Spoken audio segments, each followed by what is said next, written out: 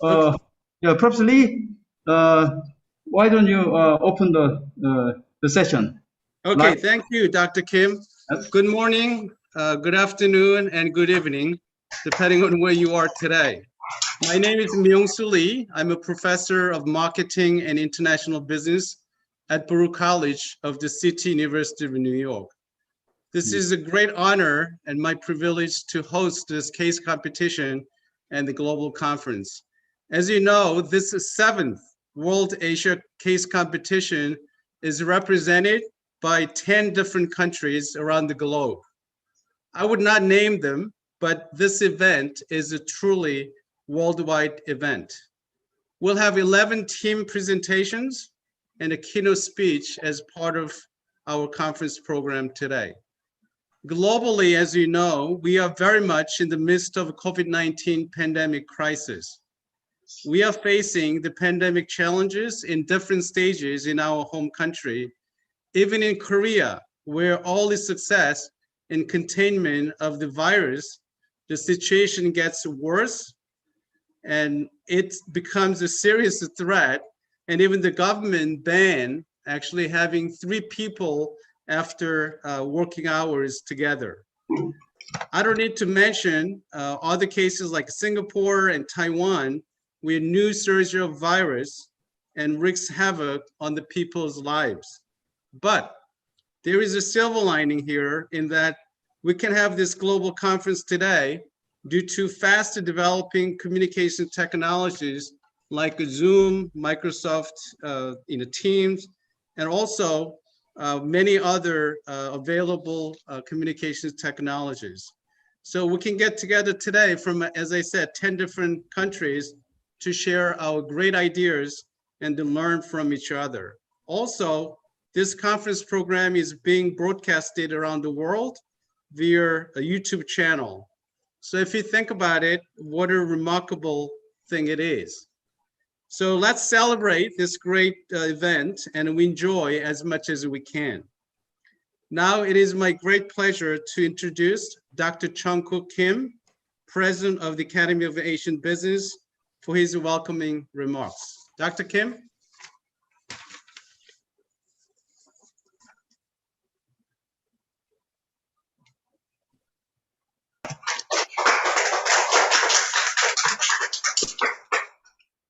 Good morning, everyone. What a wonderful day it is today. First of all, as president, on behalf of all the members of the AAB, I'd like to thank you and welcome you all, especially top 10 teams and their advisors linked from all around the world like this today. Actually, we used to host you top 10 winners and advisors to Seoul, Korea, and place this conference in a big conference hall at SKKU.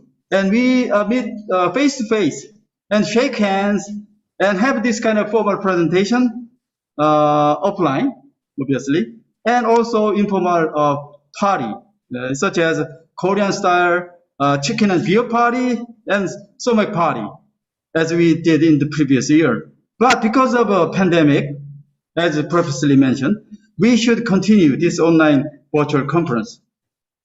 But this is great. Thanks to online and internet technology, we can get together, link together in a virtual space of Zoom like this. Actually, we have never imagined that we can have this kind of a wonderful online conference where, as Professor Lee chaired this session live from New York City. And I'm giving my welcome speech live from Seoul, Korea. And even the judges, Professor Myung Nam is live from Georgia, United States.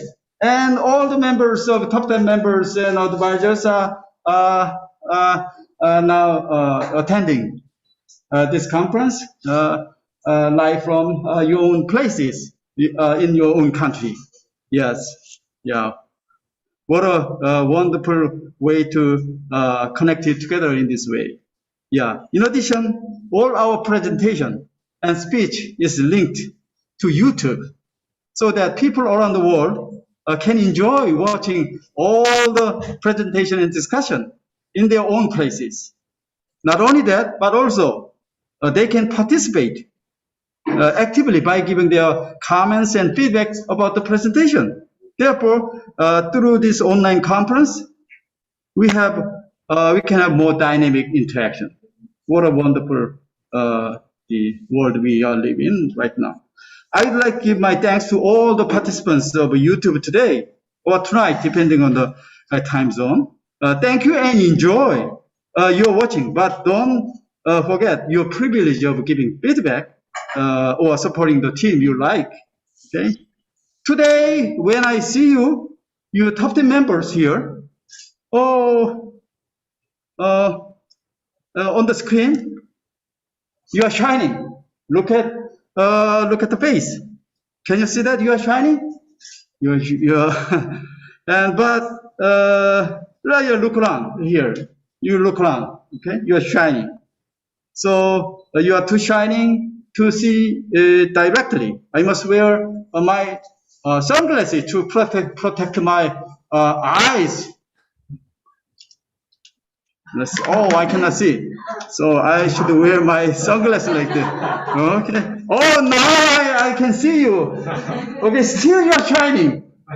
So, yeah, thank you very much. We are really shining stars. This stage today, today's presentation. All of you are shining stars today. Let's see. Who are here as the top 10 winners? This year we have 11 teams. According to the structured random order selection, we have 11 teams. The Universidad Nacional Mayor de San Marcos on Peru, where are you? Welcome. And the University of Toronto, Canada, where are you? Okay. And there are team from University of Hong Kong. Hong Kong, where are you? Thank you. And University of Dhaka, Bangladesh. Okay, thank you very much. And Hankuk University of Foreign Studies, Korea. Where are you? Okay, thank you very much. And Thammasat University, Thailand. You're from Thailand. Where are you? Would you wave? Okay, thank you very much. And there are Hang Seng University of Hong Kong. Hong Kong, where are you? Thank you very much. And National University of Singapore. Singapore, yes. Thank you. And the University of Delhi, India. Thank you very much. And there are the team from Vietnam, Vinh University. Okay, thank you. And finally, the Chinese University of Hong Kong. Hong Kong. Actually, the last year, the best trophy winner was from Chinese University of Hong Kong. I think the advisor, the same advisor, participated in this the conference for the final. So I'm really wondering if they can do it again. Okay, so thank you very much. These are 11 teams, and what a wonderful group we have today. I know you are selected as a top 10 team among huge number of competitive teams around the world because your case study had been evaluated outstanding. Thank you very much for your great effort to writing such powerful case studies, and I believe that you are ready to fire up your energy today to win the best trophy prepared for the #1 team. Okay. But I have one announcement today. Recently, our AB's award committee recommended that we should make one more trophy. Here, this is trophy for the best, the winner. Okay, so we, according to the committee, that we should make one more trophy. Okay. For the school, the #1 team represented for, so that the school commemorate and celebrate this tremendous achievement together. The dean will also receive the AAB's award, Outstanding Dean of the Year award.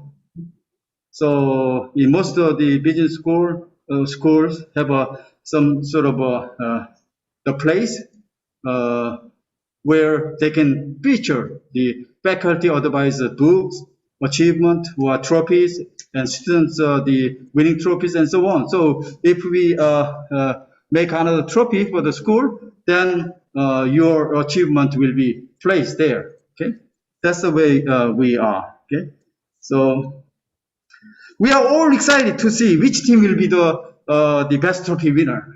Which team will be the winner today? I think the judges today will have very hard time to figure out which team will be the best winner, because based on our experience, it's very close game. Okay, so very close game. So not easy to choose the best and second the silver medalist and so on. It's very hard job. So I really appreciate your time for the judges. Okay. But I would say that you are all winners already as your top 10 team members. I mean, you are true winners regardless of the final result. You are already the top 10 winners. So please be relaxed and just deliver what you learned and prepared to us. And I would like to thank three judges again, Myung Nam, Professor Myung Nam, and thank you. Okay, and also the Molan Kim. Thank you very much for your time, and also Professor Sang-Lin Han also participate as a judge panel. Okay, thank you very much. Okay, and I think now is the time to also thank you the conference preparation committee. Would you? Okay, and committee members, supporters. As you see, there are many volunteers. Okay, without them, we could not have come this far today. So we really make sure that everything is okay for you to present your material today. Okay, so there are so many other people I don't mention who supported richly in the back to make our time online wonderful. Thank you very much again for your participation and making today's event wonderful. Okay, I hope you enjoy all presentation and all the ceremony session online for today. Thank you very much. Thank you. Yeah, Okay, thank you, Dr. Kim, for your wonderful welcoming message. In preparation for this magnitude of global event, there are so many people who have worked behind the scenes, as Dr. Kim just pointed out. So let me introduce Dr. Young-Suk Kwon, who is the chairperson of this global conference in case competition. So he will say a few words. So Dr. Kwon, where are you?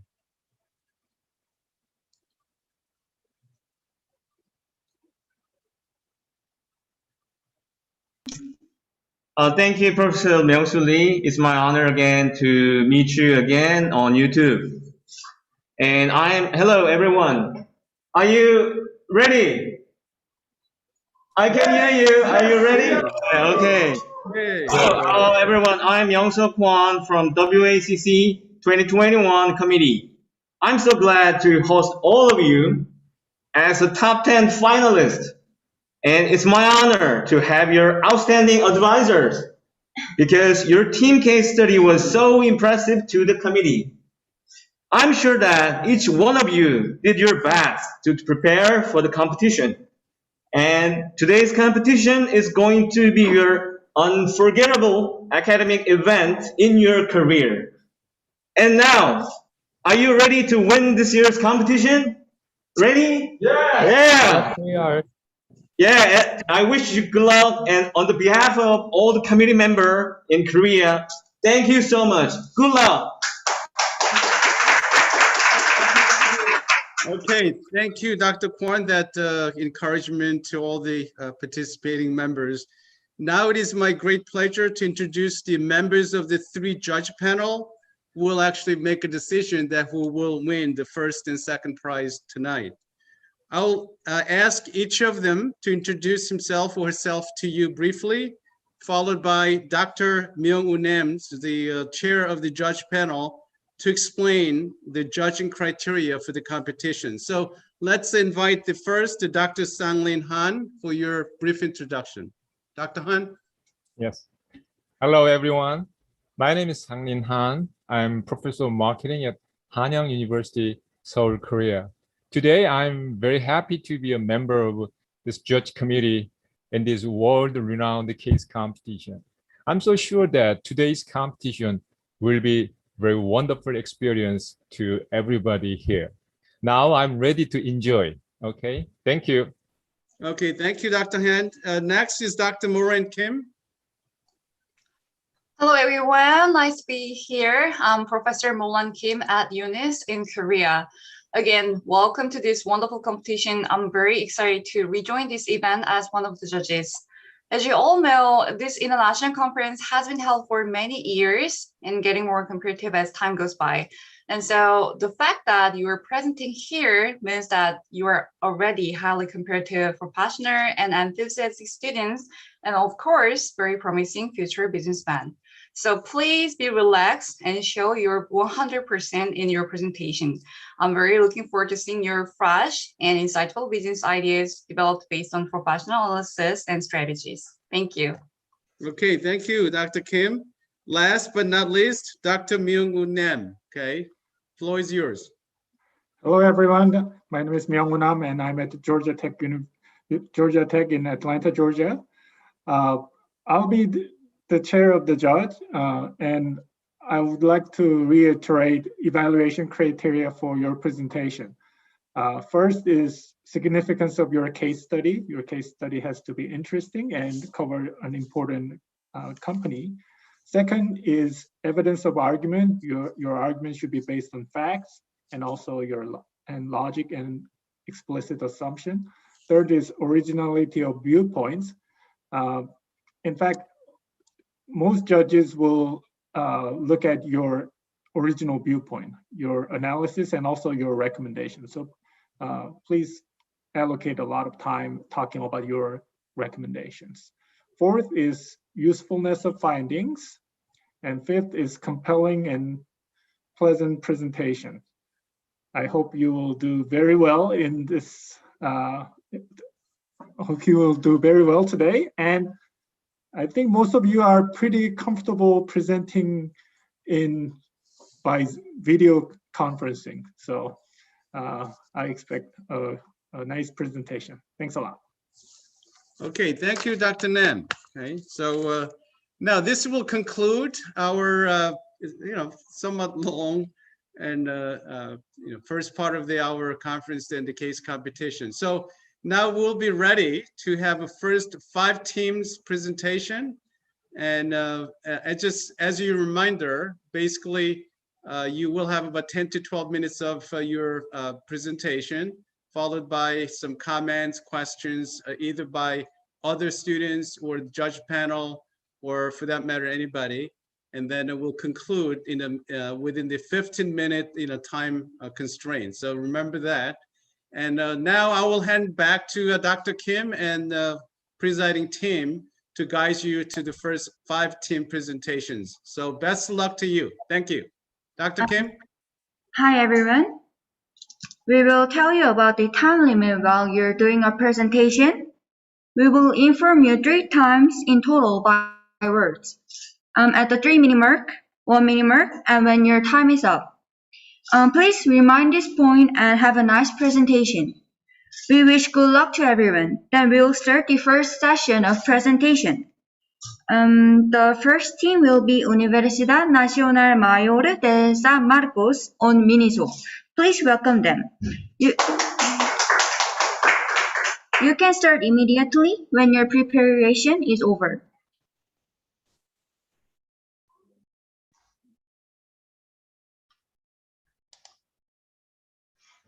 Hello, ladies and gentlemen. We're very honored to participate in this competition representing Latin America. We are Team Market Think from Peru. I'm Valeria Delgado, and my partner is Angeli Fernandez, students from Universidad Nacional Mayor de San Marcos. Today, we will explain the MINISO experience as well as its journey to conquer the world. This is the table of contents of our presentation. First, we're going to introduce the brand. In 2013, when major financial markets were in economic downturn, there was a niche market unattended by retail. In this context, MINISO was born to satisfy the need for high-quality products at a low price with a minimal design. In this sense, the company was created to democratize quality worldwide because a better life is not about price, offering a new lifestyle that is about affordable high quality, joy, and fun. MINISO opened its first store in Guangzhou, China. During the next 2 years, the company managed to win a large part of the country, reaching more than 1,100 stores, preparing to start their journey through the Latin American market in 2016 and taking the first step to becoming a global brand. Last year, the firm was officially listed on the New York Stock Exchange. Nowadays, MINISO enhances the status of a business empire with a strong network of more than 4,500 stores in 80 countries, supported by approximately 740 retail partners who play a decisive role in its rapid and effective expansion. However, getting to this point has not been easy.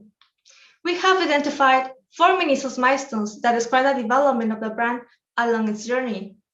Since the very beginning, the company has faced various obstacles, such as being challenged by the internet trend, then starting their international path, its arrival into Latin America, and finally, the impact of COVID-19 on the physical retail industry. When the business was just starting, the offline retail industry was suffering continuous decrease in revenue and profits, with closures of physical stores. Meanwhile, the e-commerce trend was growing year after year to the point of projecting a future retail. Facing this situation, the company implemented a smart store system that customized the combination of merchandise according to the consumption pattern. MINISO also focused on creating a pleasant shopping experience in a welcoming place with a unique design. Thanks to this, they built a large and loyal base of young consumers in the Chinese market. However, the following years were not very encouraging for retailing because China suffered an economic slowdown, which implied a slower sales growth, raising labor costs, and a stiffer competition. For this reason, MINISO aimed to achieve an economic of scale effect and decided to expand into other Asian countries. Besides, to overcome the differences among the consumers, the brand adopted flexible models such as MINISO Retail Partner, partnerships that will permit the firm to adapt to the unique features of each country. This relationship allows MINISO franchise holders to recover their investment in an average of 12 to 15 months after the store's opening. In 2016, the company ventured into Mexico because Latin America was one of the fastest growing retail markets, expecting that this opportunity marked the beginning of its expansion in the region. Nevertheless, the differences between the Latin American and Asian markets soon become apparent, mainly because the Latin American population is more analytical and demanding with buying. They are also more willing to participate in loyalty programs and be devoted to a brand that offers a fair price. Consequently, MINISO had to confront the pre-established competitors, especially those with similar business models. In this way, the brand applied marketing strategies to create a connection with the public, treating them not only as consumers, but as fans or MINISO lovers.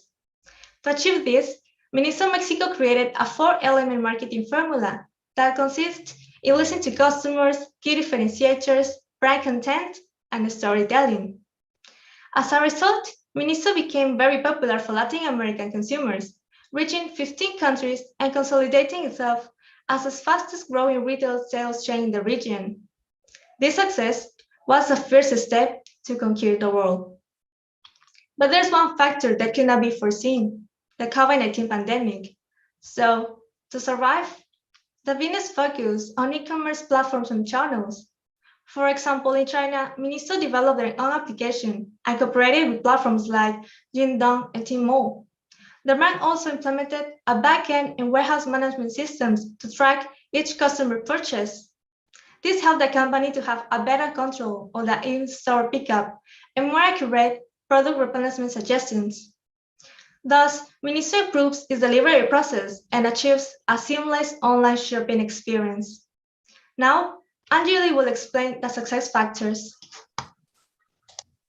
To achieve their current success, business combines three key elements: superior product design capabilities, effective supply chain management, and shopping experience.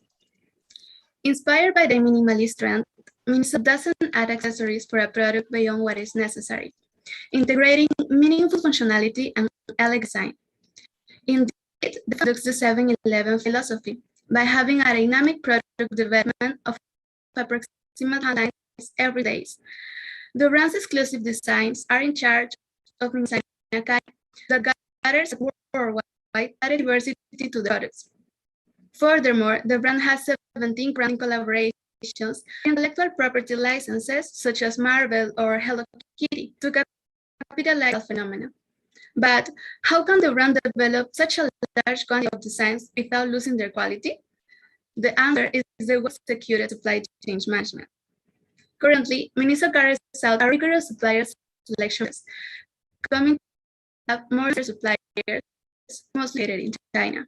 That's one also has nice warehouses in that country, out of the 18 that it currently has around the world. What's more, to optimize the process, the company has been integrating its distribution partners and technicians to access information reality. This system also has an online quality control module that permits visualization of procedures to detect products that meet the standard. The shop experience is the channel through which Miniso proposition can reach consumers at a deep level. And the company combines various factors that are to come. First is to start to be turning product engagement and play into a strength. They also appeal to the senses, choosing the type of music that best suits young consumers and using essential fragrances. Second, thanks to the week product, every time store, they will have a feeling of novelty, discovery, and serendipity.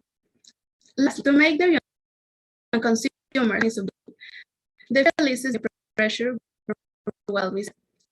So, what challenges Miniso is currently facing? What areas can be better? We have identified two.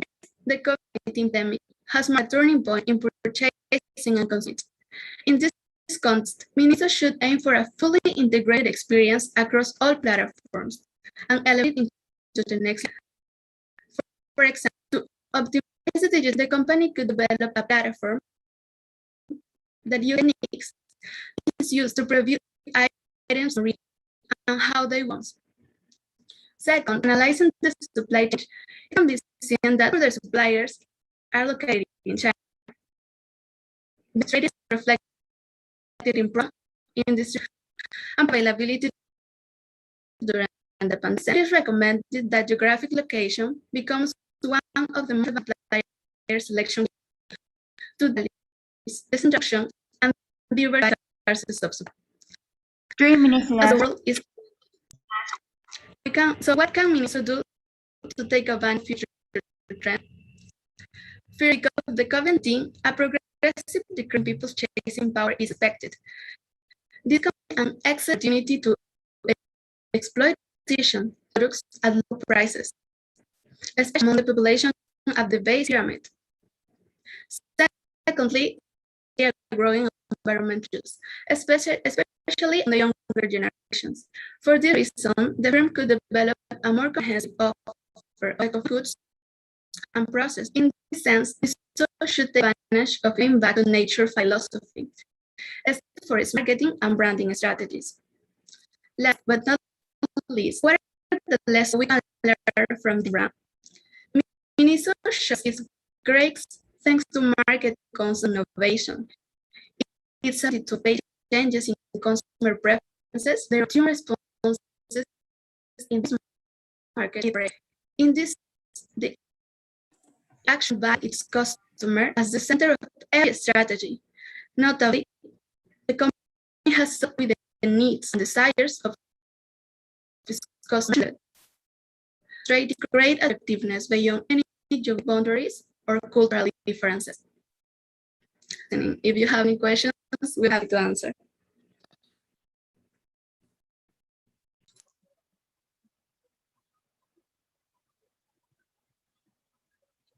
Okay, so I mean, we started by talking about the COVID-19, and you also, I think Valerie already mentioned that impact of the COVID-19. So as a team, what do you expect? I mean, do you think that the COVID-19 situation will give further opportunities for the company, or it's a, kind of a work as a real impediment to future growth? What is your perspective?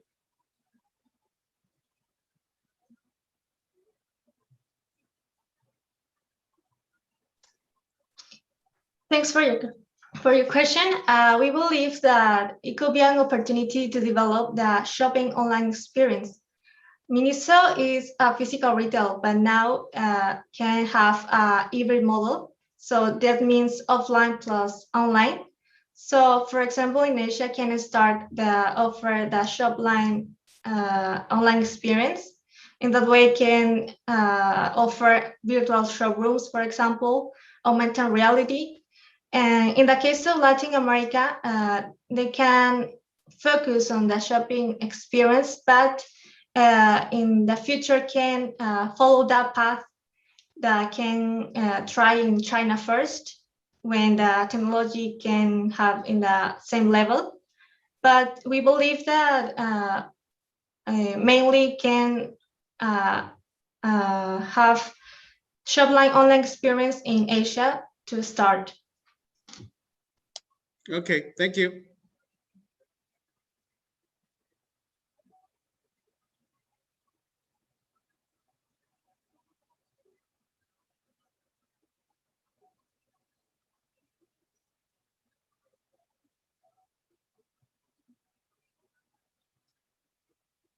Okay, so you can move on to the second team. Okay, we don't need to, unless there's any other questions and comments. If there are no more questions, thank you for your presentation. The next team will be the University of Toronto on AirAsia. Please welcome them.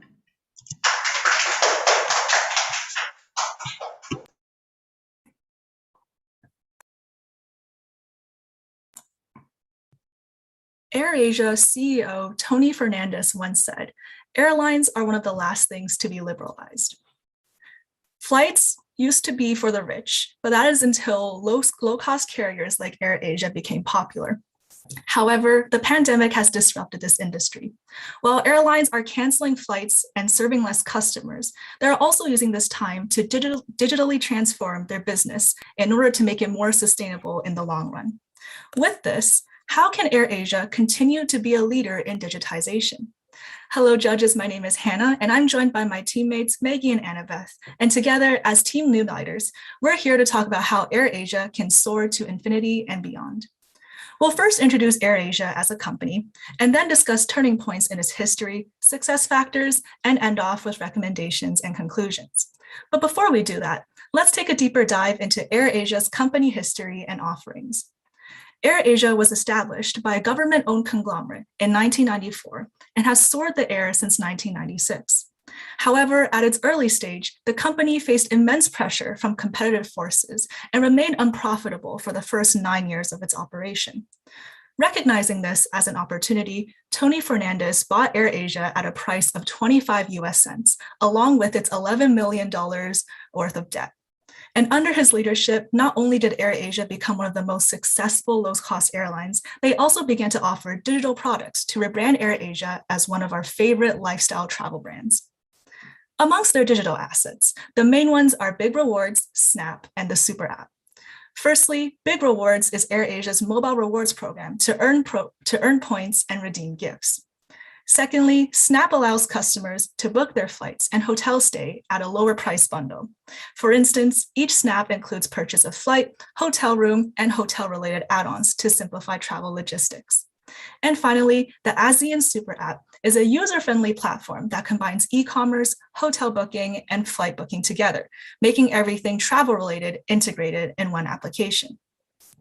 While AirAsia was a first mover in offering low-cost flights, the airline industry has slowly been accommodating for more competing low-cost carriers, or LCCs.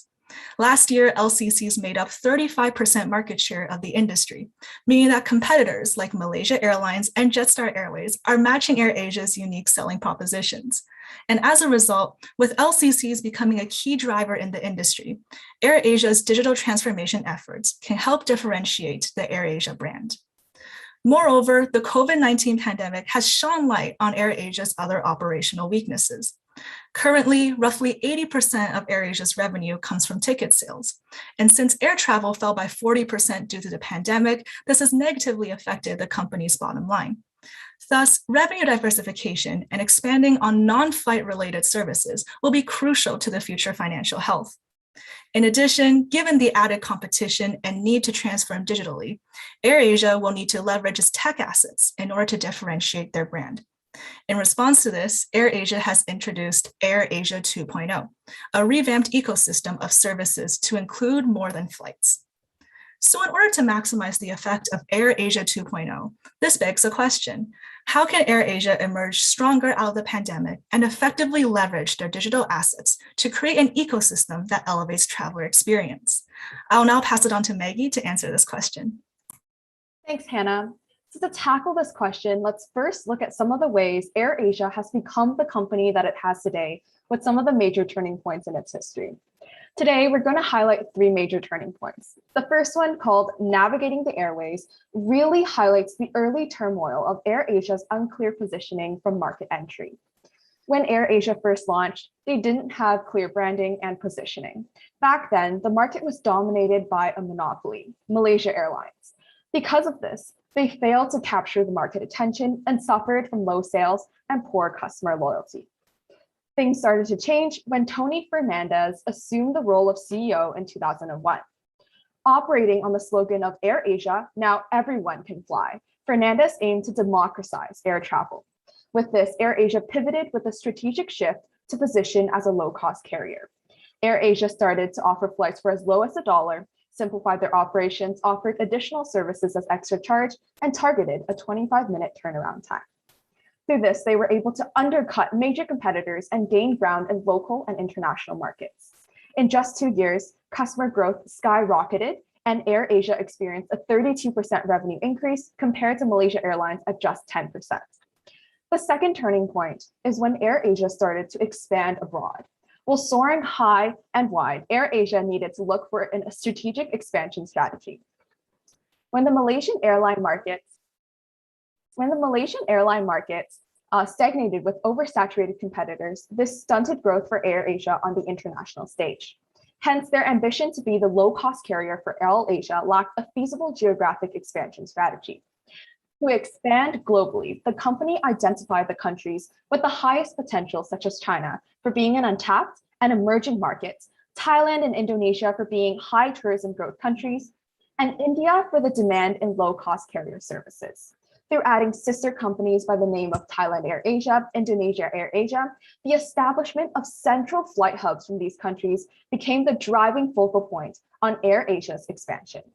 As a result, AirAsia expanded successfully and dominates 61% of the local market share in Malaysia and became the 3rd largest airline in ASEAN markets with 8% international market share.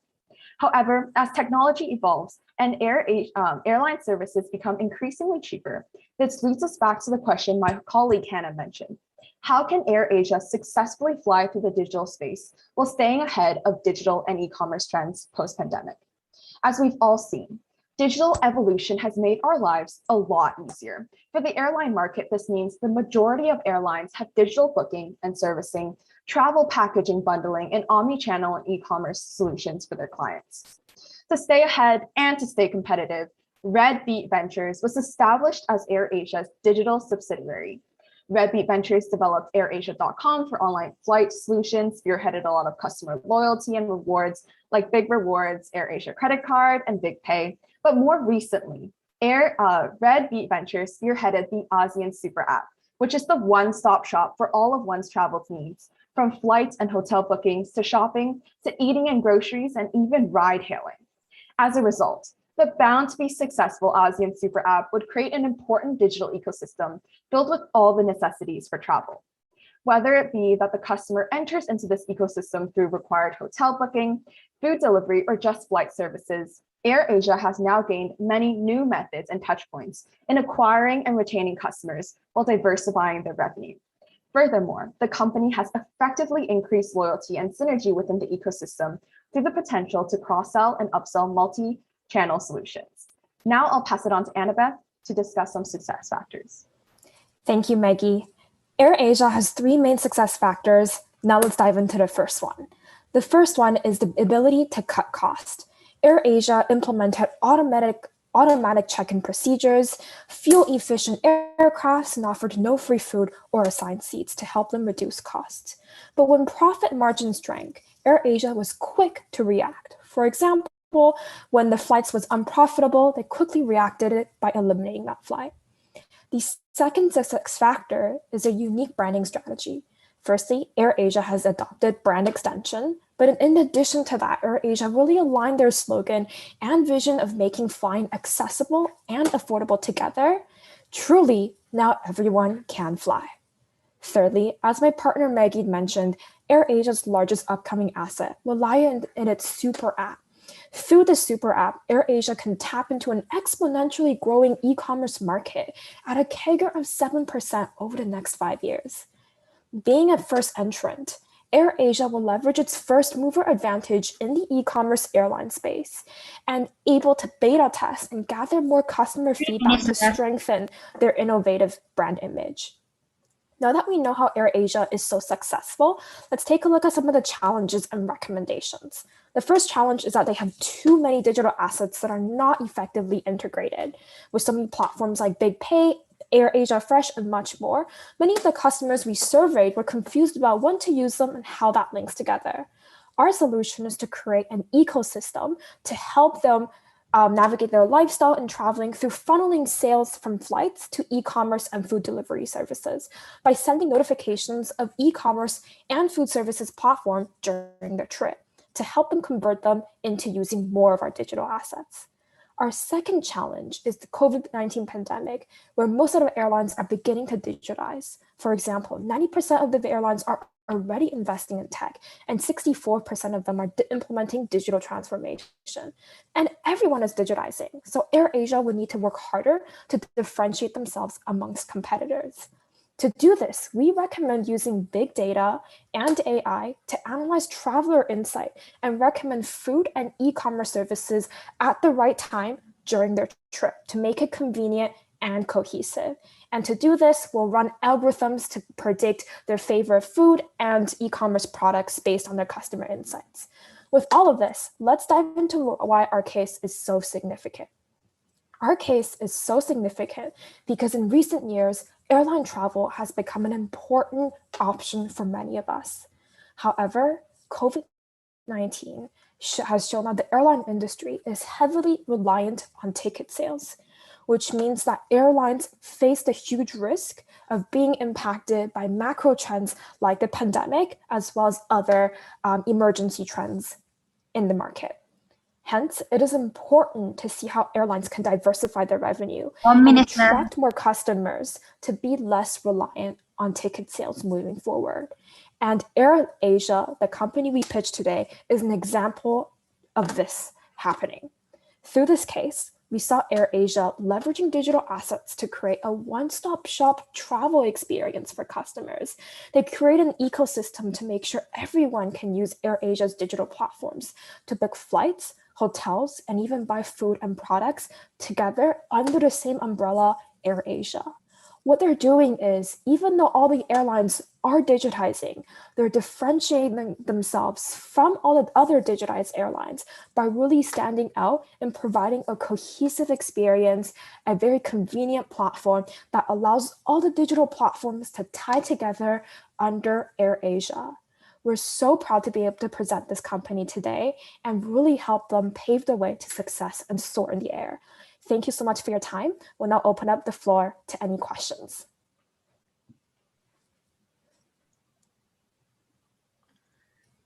Okay, So I have a question. Okay, you mentioned that AirAsia's goal is to have 50% of revenue through streams outside of flights by 2024. It seems a very ambitious goal. How can AirAsia achieve that goal? What are the potential revenue streams? For sure. I will dive into this.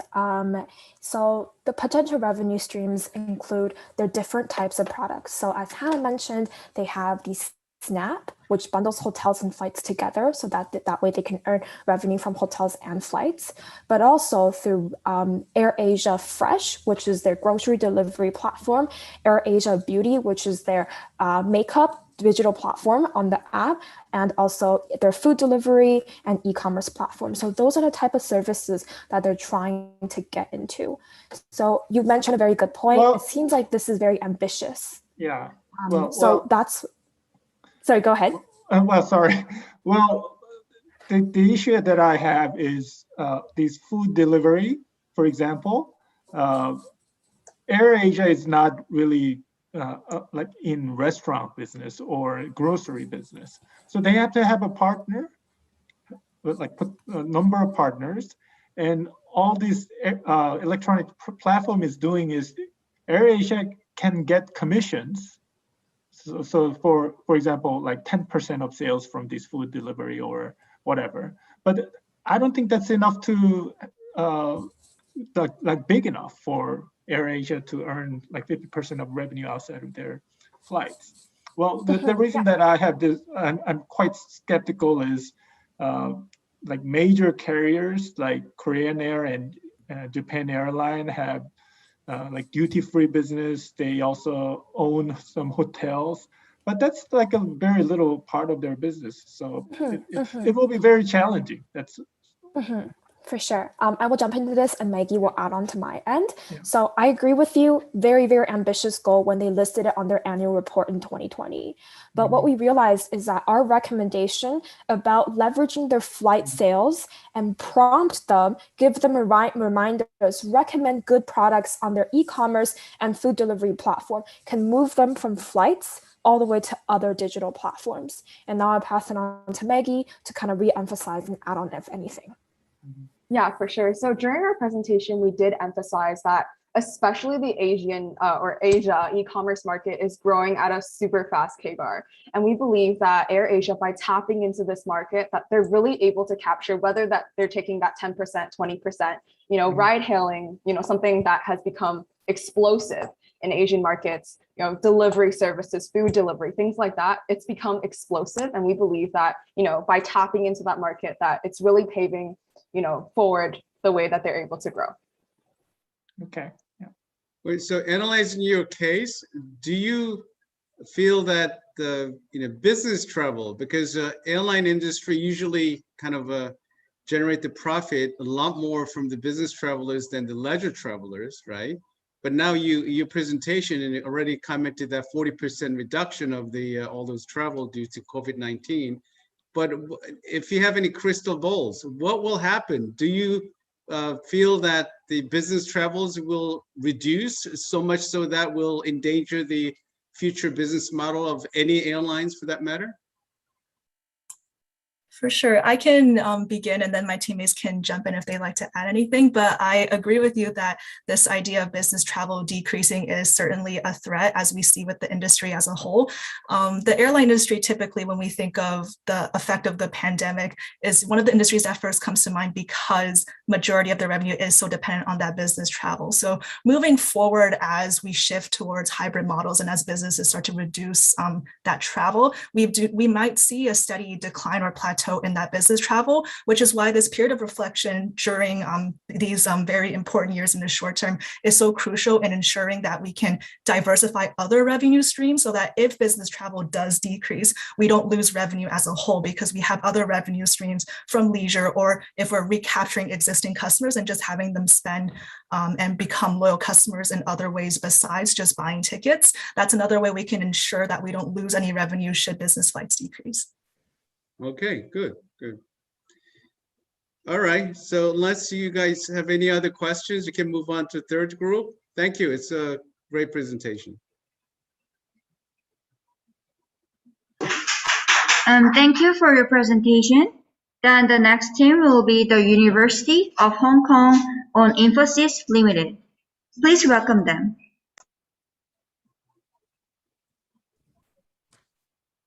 Innovates, engineers, and serves solutions that navigate the next. This is the mission that Infosys holds itself responsible for. It is an Asian multinational company that specializes in information technology, business consulting, and outsourcing activities. Good morning, our respectable judges and audience. Greetings from the University of Hong Kong. I am Jayant, and along with my colleagues Anushka and Sana, we are Team ACE Analysis. And today, we will be talking about the Infosys impact. We will start by diving deep into the IT industry, discussing the significance of our case, followed by key milestones of Infosys. In the second half, we will throw light on the success factors that made Infosys a truly global company. Additionally, we will recommend strategies on how the company can turn its challenges into opportunities and successfully fulfill its motto of creating valuable impact. In 2020, due to the coronavirus pandemic, there were strict lockdowns and restrictions on mobility, which disrupted global supply chains around the world and led to one of the fastest economic drawdowns we have ever seen. As organizations pivoted from conventional channels to digital means, we saw one of the fastest economic recoveries, primarily propelled by a quantum leap in digital adoption. As visualized in the graph, more customers than ever globally and in Asia started interacting digitally. It is imperative for us, therefore, to understand who builds this digital infrastructure. Hence, Infosys, a leading provider of IT services, takes a prominent role in the global growth and development. Coming to market analysis, Infosys operates in the Indian IT services sector. And as illustrated in the graph, the industry's market index, Nifty IT, has close to tripled in the last 5 years, gaining very strong momentum in the last year alone. Besides Infosys, key players in the market include Tata Consultancy Service, Capgemini, Wipro, and HCL. Next generation technologies like big data analytics and AI, e-commerce, and favorable government policies are key drivers of the industry. Headquartered in Bangalore, India, the company has a market capitalization of over $80 billion, generating close to $3.3 billion of operating profits from their 3 core business units. The IT major has a balanced client portfolio and a strong clientele of over 1,600, out of which 189 are Fortune 500 companies. The diversity in the clientele enables the company to remain resilient, even in the most turbulent market atmospheres. Infosys has a glorious past. Having been founded in 1981 by Narayan Murthy, it got listed on NASDAQ in 1989. By 2008, the net profits of the company crossed $1 billion. And by 2021, it achieved the title of the fastest growing IT services provider after launching the cloud services. Now, Anushka will guide you through the key milestones of the company. During its initial years, Infosys faced the challenge of having very limited scope for growth since it was solely an Indian company. Recognizing the need for diverse clients and a global reputation to help the brand grow, Infosys became the first Indian company to be listed on the NASDAQ exchange in 1999. This listing gave them entry into the American market. As an outcome of the expansion, revenue figures of Infosys continue to show an upward trend with an almost 76% increase in yearly revenues before and after the listing. Also, as shown in the graph, revenue from American operations constituted a large percentage of their annual incomes. Infosys thus paved the way for other Asian companies to follow their course of globalization. The second major challenge that Infosys faced was in 1987 when they entered a joint venture with the leading consultancy firm Kurt Salmon Associates. Although initially fruitful, the joint venture soon collapsed. Simultaneously, the Indian government implemented measures to stimulate the entire IT industry, and this led to the rise of many new competitors like Tata Consulting Services and Wipro. This situation almost resulted in the company shutting down. Even in this difficult time, Narayan Murthy demonstrated resilience and continued to look for strategic partnerships and set up subsidiaries to further the business. They adopted a non-linear business model and began to de-risk their business to ensure a sustainable future scenario. This facilitated Infosys to capture new markets and put India on the map as a key player in the IT industry, making it a significant milestone in their trajectory. Infosys embarked on its third major milestone in recent times due to the disruption caused by the COVID-19 pandemic.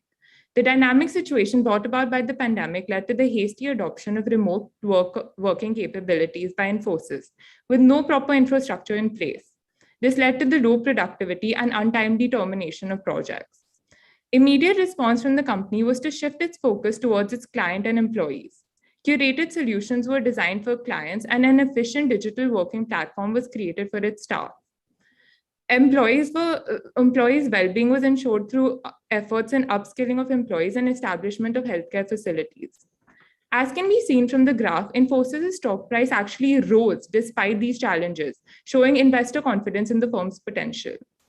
Success is the sum of small efforts repeated day in and day out. With this in mind, let us discuss the success factors of Infosys. Healthy client relations and skilled employee base. By delivering high-quality products and services, Infosys has managed to retain and grow its consumer base year on year. Adaptable and agile company. Owing to its adaptability during times of uncertainty and crisis, the company is able to restructure in a time-bound manner and ensure consistent growth. Innovation at the forefront of their business model. Significant and continuous investment into research and development has helped Infosys stay abreast of the curve. Global presence. Through acquisitions of international companies, Infosys has gained access to new markets and clients. This has also ensured that geographically, Infosys isn't keeping all its eggs in one basket. Now, I will pass it on to Sana, who will elaborate on current challenges and potential solutions to overcome them.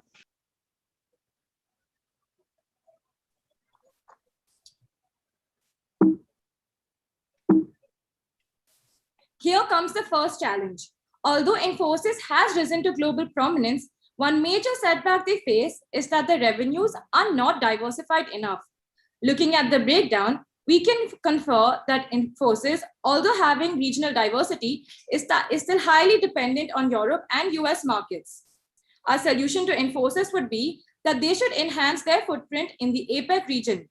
Now, you must be wondering how Infosys can achieve that. We believe that they can engage in more joint ventures with companies that understand the local culture. This will help Infosys increase its market share, connect with new audiences, and diversify revenues accordingly. Following this comes our second challenge. In the high-tech industry, business models are constantly changing to keep up with the dynamic market trends. Although Infosys has acquired many companies in their journey to becoming a global leader, they do face a lot of staunch competition from local players specializing in their regional field. It is facing severe competition from innovative peers, niche businesses, and mega giants, due to which they lose market share. In order to overcome smaller rivals and international firms, Infosys should focus on refining their local strategies across geographies so that they can cater and connect with regional customers. They should create an integrated plan that minimizes cultural differences in order to develop necessary local market relationships. All of these recommendations will cumulatively help Infosys stay ahead of their competition even during uncertain times. Our final challenge is management issues that Infosys has been facing. They have struggled with governance lapses over the years. Claims have been made that officials in the top management have used unethical practices for personal interest. Our recommendation is for Infosys to adopt Murthy's guiding advice. When in doubt, this would ensure fairness and foster development of trust between the management and employees. After going through all the challenges and recommendations, we now come to our last chapter of impact that Infosys has made. Narayan Murthy, the chief founder of Infosys, is a business leader whose contribution to the Indian economy is not just a reputed IT company, but instead a leadership style that positively impacts corporate India. He demonstrates a transformational leadership style, which means that his behaviors transform and inspire employees to perform beyond expectations. Moreover, he has created an environment where employees feel secure enough to disclose their mistakes and accept criticism constructively. This has led to the acknowledgement and enforcement of diverse opinions, which only accelerates a company's performance. Murthy always measured performance against value and motivated his employees to work hard by providing them with fair amounts of remuneration. He was among the first to introduce an employee stock option plan, which validates that he puts the needs of all his employees, customers, and investors before any private gains. Our final part is the implication that Narayan Murthy has had and the footprint that he has left. His leadership style is truly inspirational, and hence he is an exemplar for the industry. His values of integrity and ethics is also an ideal value system that should be imbibed by students. Finally, he has changed the way the world views India by revolutionizing the country's position as a prominent global player in the IT industry. With this, we would like to conclude by saying that Infosys ushers in an era where digitalization is the key to transformation. Thank you. And now we are open to any questions.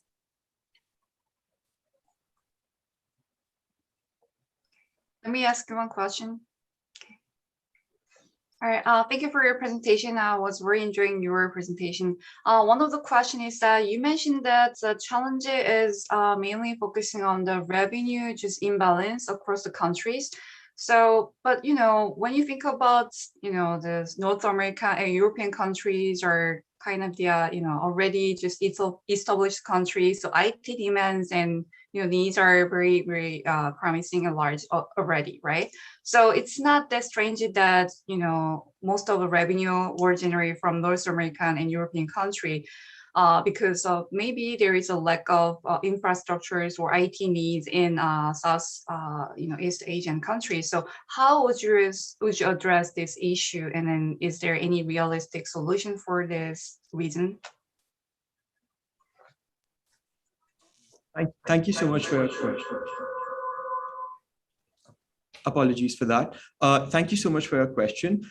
So I completely agree with your point that being developed countries, when you talk about the European Union and the entire American region, there is more demand for IT services in those regions. But then again, we're seeing a changing trend when it comes to digital services.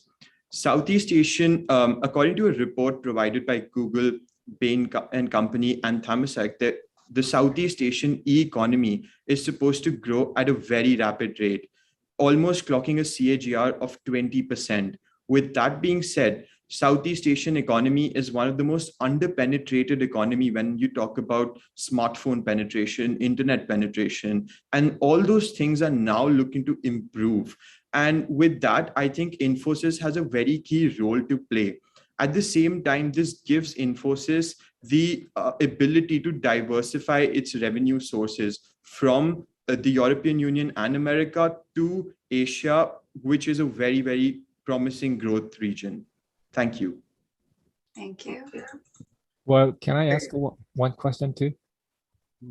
Okay, well, Well, a long time ago in my classroom, where I took an example of Infosys to my student. Where, as you know, as everyone knows, Infosys was very famous company in IT world. I said it was. As time goes, Infosys has been forgotten. Well, at least in my personal opinion. Okay, so of course, you suggested some recommendations to revive Infosys, including Narayan Murthy's leadership, but I don't see the clear factor which can revive again. So what could be the most viable thing which can revive Infosys again, do you think? I think as we spoke about the significance of our case, I think more than a factor coming from Infosys itself, it is the market conditions that has led to Infosys's revival. Talking about just 2021, in 2021, Infosys has shattered its revenue projections, almost clocking a $14 billion deal flow just in the first 6 months of 2021. That basically showcases that because of the market conditions being so favorable towards digital adoption, almost all companies are changing the way they actually, take up IT services and interact with their customers. And with that, it provides Infosys the opportunity to grow. And I think that will be the sole and the strongest leading factor going into Infosys's revival. Thank you so much for that question. Okay. Okay, so one sort of comment, not the necessarily question. If you recall, the Chinese government, right? It's in the way of making Chinese-based companies actually grow, right? So do you have any idea relative to like a Chinese government, very heavy-handed regulation toward, those more recently, ByteDance or like TikTok or, the Alibaba, all that. So do you have a similar concern in India that whether Indian government will play a heavy-handed role in terms of controlling or like regulating the industries? I personally feel that as we spoke about, and as my teammate Sana emphasized in the presentation, the Indian government has actually tried to foster the IT services because it's one of the leading employers in our country.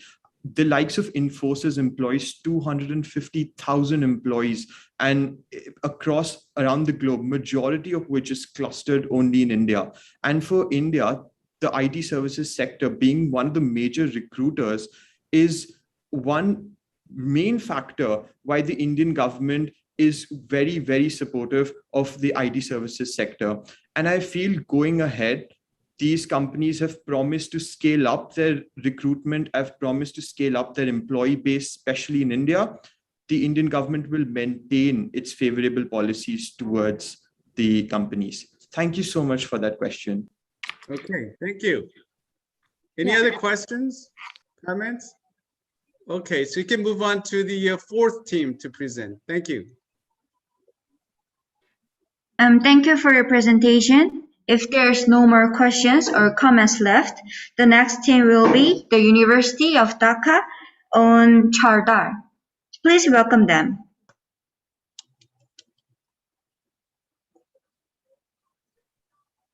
So if everyone is ready, can I start? Yeah, go ahead. Okay. So dear judges and audience, this is Team Operation Jackpot from IBA University of Dhaka, here to present the story of Chardal, Bangladesh's first and leading online grocery delivery platform. The story of how it built a resilient e-grocery ecosystem in the most densely populated city of the world. Now, you might ask, with so many grocery delivery platforms popping up, what's so special about Chardal, right? It's the adverse terrain that Chardal operated in. Just a few years back, people in Bangladesh had an altogether different consumer behavior. Shopping used to be in markets, and going to grocery shops, bargaining for prices, and getting the best deal was a source of recreation to some. But consumer behavior wasn't the only barrier Chardal had in its journey. Back when Chardal started, the internet penetration rate in Bangladesh stood at 13.9%, whereas South Korea had 83.6%. The payment infrastructure was even more horrible with only 0.34% credit card penetration rate. Therefore, the Bangladeshi e-commerce industry did not flourish as it did in neighboring countries. Well, to be honest, industry is an overstatement because there were only 2 major e-commerce stores at that time, and there was barely any third-party logistics service. So Chaldal basically entered a barren field and now generates around 9,000 daily grocery orders, helped the industry to grow and build a resilient ecosystem with a 50% market share. The how of this story, dear judges, is the focal point of our case study. Now let's briefly touch upon the major highlights in Chaldal's development timeline. Chaldal started its journey in July 2013. Chal means rice and dal means lentil, which represents a sentiment in the Bengali culture equivalent to grocery shopping. In November 2016, Chaldal launched its internal logistics network called GoGo Bangla. Meanwhile, Chaldal was engaged in building its micro warehouse model in Dhaka. Chaldal is a global advocate of this model, which we will discuss more in our success factors. In January 2019, the company finally launched Chaldal Vegetable Network, a nationwide supply chain system to source vegetables directly from farmers. 2019 was also marked by Chaldal's enterprise model in collaboration with the World Food Programme. Later, in May 2020, Chaldal invested in Cookups, a homemade food marketplace startup. And finally, by April this year, Chaldal ensured full Dhaka coverage and also expanded its operations to 3 more cities, including Chattogram, Narayanganj, and Joshore. We have identified 3 turning points that were instrumental to the startup's success. The first turning point on Chaldal's journey was to become the commodity price leader in the Bangladeshi grocery market. Due to climatic conditions and often dishonest business practices, the commodity prices in Bangladesh fluctuate rapidly. Chaldal could stabilize the prices on its platform through early planning and strategic partnerships. One such case where Chaldal overcame the challenge was the events of abnormal onion price hikes in Bangladesh. Onions are key staples in Bangladeshi cuisine. However, the market is over-dependent on Indian imports. So when India banned onion export in 2019 after a flood disrupting its production, it led to a 528% onion price increase in the Bangladeshi market. Therefore, to reduce over-dependence on imports, Chaldal streamlined the supply chain by creating its own network of suppliers called Chaldal Vegetable Network and collaborated with a government agency called TCB to ensure consistent procurement from abroad. These steps helped Chaldal afford a penetrative pricing strategy as it could charge a fraction of the market rate, which also led to a 204% increase in Chaldal's average daily orders. Chaldal replicated the success with other commodities like watermelons as well with the same strategy. The second milestone for Chaldal was launching its enterprise model. Chaldal came across this opportunity following an influx of Rohingya refugees in Bangladesh. Bangladesh currently hosts the largest refugee camp in the world with more than 800,000 Rohingya refugees. To help Bangladesh battle this crisis, the World Food Programme launched an emergency operation to provide food aid for the refugees. At this point, Chaldal went beyond the traditional means of operation for an e-commerce company and became the official distributor of this operation, marking the beginning of its subscription-based enterprise model. Through this collaboration, the company was involved in feeding 26 to 30,000 families monthly. This collaboration helped Chaldal's cause in 3 ways. Firstly, its revenue experienced a remarkable growth as a third of its total revenue in 2020 came from this program. Secondly, the additional demand for commodities helped Chaldal scale up its operations and achieve economies of scale. Finally, Chaldal could now leverage its experience to bid for more large-scale food projects. The launch of an enterprise model helped Chaldal achieve a formidable competitive edge. While its competitors only operate in a B2C market, Chaldal could expand the horizon to enterprise customers as well. The final turning point for Chaldal was when the company could turn its rapid growth spur into a sustainable one. As the COVID pandemic hit Bangladesh, an opportunity presented itself in front of Chaldal with high demand for e-commerce and high consumer awareness following the global trend.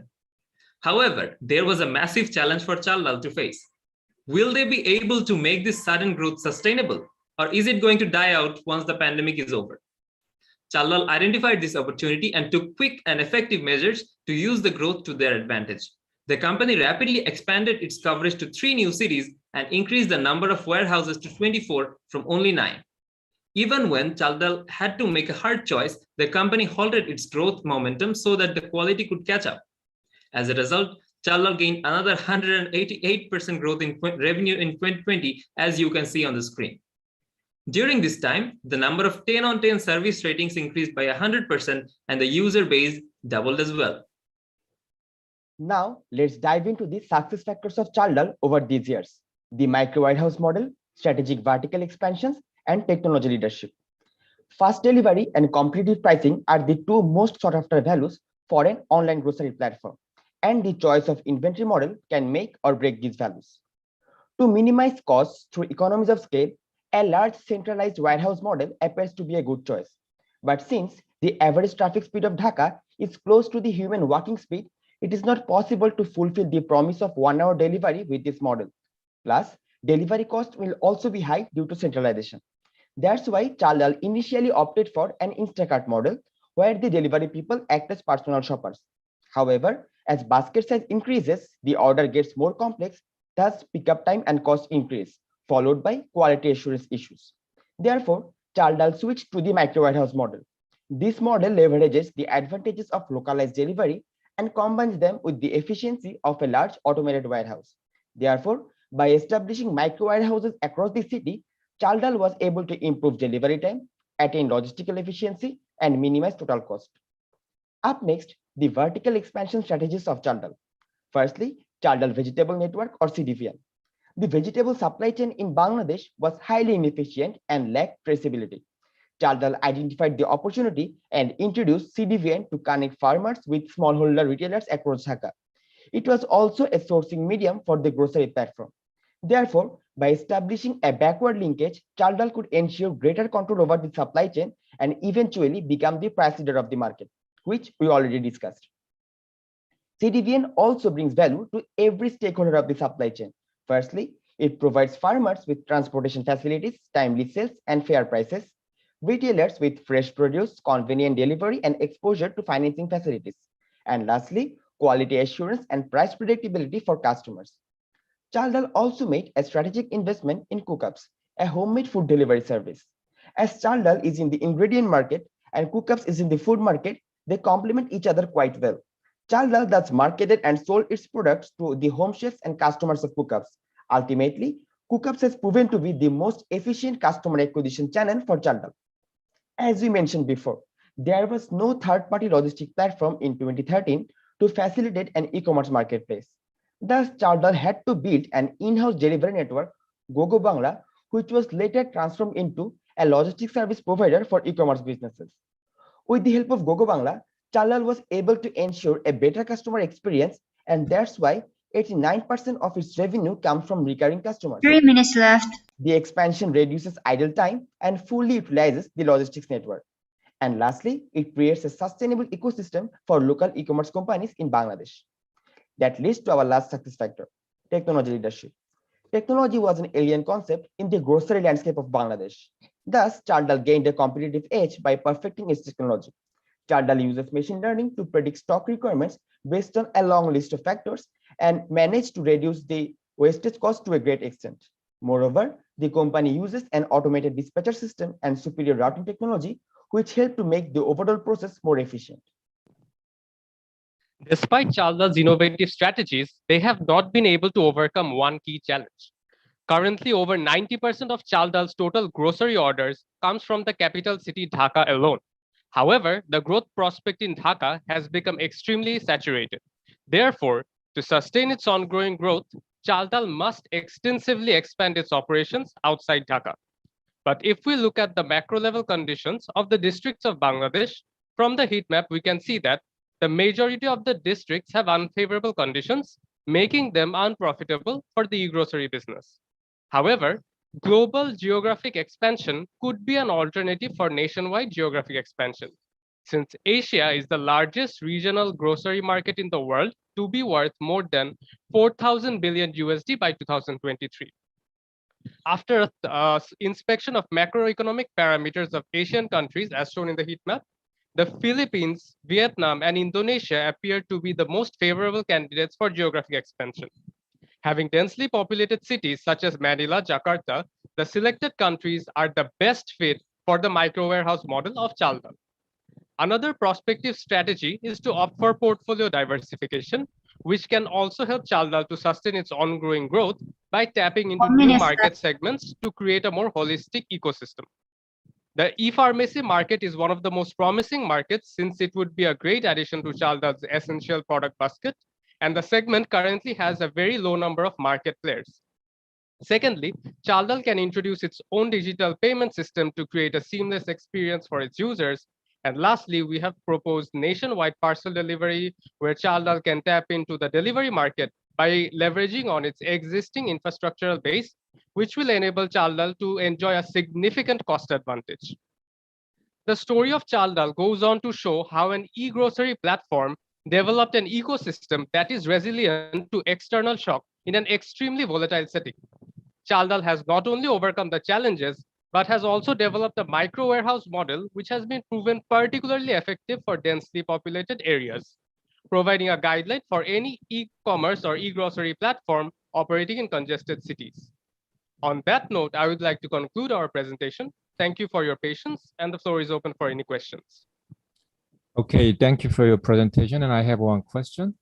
Well, usually the B2C market is very competitive regardless of the different industries. However, in your presentation where you mentioned about B2B business as one of the success factors of Chaldal, I'm wondering how they expanded the grocery business into B2B area. Can you explain in a little bit more detail? So the Chaldal has already gained a market share in the B2C market. So then when an opportunity presented itself when Bangladesh hosted the world's largest refugee camp, so Chaldal went into a subscription-based enterprise model for like a tender to supply food items to those refugee camps. Currently, Chaldal is also in more enterprise projects are in its pipeline, more international and national food projects. So this is a fully untapped market that no other competitor has touched by now. So if any of my team members would like to add to that. If I could add to that, so the reason Chaldal got the WFP project in the first place was because Chaldal was already the market leader in the e-grocery segment. So it had already made a name for itself in the B2C market, where it was the market leader and had the majority market share. So which is why the WFP program actually relied on Chaldal for this project. Okay, good. You know, it's very interesting to hear that e-grocery market, or for that matter, is a grocery business is very local, to the best of my understanding. So expanding to other Asian markets with the e-grocery business is just, somewhat perplexing to me because again, certain industries is very local and expanding to other market is quite challenging. And given that the onion in a kind of example, it's a quite interesting example, and it's a subject to the import and import restriction, then prices shot up to unsustainable levels. So any thought about expanding to cross the border to other countries in the grocery business? I mean, what is the rationale then in that strategy? So for the global expansion, our suggestion was based on the consideration where Chaldal's micro warehouse model can actually perform at its best. So if we look at current markets such as Vietnam, there mostly the sourcing is done in the local market. Mainly it is being occupied by supermarkets, mini markets, and other non-traditional markets, which are unretailed market. So what we think is that here if Chaldal can actually establish a proper sourcing supply chain, it can be the micro warehouse model of Chaldal can be very effective for these areas. If that is entirely based on the condition, if they can actually establish a extremely well sourcing network. But as we have seen in the past, Chaldal has done really well in establishing such supply chain. So we are optimistic about it. Okay, but any language barrier or the cultural barrier to cross the border to really, if you start talking with the farmers as an example, that say, well, why don't you sell to us, right? Relative to the traditional partners in the local area. So I just want to make a comment that the grocery business is very local, right? So I want you to consider that factor. Okay, thank you. Any other questions or comments? Okay. Okay, so let's move on to the fifth presentation. Thank you for your presentation. If there's no more questions or comments left, the next team will be the university, the Hankuk University of Foreign Studies on Smart Study. Please welcome them. Thank you. First of all, it is an honor to participate in such a wonderful contest. Before we start, let's watch a video your young relatives one day must have played on YouTube, and you may have heard or watched it.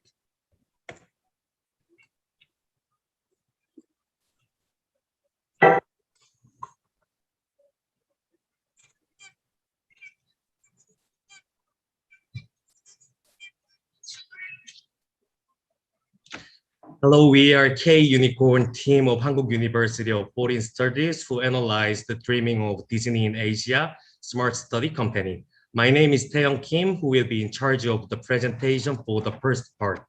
Let's look at how a small Korean company have risen to today's position and which factors have made them.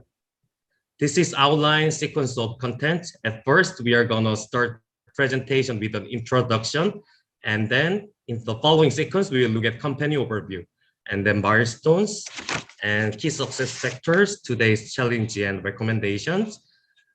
Finally, what implications Smart Study has. Smart Study is a company that provides a platform for studying on smartphones. Smart Study was founded in 2010, is a global content company that produces, distributes, and services online and offline content. As you can see on the slide, its slogan is making the world more fun. Through these slogans and its own Pinkfong educational app, they aim for edutainment, which can be seen as an intersection of education and entertainment. Thanks to Baby Shark content, as you've seen briefly in the previous video, the value of Smart Study has risen, topping the educational sales list, as well as 13th unicorn company in Korea. Also, it became the first unicorn company in Korea among content-related companies. Currently, Smart Study has three major businesses: education, gaming, and startup accelerating. The three businesses are run separately, but they are all necessary to create a single concept of edutainment. Next is the approximate company overview of Smart Study. On 2012, it launched Pinkfong brand and turning the surpluses. From 2014 to 2015, they start uploading videos for free on YouTube, Amazon, Google. In the near future, this becomes one of the important milestones. In 2018, they finally received YouTube Diamond button. On 2020, its contents were most viewed on YouTube content and received many awards. Smart Study and its own app Pinkfong's earnings are steadily growing. Its estimated operating profit is about 33%. However, as you can see in the left graph, Smart Study's temporary growth is reduced in 2020 due to COVID-19. As for products and advertisements, there are many obstacles to move forward, but we can still see a significant growth in this content sector. To summarize, there are two main secrets of Smart Studies growth: investment in various fields and good synergy of them. There are three main cases in Smart Studies milestones. First, pivoting on inactive market situation, they boldly try pivoting. Secondly, in the existing in-app payment system, they attempt a structural change to free uploader. And finally, using global IP, they maximize stagnant or potentially stop-up revenue. As the first milestone, you can see the inactive smart pad market. As you can see from the graph on the screen, the growth rate of tablets is very small compared to the growth of smartphones. Smart Study initially predicted the growth of the tablet market, such as iPad, and prepared accordingly, but contrary to their expectations, the world was focused on smartphone-related industries. Therefore, Smart Study boldly executed its pivot to children's song business and tried to make children's songs into the same format as the music video version. As a result, Smart Study was able to achieve 3 positive results. First of all, it was able to reach #1 position in child education. And at the time of pivot, the Pink Phone brand, which can be seen as having created them now, appeared. Also, the length of the short video, such as the music video format, helped children more want and focus on their content. Thanks to the previous first milestone, Smart Study reached #1 position in child education. However, the rise in sales, unlike growth, was brief. They were faced with the sales stagnation. In this situation, Smart Study is concerned about entering the online streaming service platform. The reason for this concern is that, as you can see on the screen, according to a survey by American parents, children's access to content through streaming was the highest. Therefore, Smart Study chose a solution at the same time as a challenge to change its profit structure itself. Not only YouTube, but also various online streaming service platforms have begun uploading content for free. The result of Smart Study's bold choices produced 2 positive results. First of all, their brand itself grew and became a key uploader of children's content on the online streaming service platform. Now, Smart Study is able to establish some position in their field. However, there was a limit to market pie in the industrial sector where Smart Study is engaged. Smart Study decided not only to stay online, but also go offline as a solution.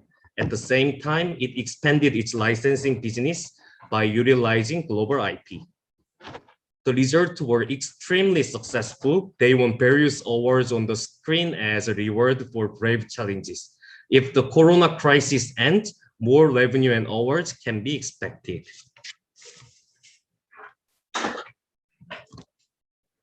I'm Han-Sul Jeong, who will be presenting the latter part, for which 3 business strategies and Smart Study corporate culture as the success factors of Smart Study. Okay.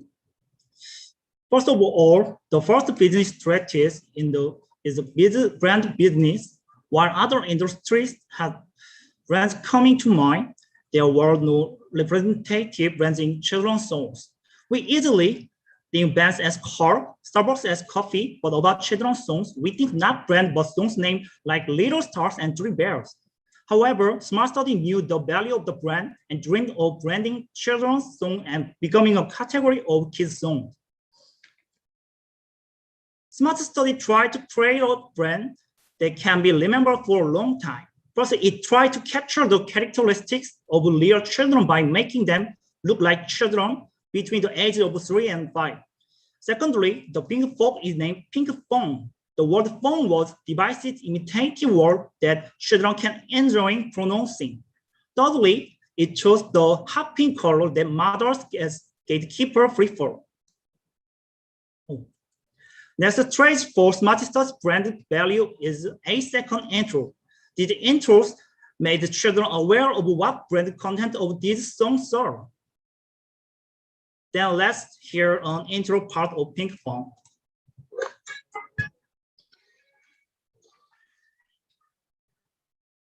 Yeah, Pink Phone. Okay, the second business strategy is the content business. Smart Study puts fun as the #1 value. Smart Study moves customer-oriented direction, so making characters of its content strong and powerful animals. Also, Smart Study made a melody with repetitive rhythms so that children could have fun and interest, and made it easier to follow the moves and chords. This is how Smart Study has created content so far. The representative content of making the children dance is also Baby Shark. Baby Shark are composed of repetitive addiction rhythms, is to follow dances and lyrics centered on imitative words. Baby Shark content has now top YouTube views, and it's also for the BTS of children's songs.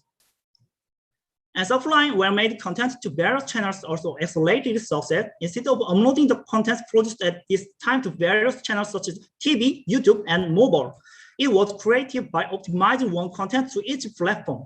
that the smart study has done one source multi-use.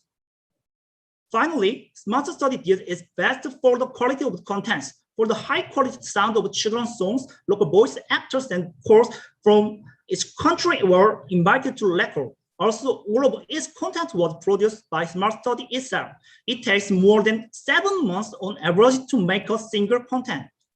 The biggest investment and best effort to create content created the current Smart Study. The third business strategy is the fandom business. Smart Study aims to 70% fun, 30% meaning. The meaning here is education. As one way to do this, Smart Study is conducting various social campaigns. A representative example is Baby Shark hand washing campaign, which contributed to the children's hand washing following the spread of COVID-19. It makes fandom an opinion leader, so fandom loyalty raises. Next is storytelling. Smart Study animates Pink Phone character, which exists only as content in children's songs. These actions made Pink Phone content not stop, but sustainable content. The last success factor is Smart Study utmost corporate culture. Representatively, volunteer work system and unlimited vacation. People who are passionate about it believe that freedom is also used well. So until now, CEO of Smart Study participates in the final interview of all applicants and all recruitment scores, include internship unconditionally. We think this corporate culture has created an atmosphere where people take the initiative and contributed greatly to the continued growth of early pivot and Smart Study. Next, today's challenges and recommendations. First, challenge is a high reliance on the US market. According to Finkel studies in 2019, about 50% occurred in the US market. But the growing sales pie in one place means that the risk will increase. There is a potential danger. As a solution, we propose continuing interest in the Southeast Asian market. For the US market, Southeast Asia has been the driving force behind Fingerprint's growth. Especially remember that overseas Baby Shark, such as Baby Shark challenge began in Southeast Asia. Challenge 2, in Pingpong, popular character can be seen only as Baby Shark. As a solution, we think Smart Study should make the next Baby Shark not with existing characters, but with whole new characters. Smart Study was questioned a lot in 2021 due to the falling sales over 2020. Due to COVID-19, it will temporarily decrease, but they will continue. Your time is done. Please end up your presentation. Okay. Okay. This is Smart Study. Three major business review with major implications on the 10-year journey from Smart Study early startup to unicorns. This is Smart Study dreaming of Disney in Asia. Thank you for listening. Have you any questions?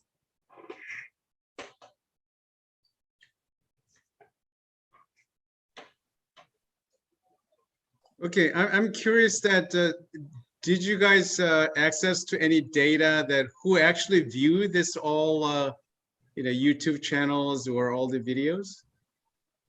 Was that the mainly Asian audiences or is it around the world? Oh, I don't know the exactly. No, just probably a wild guess. I mean, because it's I'm concerned that oftentimes when you create a content and certain cultural connotations, or even that having fun has a different cultural connotation, right? As much as comedy that we often watch, where one culture it's really funny, but other culture is probably not as funny, or even the entertainment can vary across the culture, right? So I'm kind of curious that those little kids and who are watching those all video clips. I'm just wondering.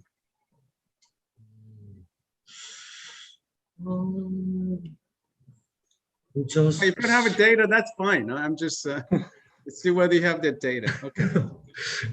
Well, ping pong is quite popular in the US. I know this because my daughter used to watch it a lot.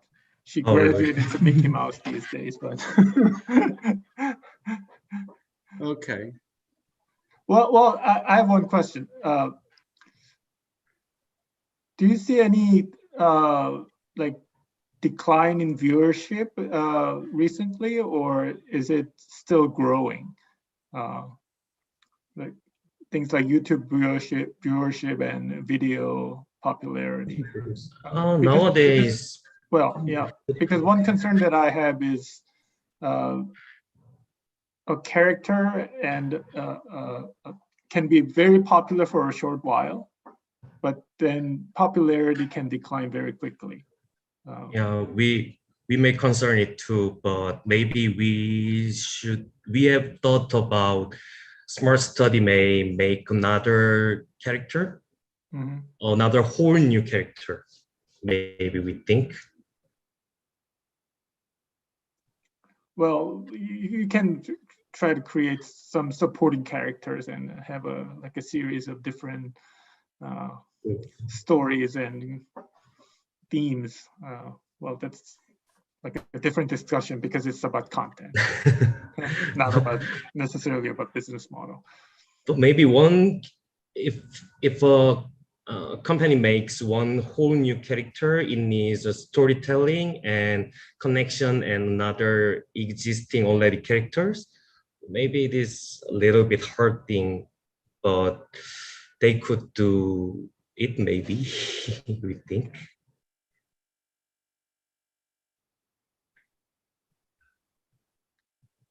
Okay, any other questions and comments? All right, so we will have a sixth presentation. All of you, I said 5, but no, we'll have 6 at the first block and then 5 later. So we'll have one more presentation before we take a break, okay? So if you're ready, let's move on to the 6th presentation. Thank you for your presentation. If there's no more questions or comments left, we will move on to the next team. And for all the participants here, turn on the camera, please, in order to see each other. Then the next team will be Thammasat University on Charan Pakhan. Please welcome them.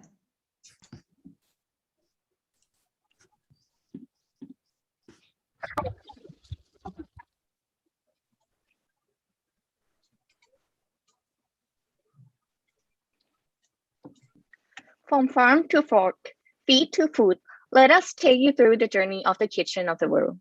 Greetings, ladies and gentlemen. I'm Patty, together with Namamun, Shudimon, Ganokporn, and Professor Surat. We are Future Forward Girls from Thammasat University, Thailand.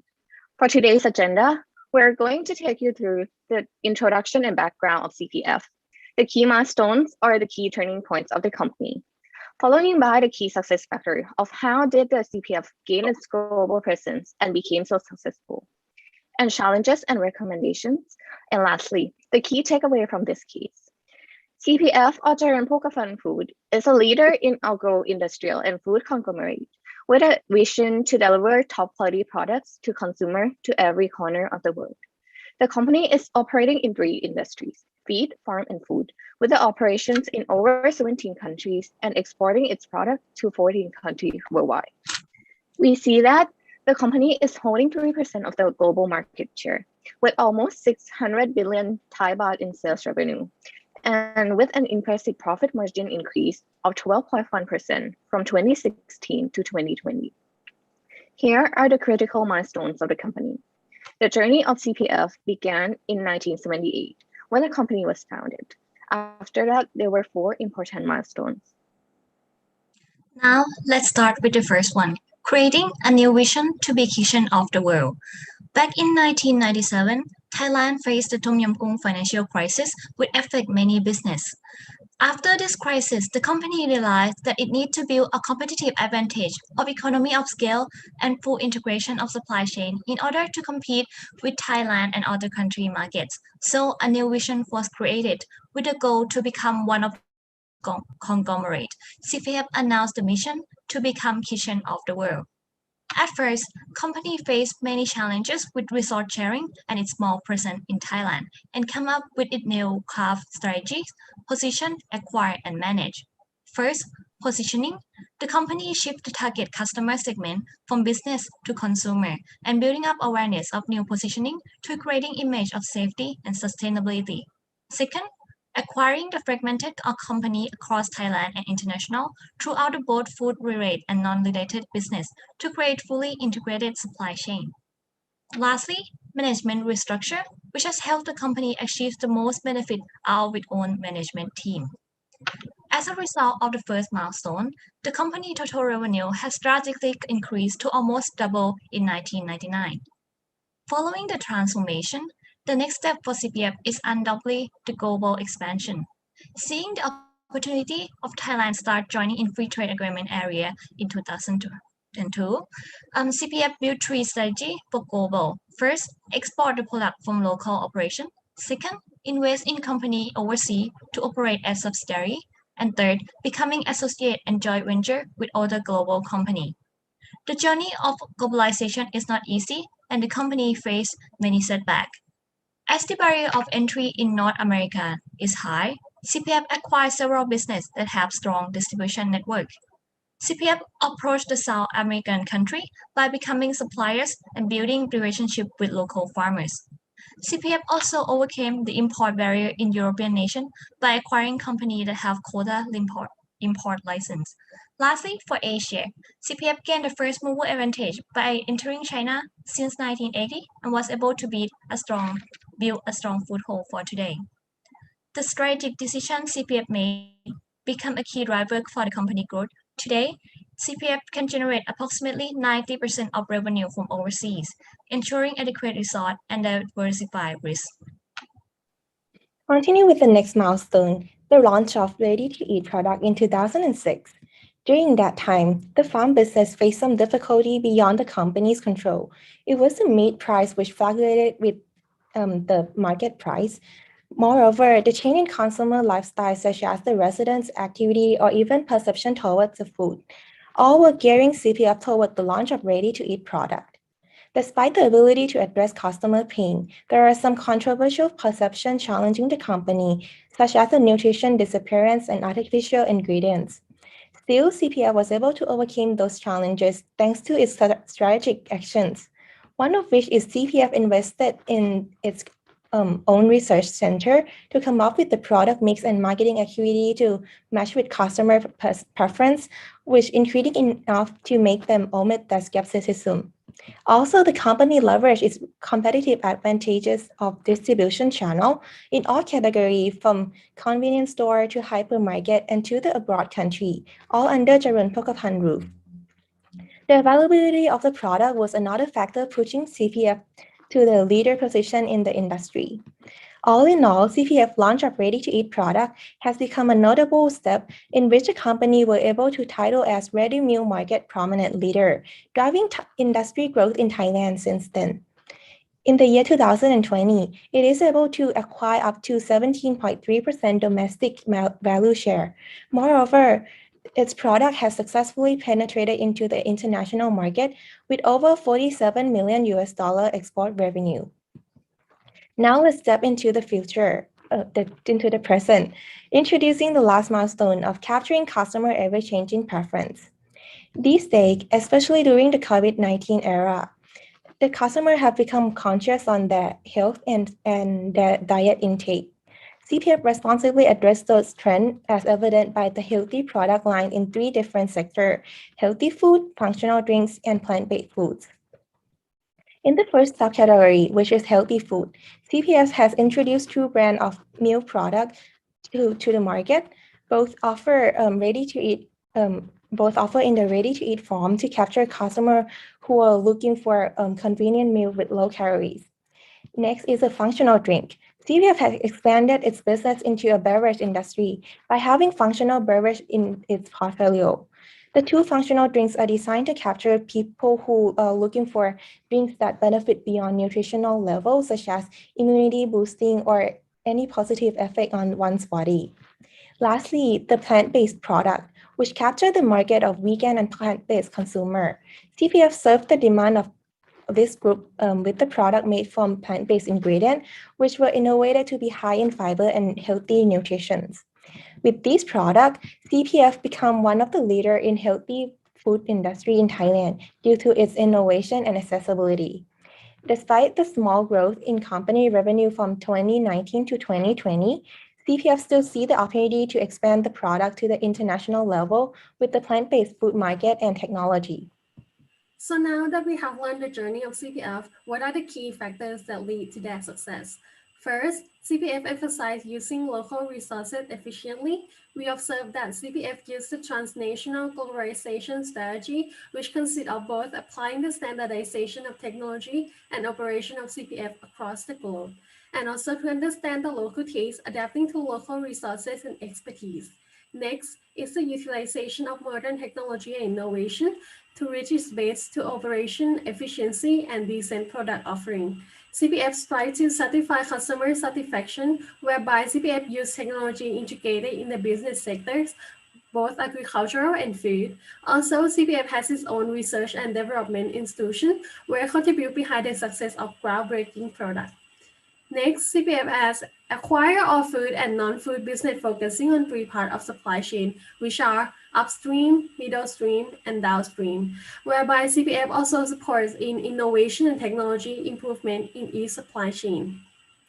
The mentioned factors are highly important for CPF to grow and achieve its mission to become kitchen of the world, with local resources focus, technology and innovation utilization, and supply chain management. These factors have fully supported CPF to have a strong competitive advantage, negotiating power, and economies of scale. After we analyze the key success factors, this leads us to the challenge of CPF, which is how can CPF maintain its leading position and be the real kitchen of the world. So first, let's look at what CPF has. CPF has raw materials in which they come from farmers. Moreover, CPF has fresh marts or store around the world in which can be used to expand the operation. From these 2 points, we introduce you to CP Cloud, which is cloud kitchen that can serve the demand for food delivery. So why CP Cloud? We see that the food delivery market is growing. By first, there are many restaurants enter into the food delivery market. Second, people want convenience, fast, and affordable food. COVID-19 pandemics make many people still afraid of going out. And marketing strategy change consumer behavior toward online delivery by promotion and discount. Now let's move on to how CP Cloud works. When customer order food from the system, the order will be sent to the POS system. Then the POS system passes on the information to the cloud kitchen. After the food is ready, the delivering person will come pick up the food and deliver it to the customers. What CPF would benefit from here? First, CPF can generate more revenue. Next, CPF can utilize the resources effectively. And the most important thing, CPF can be the real kitchen of the world. So what can we learn from the CPF? First, we see that CPF utilizes the resources to build a competitive advantage by developing its resources and distribution and utilizing technology. By this, CPF can create economies of scale. Secondly, CPF can assemble all stakeholders to create an ecosystem for the firm.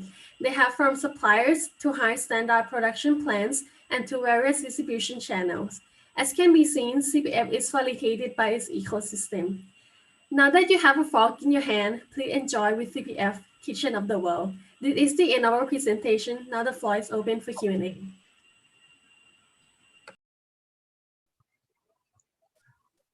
Thank you for your presentation. I have one question. It's quite impressive that CPF actually originally started from a B2B company, but just try to change their position into B2C markets. So when you actually go into this B2C market, the customer segmentation criteria and the targeting strategy quite very important, right? And especially the CPF just targets probably very differently oriented customer, because their main product that you just draw here is health conscious food and also the alternative foods. So how would you just define your target customer and what kind of the rationale behind that?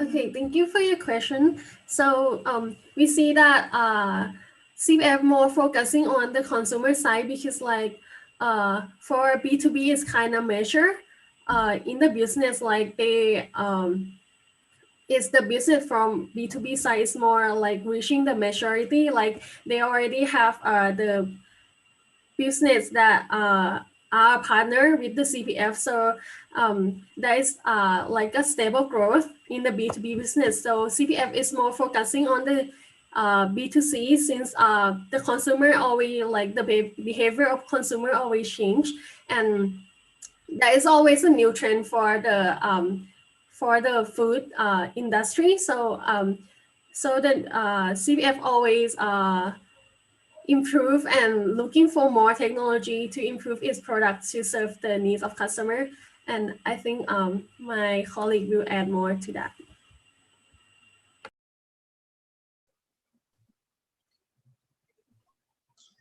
So there's a big Yes. topic we're talking about is climate change, right? So do you think that there will be a huge impact from the climate change on the basic business model?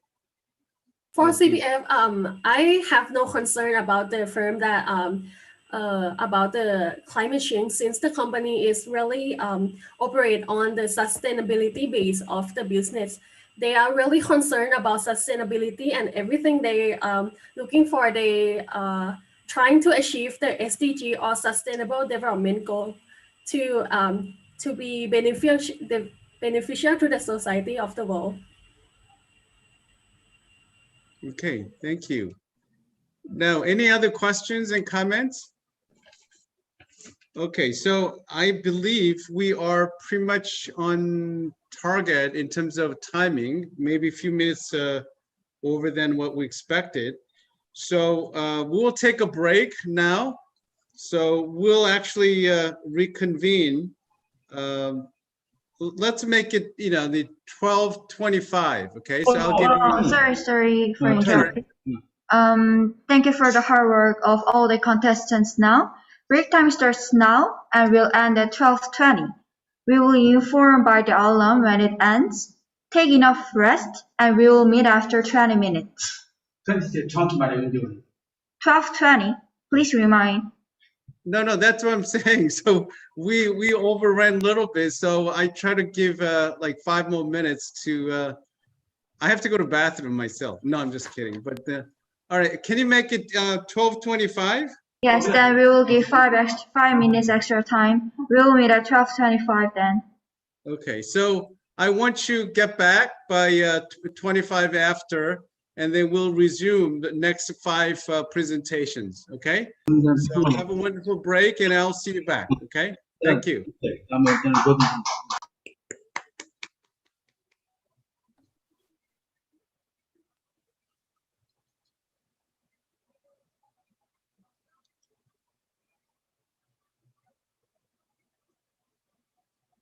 So Dr. Kim, will actually the judge will meet in my Zoom room? Oops. Okay. Professor, yeah, we'll meet in the other Zoom, not here. Yeah. Okay. So, yeah, so I actually announced my Zoom room. There is a passcode, which is 1069. So don't forget to put that in, right? So will anybody will have a problem? I hope not. Well, then you can, text me with the Kakao Talk if you have any trouble to get in, okay? So I'll see you in my Zoom room in a few minutes. Just now, okay? I'll connect them.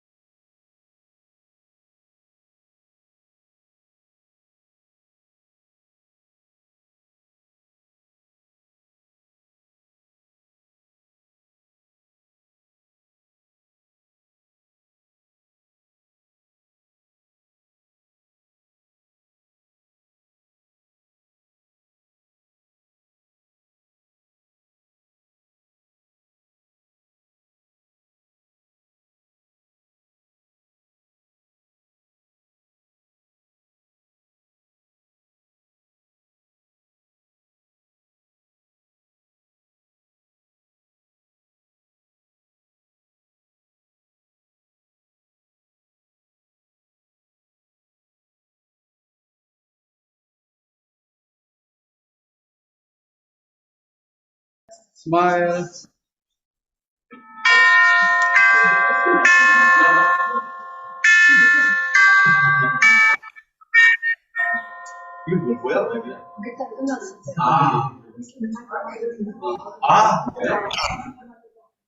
So I hope you had some break, okay, between two presentation sessions. So now it's 25 after, no, 10, right? No, excuse me, 12, okay. So, all right, let's get started for the second set of 5 presentations. So, Dr. Kim, you can go ahead and start.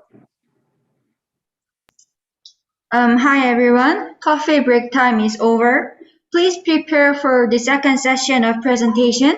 And for every participant, please remind that camera always should be on. If not, you may be negatively affected by the judge. Then we'll start now.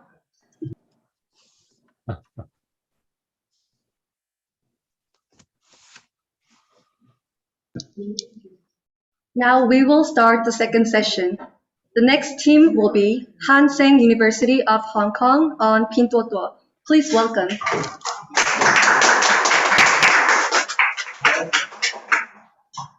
Hello everyone, we are Team 7 from the Hang Seng University of Hong Kong. Our case topic is Pinduoduo. Here are our 4 members and our advisor. This is the catalog of our presentation. Firstly, I will show you a video about Pinduoduo.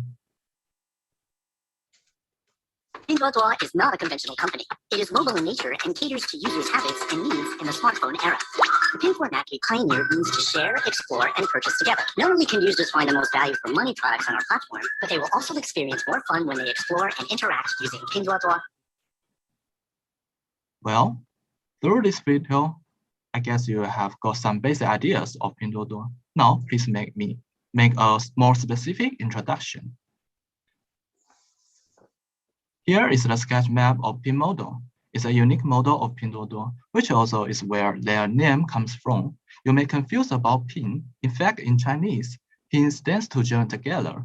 So for consumers, it's actually sharing their preferred products and inviting friends to team purchase, bring fun to them.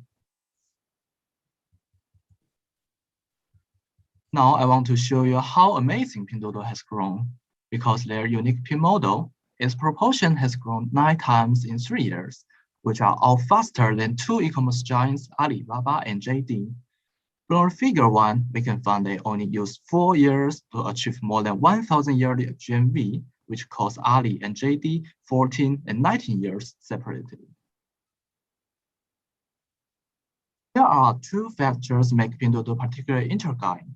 First, despite China's e-commerce market has been largely taken by Alibaba and JD, Pinduoduo still shows its determination to make an ambitious investment and development strategy. Through exploring the success formula of Pinduoduo, we believe we can discover some useful insights for future players in the e-commerce industry of Asia and the world. Second, different from other companies, Pinduoduo has focused on the agricultural products. We are interested in how Pinduoduo used innovation to empower agriculture and how Pinduoduo contributed to the Chinese society. Next page, please.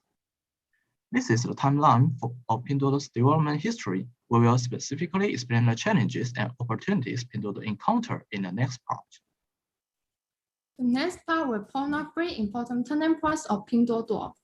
The first turning point is the phase out in August 2018. Shortly after Pinduoduo listing on Nasdaq, it was attacked by many people because of selling fake goods, which caught the attention of the Data Administration for Market Regulation. For this reason, American law firms also filed a class action lawsuit against Pinduoduo. To recover the company's reputation, Pinduoduo immediately took action to deal with the fake store. Pinduoduo closed all the problematic stores, removed fake goods from the shelves, blocked suspicious links, and fined dishonest merchants 10 times the value of the goods. In the long term, Pinduoduo also entirely upgraded the merchant enter system, commodity search system, and anti-counterfeiting verification system. Pinduoduo's campaign to crack down on the fake goods has produced initial results. As we can see from the figure 1, Pinduoduo's GMV and revenue recovered rapidly in the fourth quarter of 2018. The second turning point is the adoption of customer to manufacturer model in December 2018. With the high maturity of trading link, Pinduoduo began to extend to both ends of trading. The front end is users. After mastering the huge traffic brought by the pin model, Pinduoduo shifted from user acquisition to user retention.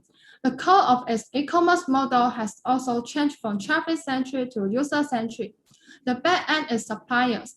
Many suppliers cannot know the market demand and feedback timely, which leads to the mismatch between production and sales, affecting the supply chain efficiency. To provide better customized services and improve supply chain efficiency, Pinduoduo started up the C2M program. By means of C2M model, Pinduoduo can provide manufacturers with user preference data for design and production, condensing the product development process by 50%. Pinduoduo also has launched new brand initiatives to help advance the C2M model. It partnered with nearly 1,000 domestic manufacturers and required them to customize products for users. Here is a case. Through the C2M model and new brand initiatives, delegates refined their gas stamp to be more dishwasher friendly based on consumer insights that Pinduoduo provided. Actually, the case of delegates is not alone, as we can see from the data that in 2019, Pinduoduo's transaction volume, active buyers, per capita consumption, and active merchants all increased greatly. Now, let's see the first turning point of COVID-19 in 2020. The outbreak of the epidemic has brought Pinduoduo unprecedented challenges. The whole production of manufacturers, traffic blockade, and disruption of food supply chain led Pinduoduo to the dilemma of short supply and no manpower to deliver. So, how Pinduoduo solved these problems? Pinduoduo launched a next-day delivery service, Duoduo Grocery, which not only helps suppliers sell directly in the local market, but also address the urgent needs of residents. Pinduoduo also utilized a cold chain logistics system to ensure the quality of fresh products.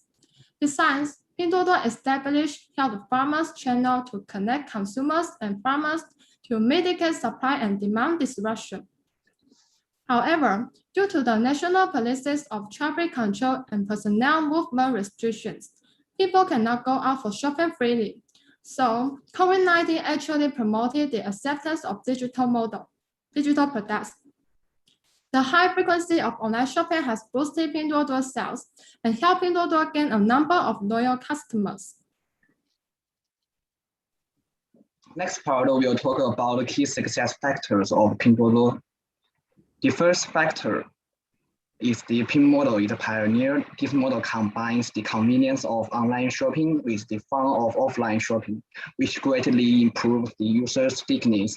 Besides, PIN model relies on powerful social networks to obtain huge traffic through user vision. By utilizing the connective power of people, this model can also help Pinduoduo convert long-term dispersed demand into short-term aggregate demand. The second factor is the C2M model is practiced. Unlike traditional manufacturing and retail process, C2M model emphasizes on-demand production. By using the C2M model, not only consumers can buy more satisfying products at lower prices, but also manufacturers can reduce production costs. As for Pinduoduo itself, it has also successfully captured the low-end users with competitive prices and mass-customized products.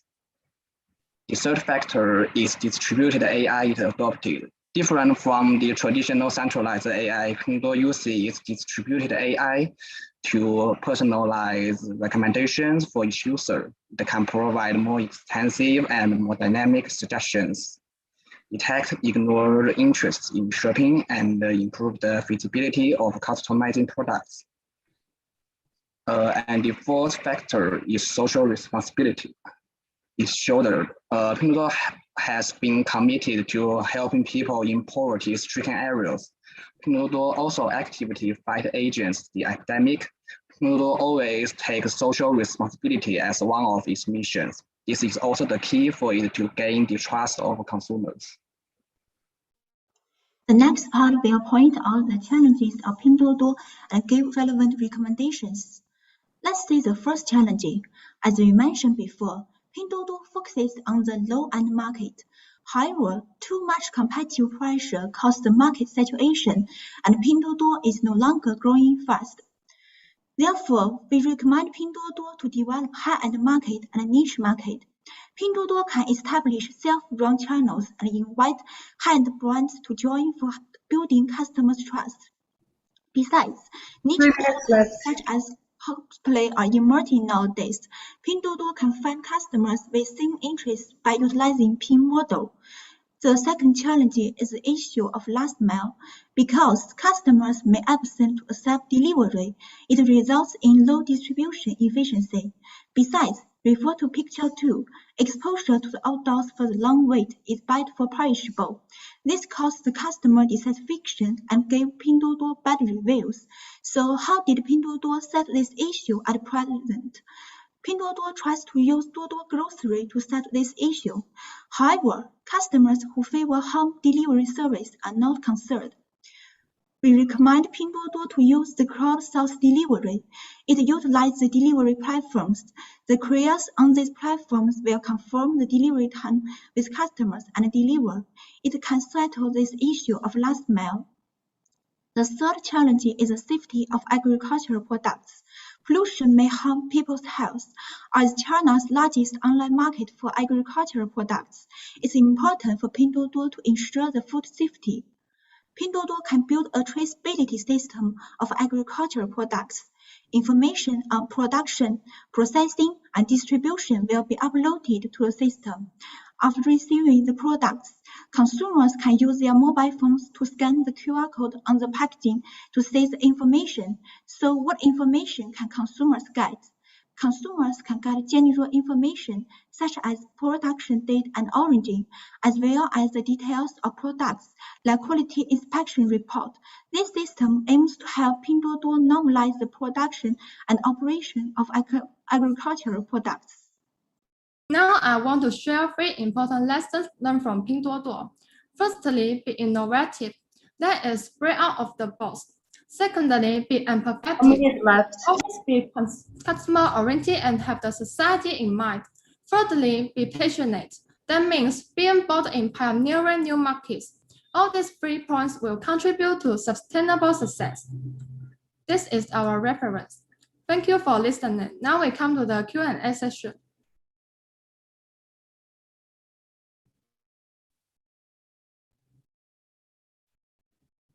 Thank you for your interesting story of Pinduoduo. Well, you said the adoption of C2M model has become one underlying factor of success of Pinduoduo. Well, their competitors like Jingdong or Alibaba, they don't provide the C2M model, do they?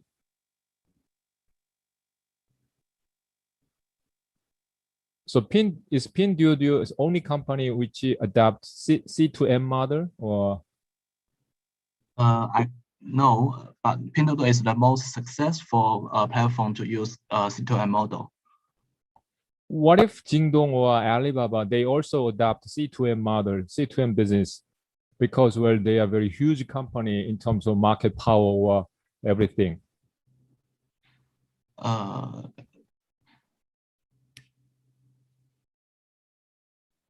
Because Jingdong and Alibaba maybe focus on the high-end market. Yeah, and Pinduoduo focus on the low-end market. So their focus is not the same. Okay. Yeah. Okay, I see. Okay. I have a question. In one of the recommendations, you said they need to establish self-run channels. Can you explain what self-run channels are?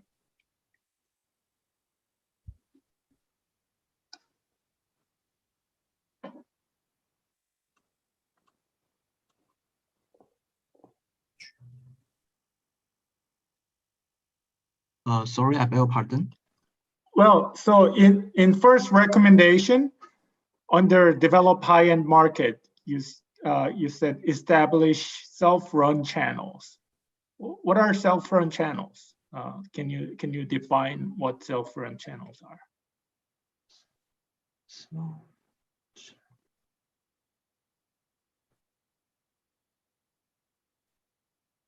Because it's the first time that I heard the term self-run channels. So it's in the first slide, recommendation. Yeah, maybe you can show us the first slide of recommendation part.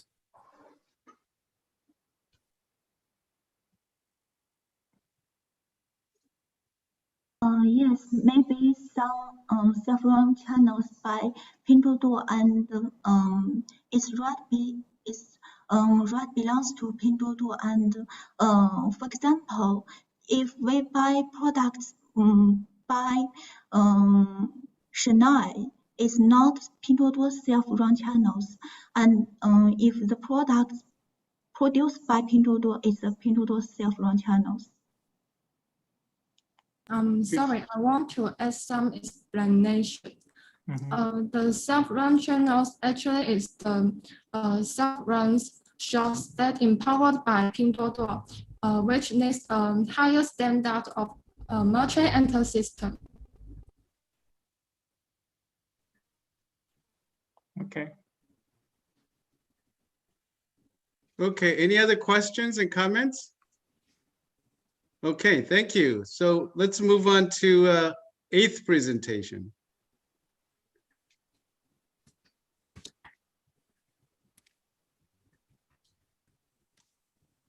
Thank you for the presentation. The next team is National University of Singapore on Haidilao International Holding Ltd. Please welcome.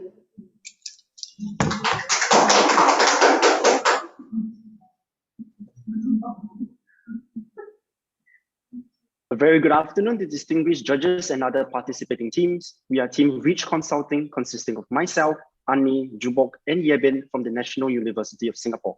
Today, we will be bringing you through the company journey of Haidilao, China's biggest hotpot chain. Now, here is the agendas for today's presentation. We will first have an introduction to Haidilao. We will then elaborate on the factors that made Haidilao a successful brand. Following that, we will identify and analyze the main challenges that they face before concluding with the key lessons derived and Haidilao's future directions. Now, picture this. You had just dropped out of high school and found yourself a welding job. Soon, you find yourself in a dispute with your employers and quit the job. And with not much money, no culinary background or knowledge on how to even prepare a hot pot dish, starting your own restaurant business simply sounds too unrealistic, right? Well, that is exactly what Haidilao's founder Zhang Yong did with just 8,000 yuan, or roughly around 1.4 million won. Now, Haidilao was founded in 1994 in Jianyang, Sichuan province. Throughout the years, Haidilao expanded its operations, opening new outlets overseas. In 2012, Haidilao opened its first overseas restaurant in Singapore, embarking on a rapid global expansion.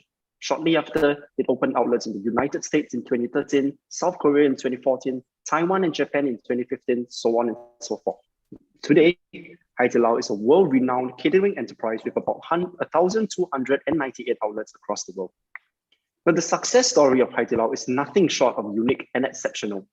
Through the customer-centric philosophy that exceeds customer expectations and confidence in grassroots employees, which Zhang Yong once was, Haidilao constructed a unique, report-centric business model that stands out as a role model amidst the fierce and saturated hotpot industry. As such, we found Haidilao to be the perfect candidate for us to analyze. Now let's take a look at the catering sector as well as the hotpot industry, specifically in China. China has been experiencing the highest growth rate of 10.6% for its catering industry. Zooming in into the Chinese cuisine market, we can see that hotpot accounts from 13.7% of the market in 2020, the largest standalone category, reaching an individual market size of 1 trillion RMB. Now, due to its popularities and low barriers of entry, the hotpot market is highly saturated, with the top 5 leaders accounting for just 5.5% of the total market share. As the leader in the hotpot industry, Haidilao has 2.2% of the total market share, more than double that of the 0.9% market share that its biggest competitors have. Furthermore, the hotpot market is also seeing major changes in its landscape. Firstly, there is an emergence of a lazy economy. where food delivery services, including hot pot, are rising in demand. Secondly, the personalization of hot pot soup bases and ingredients is gaining popularity as it enhances the overall dining experience. Lastly, COVID-19 has accelerated the demand for convenient and healthy food products as individuals are working from home, less inclined to dine out, but ever more health conscious. Now, as a premium brand that targets mid-range to high-end market, Haidilau's average spending per guest is RMB $105.20, 30% higher than the market average of RMB $64.80. This high price is justified by the excellent customer service, fresh dishes, and an overall satisfying and unique dining experience. I shall now pass my time over to Jubok, who will be talking about the success factors. Thank you, Joao. So now I'll be talking about primary success factors that led Haidilao into a very successful and global company. Firstly, Haidilao has an excellent set of motivators to boost employees' experience, leading them to provide high-quality customer service. Haidilao entrusts high autonomy to its frontline staff, allowing them to feel accountable for their customers.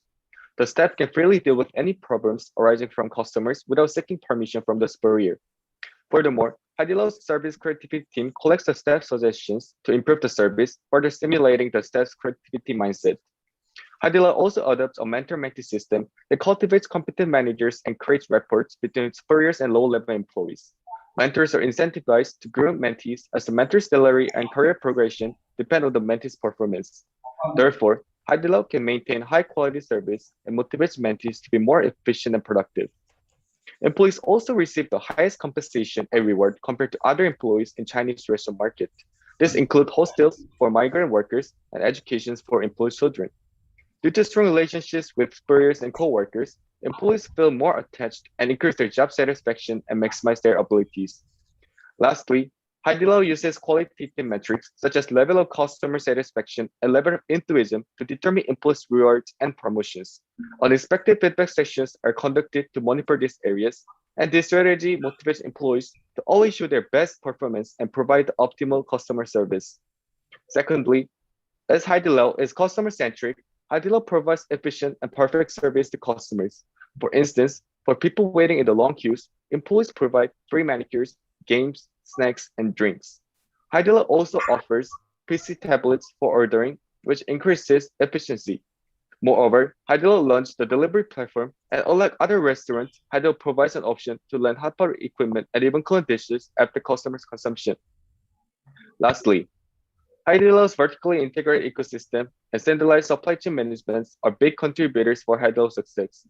Founders of Haidilao have set up different businesses for each business components, and each company provides highly specialized services to Haidilao on their open market system.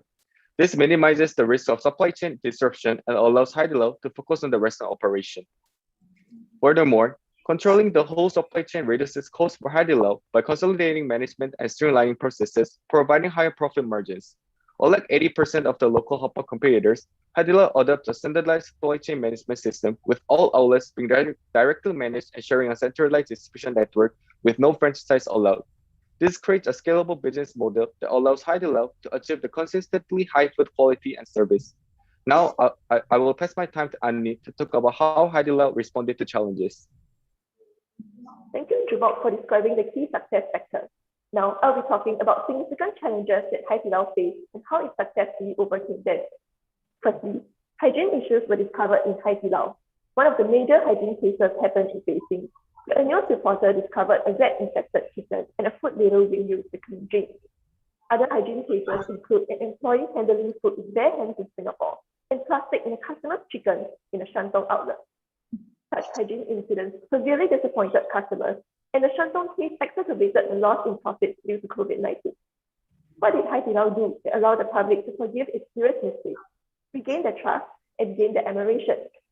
Instead of trying to hide its mistakes, Haidilao revealed its rapport with the public through sincere apology. After every hygiene incident, Haidilao never fails to take immediate action, such as closing its outlets for cleanup, improving its operating processes, and increasing the frequency of hygiene checks. Instead of pushing responsibility to the staff, Haidilao's management also took the full blame, maintaining its rapport with employees. Another serious challenge is the COVID-19 pandemic. During the first half of 2020, Haidilao had to suspend the operation of 600 domestic outlets among 760. How did Haidilao achieve an unexpected increase of 7.75% in 2020 annual revenue? Haidilao offered new products and services and turned the threats into opportunities. Firstly, Haidilao had alternative sources of income. It leveraged the growing trend of home meal replacement as more people work from home, launching a new product line called Kai Fan Le on e-commerce website. Kai Fan Le consists of 12 dishes and 4 types of soup with semi-cooked ingredients that can be cooked within 3 to 5 minutes. Haidilao also expanded its delivery services and earned much more revenue from delivery during COVID-19. Furthermore, Haidilao sustained the pause of customers innovatively, such as live streaming on online channels. Employees live stream their signature performances, and the public can log into the Haidilao app to eat hot pot together and interact with hosts while getting a discount. Lastly, what did many restaurants do when COVID-19 severely impacted their operation? They shut down. Well, Haidilao did the opposite. It increased its number of outlets from 716 in 2019 to 1,205 in 2020. This strategic and far-sighted expansion allowed Haidilao to capture market share and earn massive revenues when COVID-19 stabilized in China. 3 minutes. Now, I'll pass my time to Yebin. Thank you, Annie. Today, Haidilao is facing new threats that demanded to be agile. For Haidilao to maintain its position of the Hapa leader and its representative model, we offer the following 2 recommendations. First, Haidilao should prepare to actively adopt robot labor to reduce reliance on the unstable supply of human labor in the catering market.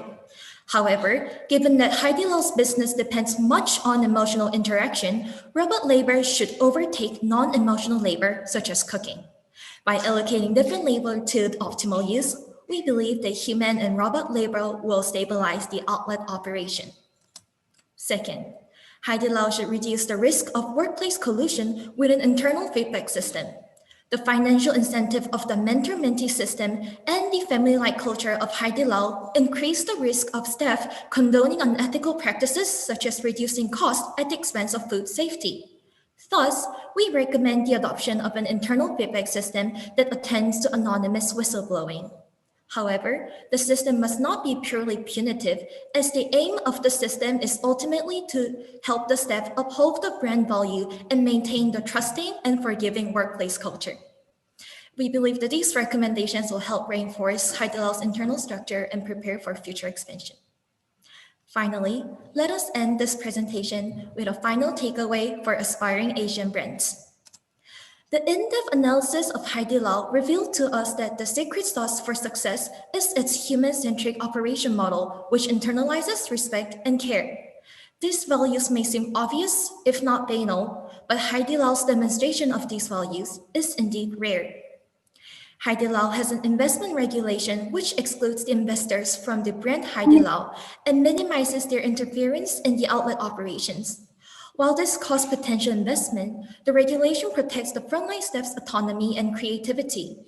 This is a reflection of Haidilao's understanding that it is not money, but human staff who create the perfect dining experience for the customers. We hope that future Asian firms can also internalize such care for people, as consumers and staff both belong to the community whom they serve. This marks the end of our presentation. These are our references. We thank you for your kind attention and will now open the floor for questions. Thank you for your presentation. Let me ask some questions. Actually, it's very entertaining and very interesting that you get some, manicure service and watch some, face changing performance. I definitely want to visit that place after the pandemic. But one of the solutions that you mentioned to get through the pandemic is actually increasing delivery service. But one of the advantage that you just use this company. I mean, I'm sorry about the Hapa place. Advantage is actually the take some premium service like face changing performance or other types of emotional touching, right? So how would you actually just back up or maybe support other services when you just deliver the food without any, human touch points, right? If you don't go that place, then you cannot meet the service person, then you cannot get that kind of good entertain service. So how would you recommend the company to, support other types of service for their delivery area?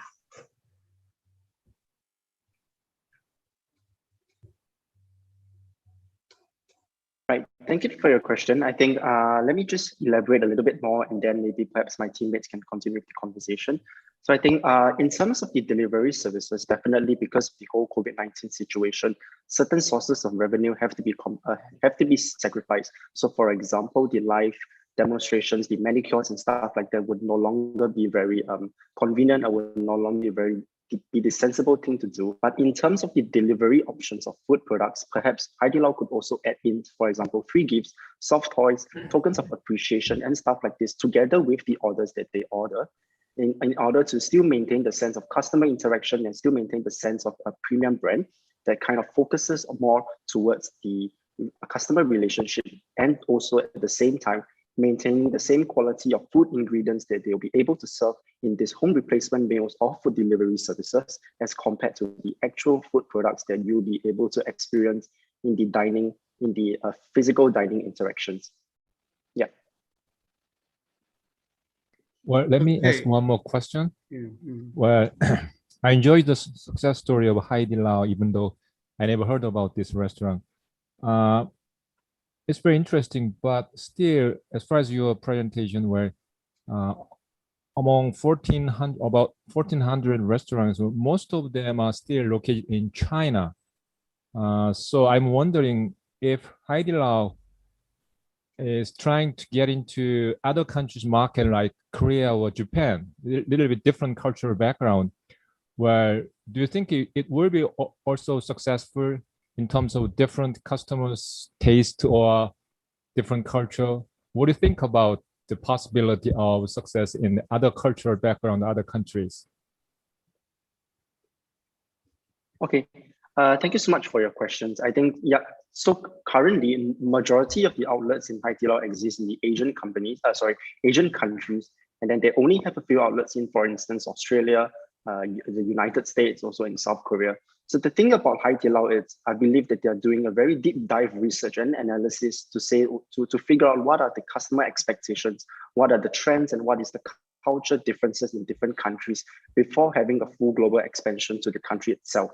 So by establishing the same kind of ingredients, same kind of recipes, and same feel and structure of the restaurants in different countries, it actually is able to provide a very specialized, a very unique kind of a dining experience to different countries, while at the same time maintain the standard that it has in the China countries itself. But we do recommend that Haidilao would actually be able to integrate some of the unique points and cultures that are specific to the country, say for instance Korea, or say for instance Australia. So maybe perhaps some of the unique taste and food products that might be a very specialized and unique food item in these countries, Haidilao can perhaps consider to actually add them into the menu as a special addition and as a special feature to the country itself. With that, I believe that Haidilao will actually be able to better target and achieve a better market presence when it comes to like a global market expansion to certain countries. I believe my teammates have additional comments to add on. So through our research, we found out two important key food and beverage trends in the global market.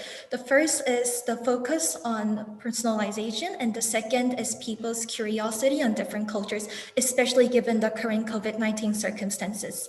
So for instance, Haidilao is actually known to be the most significant Haidilao brand in the United States, which is a Western market that is not familiar with Asian cuisine at all.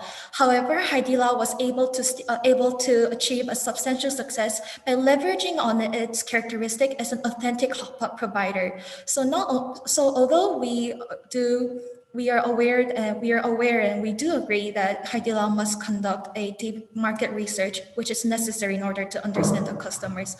We believe that Haidilao by leveraging upon these trends, Haidilao can always pursue a further expansion in the Western market.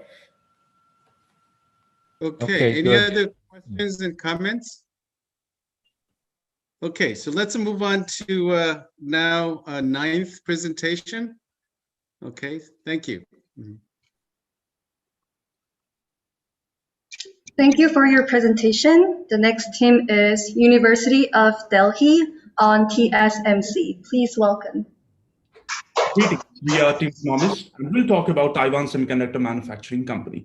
Before delving into the case, we believe the Asian style is at the heart of our presentation. We thus begin in ancient China, where Lao propounded the virtue of non-competition. It would not be a stretch to say that the world runs on semiconductors. In an era when the most valuable companies are tech firms, semiconductors make for the perfect vantage point to study a business case. The semiconductor space has three kinds of players: players which only design chips, called fabless, players which only manufactures, known as foundry, and players which do both, known as integrated device manufacturers, or IDMs. But the industry landscape did not remotely resemble the structure earlier. In the 1980s, it was dominated by giants like Intel and IBM, who both designed and manufactured the chips. This model's inflexibility was a hindrance to growth, as the firm had to do both design and manufacturing, or outsource and get exploited by expensive IDMs. But how did TSMC manage to create a new marketplace? Earlier, the industry suffered from three bottlenecks: rising costs to build a chip fabrication facility, which too became obsolete within only 5 years. At the same time, performance demand necessitated rising chip design costs. This led to huge entry barriers. In this situation, TSMC came up with a value proposition by separating chip manufacturing from chip design. And it proclaimed, we will not compete against our own customers. TSMC sought to not only do the manufacturing and not compete with the designers. The new model was called a pure play foundry. With the Asian value of non-competition at its heart, TSMC created its own industry. As we see in the second graph, the inflection point came in 1987. TSMC enabled the rise of the fabulous semiconductor giants like NVIDIA, Qualcomm, and Broadcom. The creation led to a turning point not only for the company, but for the entire industry, bringing benefits of specialization and economies of scale. What are the main lessons we shall learn from this story? First is non-competition with customers, through which TSMC freed firms from the exploitation of IDMs. Second is the business concept reflective of Asian values called Guangxi, trust and relationship with customers. Third is the lesson of continuous innovation through collaborative synergies. TSMC ranks first in market cap, second in highest annual revenue growth, sixth highest number of patents globally, and dominates the market. TSMC's business case merits attention. It is not every day one comes across an Asian company that outgrew global giants with its manufacturing capabilities. As we shall see, TSMC's model shows how to thrive in this highly cyclical semiconductor industry, how to create value over merely capturing it, how to master geopolitics influencing business. An overview of TSMC shows that it outsmarts competition by leaps and bounds, having 55% of the global revenue share, while its competitor Samsung has only 17%. It enjoys an edge over its peers because TSMC commands the highest revenue per wafer, and TSMC is poised in markets having high growth segments. Mahima will talk about the turning points. We will now be looking at some of the major turning points in the history of TSMC, right from its China expansion strategy to roping in Apple as a client. In the years 2012 to 2014, the smartphone industry underwent a huge boom. It was the first time when the demand for smartphones was outstripping the demand for personal computers, a market that was just hitting its stagnation point. With every disruption comes an opportunity. To meet the challenge of higher demand for chips stemming from the smartphone market, TSMC responded by compressing its technology upgrade cycle, and it prematurely switched to the 16-nanometer process, which was more advanced than the 20-nanometer process it had been using previously. The result was a staggering 21% spike in TSMC's profits in Q1 2014, the very next year after the strategy was implemented. The next big hit happened when Apple joined TSMC's clientele. Until 2011, Apple had a single chip supplier in Samsung, and this severely weakened the price negotiation power of Apple, while also creating supply chain risks due to a single source. Matters further worsened when Apple and Samsung had legal flare-ups, as Apple accused the latter of copying its design. The challenge was for Apple to diversify its supply chain risk and for TSMC to score a client which would help it scale its technological abilities. And rising up to the challenge, TSMC responded by entering into a contract with Apple for production of chips for its A6 series. Rest is history, and today, Apple makes for 25% of the revenue accruing to TSMC. TSMC is the only chip producer making the A series chips for all of Apple's devices. TSMC's model had ended the tyranny of IDMs, but the challenge was that soon its own contradictions became evident. The industry slowed down by 2010, and the Financial Times noted that the famous Moore's Law economics had broken down. What happened was that as fabless and foundries became independent after TSMC, cooperation became a problem. The cycle of design, manufacture, feedback completely collapsed. As a response, TSMC launched the Open Innovation Program. It gave extensive access to TSMC's facilities to most of its clients. With continuous access, clients could now test in real time. OIP is simply the goodness of IDM plus flexibility and specialization minus the rigidity and slowdown. As a result, TSMC gained 19 electronics partners, 39 IP partners, 20 design partners, and 8 value chain partners. The clients tailored products in OIP to suit TSMC's equipment, and this meant that they stayed with TSMC for a very long term. Another challenge, which is the second part of the same turning point, is not just to connect with clients, but with people in general. TSMC's engineers were out of loop with development. Older technology transfers had hollowed out the company. TSMC responded by the University Collaboration Program since 2013. It gave access to its latest technologies to top universities in Taiwan, and it was later extended to global leaders like Harvard and MIT. As a result, TSMC's public image has improved with the story of nurturing the industry's future human capital itself. It has availed the best minds to lead to 100+ research papers and 100+ patents. TSMC has the 6th highest number of patents per year globally. The next challenge is actually both an opportunity and a threat. The People's Republic of China entered the WTO in 1999, and competition to enter the market with UMC emerged. Contrast benefits like high growth market and lower production costs to threats like technology transfers, potential employee poaching, eroding TSMC's Taiwan focus. TSMC smartly responded with a strategy called Crown Jewel Defense. It kept its latest technology in Taiwan and opened the Shanghai and Nanjing fabs in 2017 and 2007. The result is exceedingly positive. The Nanjing fab is the largest fab of any company in the mainland. The mainland fabs are at least 2 generations behind Taiwan fabs, and the One China policy has allowed TSMC to own 100% of its mainland fabs, something not allowed to foreigners. We next come to the success factors of TSMC. Navigating these 10 turning points, TSMC has emerged as one of the most successful companies in the world. At the heart of TSMC's success lies a very direct application of Asian principles of business. While TSMC has been disruptive, it is not disruptions, but patient work that is key to its success. The principle of non-competition has already been discussed earlier. We now focus on 2 hidden success factors that are Asian in nature. The first is the principle of guanxi, or the focus on relationships and trust. TSMC believes not in rivalry, but in cooperation. It has a unique understanding of its customers. According to the grandeur causality statistical test that we conducted on TSMC's data from the last 20 years, TSMC's CapEx does not respond to, but in fact, it actively predicts customers' revenues, understanding your customers even before they do. The innovation and university programs also embody guanxi. TSMC now serves most major customers from Apple to NVIDIA to AMD. TSMC takes it upon itself to persistently adapt to changes in the technological environment through the practice of continuous improvement or Kaizen, which is a hallmark of Asian business philosophy. In 2019, TSMC became the first company to fully commercialize the use of EUV lithography, an advanced method of production that becomes increasingly valuable as the size of transistors becomes smaller, as is evinced in the chart here. Moreover, the sheer scale of TSMC's capex is unparalleled across the chip fabrication business. TSMC sells its chips at a premium as compared to other chip fabrication companies. This is what enables it to invest those higher profit margins into better technology, which creates a positive feedback loop, resulting in more value for customers. The interesting thing to note is how TSMC creates value for both suppliers as well as customers. Due to its no competition policy, it increases buyers' willingness to pay. And owing to the cyclical nature of the industry, there is a considerably high willingness to sell among the suppliers so as to maintain a steady stream of revenues. So we can say that TSMC's business model puts it in a very virtuous business cycle. In order to have a more rigorous opinion about the company, we conducted in-depth financial analysis. In this slide, we have a look at the historical financial analysis for TSMC's key metrics. As visible from the graph, TSMC generates a fine upward trajectory in most of the key parameters like revenue, EBIT, and gross profit margins. In fact, revenues are up by almost 25% in comparison to pre-pandemic situations, the growth being mainly driven by rapid digitalization due to COVID-19. In order to take a step ahead from internal financial assessments, we also carried out competitors benchmarking, and even here TSMC finds a unique position. With its revenue growth figures as high as 20% and strong P ratio of about 27, TSMC is way ahead than its competitors like Samsung, United Microelectronics, and Texas Instruments. To actually be foolproof in our analysis, we take a step ahead from all of our friends here and actually try estimating the upcoming future growth. For the same, we carried out discounted cash flow modeling, and the conclusions from it are quite optimistic for the company. With a fine upward trajectory in its key metric like net operating profit after tax and free cash flow over the coming 5 years, we can be assured of TSMC's brighter days ahead. We also conducted sensitivity analysis regarding the enterprise value for different WACC and terminal growth figures in 3 different situations, namely bullish, bearish, and realistic, the results of which are visible on the screen.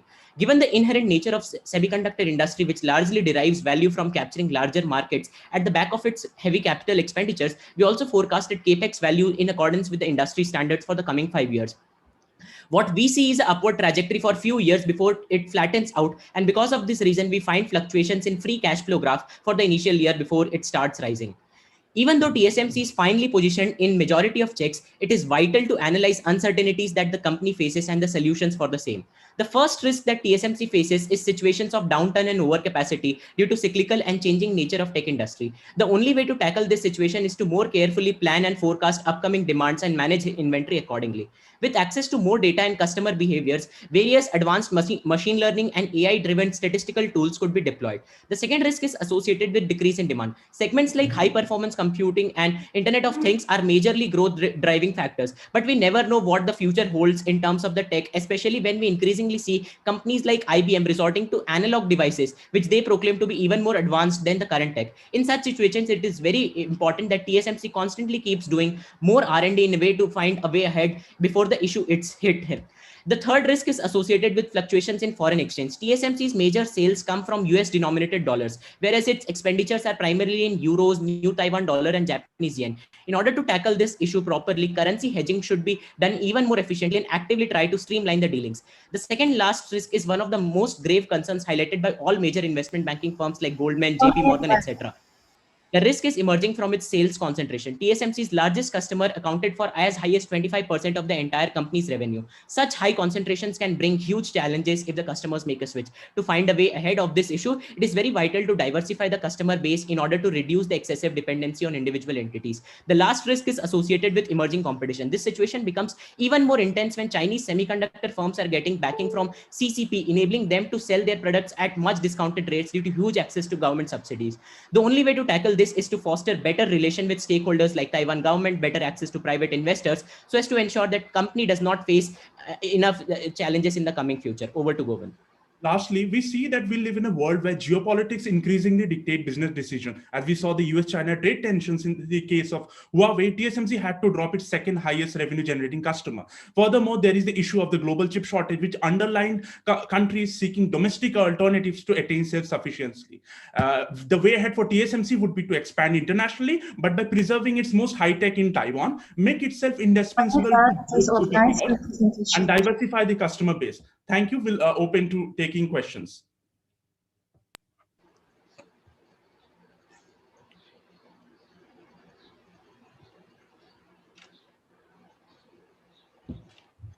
You know, recently we have heard from the news that China is threatening the safety of Taiwan. And one of the explanation is actually a Chinese government, whether China wants to have such a high-tech, reserve of those technologies. So, I mean, clearly TSMC is one of those companies, usually mentioned. So, you guys are actually concerned about the future move of, Chinese government toward the Taiwan? So if I may take it, and my friends would add in. So there is the ongoing tension between the two countries related to sovereignty, but TSMC has effectively maneuvered the geopolitical risk because, as we said, it keeps its most advanced technology in Taiwan itself and just outsource only the less advanced, almost 5 to 6 years behind technological fabrication fabs to other countries. That makes both China and the United States we remain adhered and tied to TSMC because it still has to rely on Taiwan's own domestic production for the most advanced tech. So that is the way, I guess, it has kept both the parties in the loop without any threat of a full-blown crisis between the two countries. Mm-hmm. If I may add to this, sir, then China follows what is called the One China policy, and TSMC has actually negotiated with the Chinese government, and now the Chinese government sees both the Taiwan government and Chinese government sees TSMC as a domestic company, and accordingly it gains benefits from both the countries already. On top of that, there is the Quad going on in alliance with the USA, which gives Taiwan and accordingly TSMC much higher leverage. Okay, yeah, it's a very delicate issue. I don't think we can solve that problem, today, but it's something to watch in how the whole geopolitical influence can change the destiny of a very successful company down the road. So, all right, any other questions and comments? Let me have one more question. Okay. So the semiconductor market is now, as you mentioned, divided like based on Samsung and TSMC and other global companies, right? But there are also different types of semiconductor company like Apple. So they actually don't really have any manufacturing facilities, but then they are also just creating their own design for their advanced chips, right? So given that there are three different types of semiconductor companies, like a foundry company and also the fabless one, also the combine the case like a Samsung. So who's gonna actually take more advantage in the future? I mean, I'm just curious. I mean, because the fabless company cannot spend any cost for manufacturing facilities, but then they could not just perfectly customize their chips, right? But then Samsung actually have a double advantage for that. But then the cost, of course, is huge compared to other companies. So given that there are also increasing demand in terms of advanced chips for electrical vehicles and laptops, who's going to actually take the most advantage in the future? If I may answer the question, ma'am, and then my teammates can take over perhaps.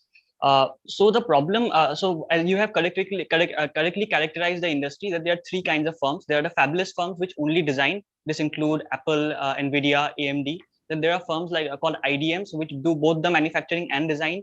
This include Intel, Samsung, etc. And finally, TSMC, UMC, and these firms only do the manufacturing. They are called the foundries or the pure play foundries.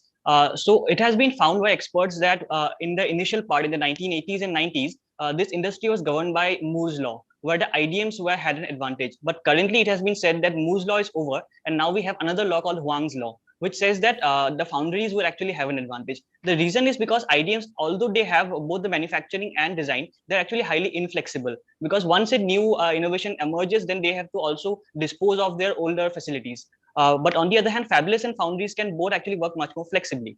And the problem with foundries and fabless, as you correctly said, is that there is less, because they do not work together, there can be a lack of coordination. And because of this, TSMC has actually uniquely started what is known as the Open Innovation Program. In this program, it gives a complete access to all of its facilities to its customers. So for example, NVIDIA is a different company, TSMC is a different company, but NVIDIA can come to TSMC's facilities and get full access to all of the facilities of TSMC even before actually releasing the product. So accordingly, the teams of two companies work together as one company, but at the same time, they also have the flexibility. The key thing here, ma'am, would be that they focus on specialization, and what that same, and TSMC, while also maintaining specialization, ensures that the feedback, the positive feedback between the designers and only manufacturing is not lost. Thank you for your answer. Okay, any other questions and comments to this team? Okay, thanks for your presentation. Let's move on to 10th presentation. Thank you for your presentation. The next team will be Vin University on Vin Group Joint Stock Company. Please welcome.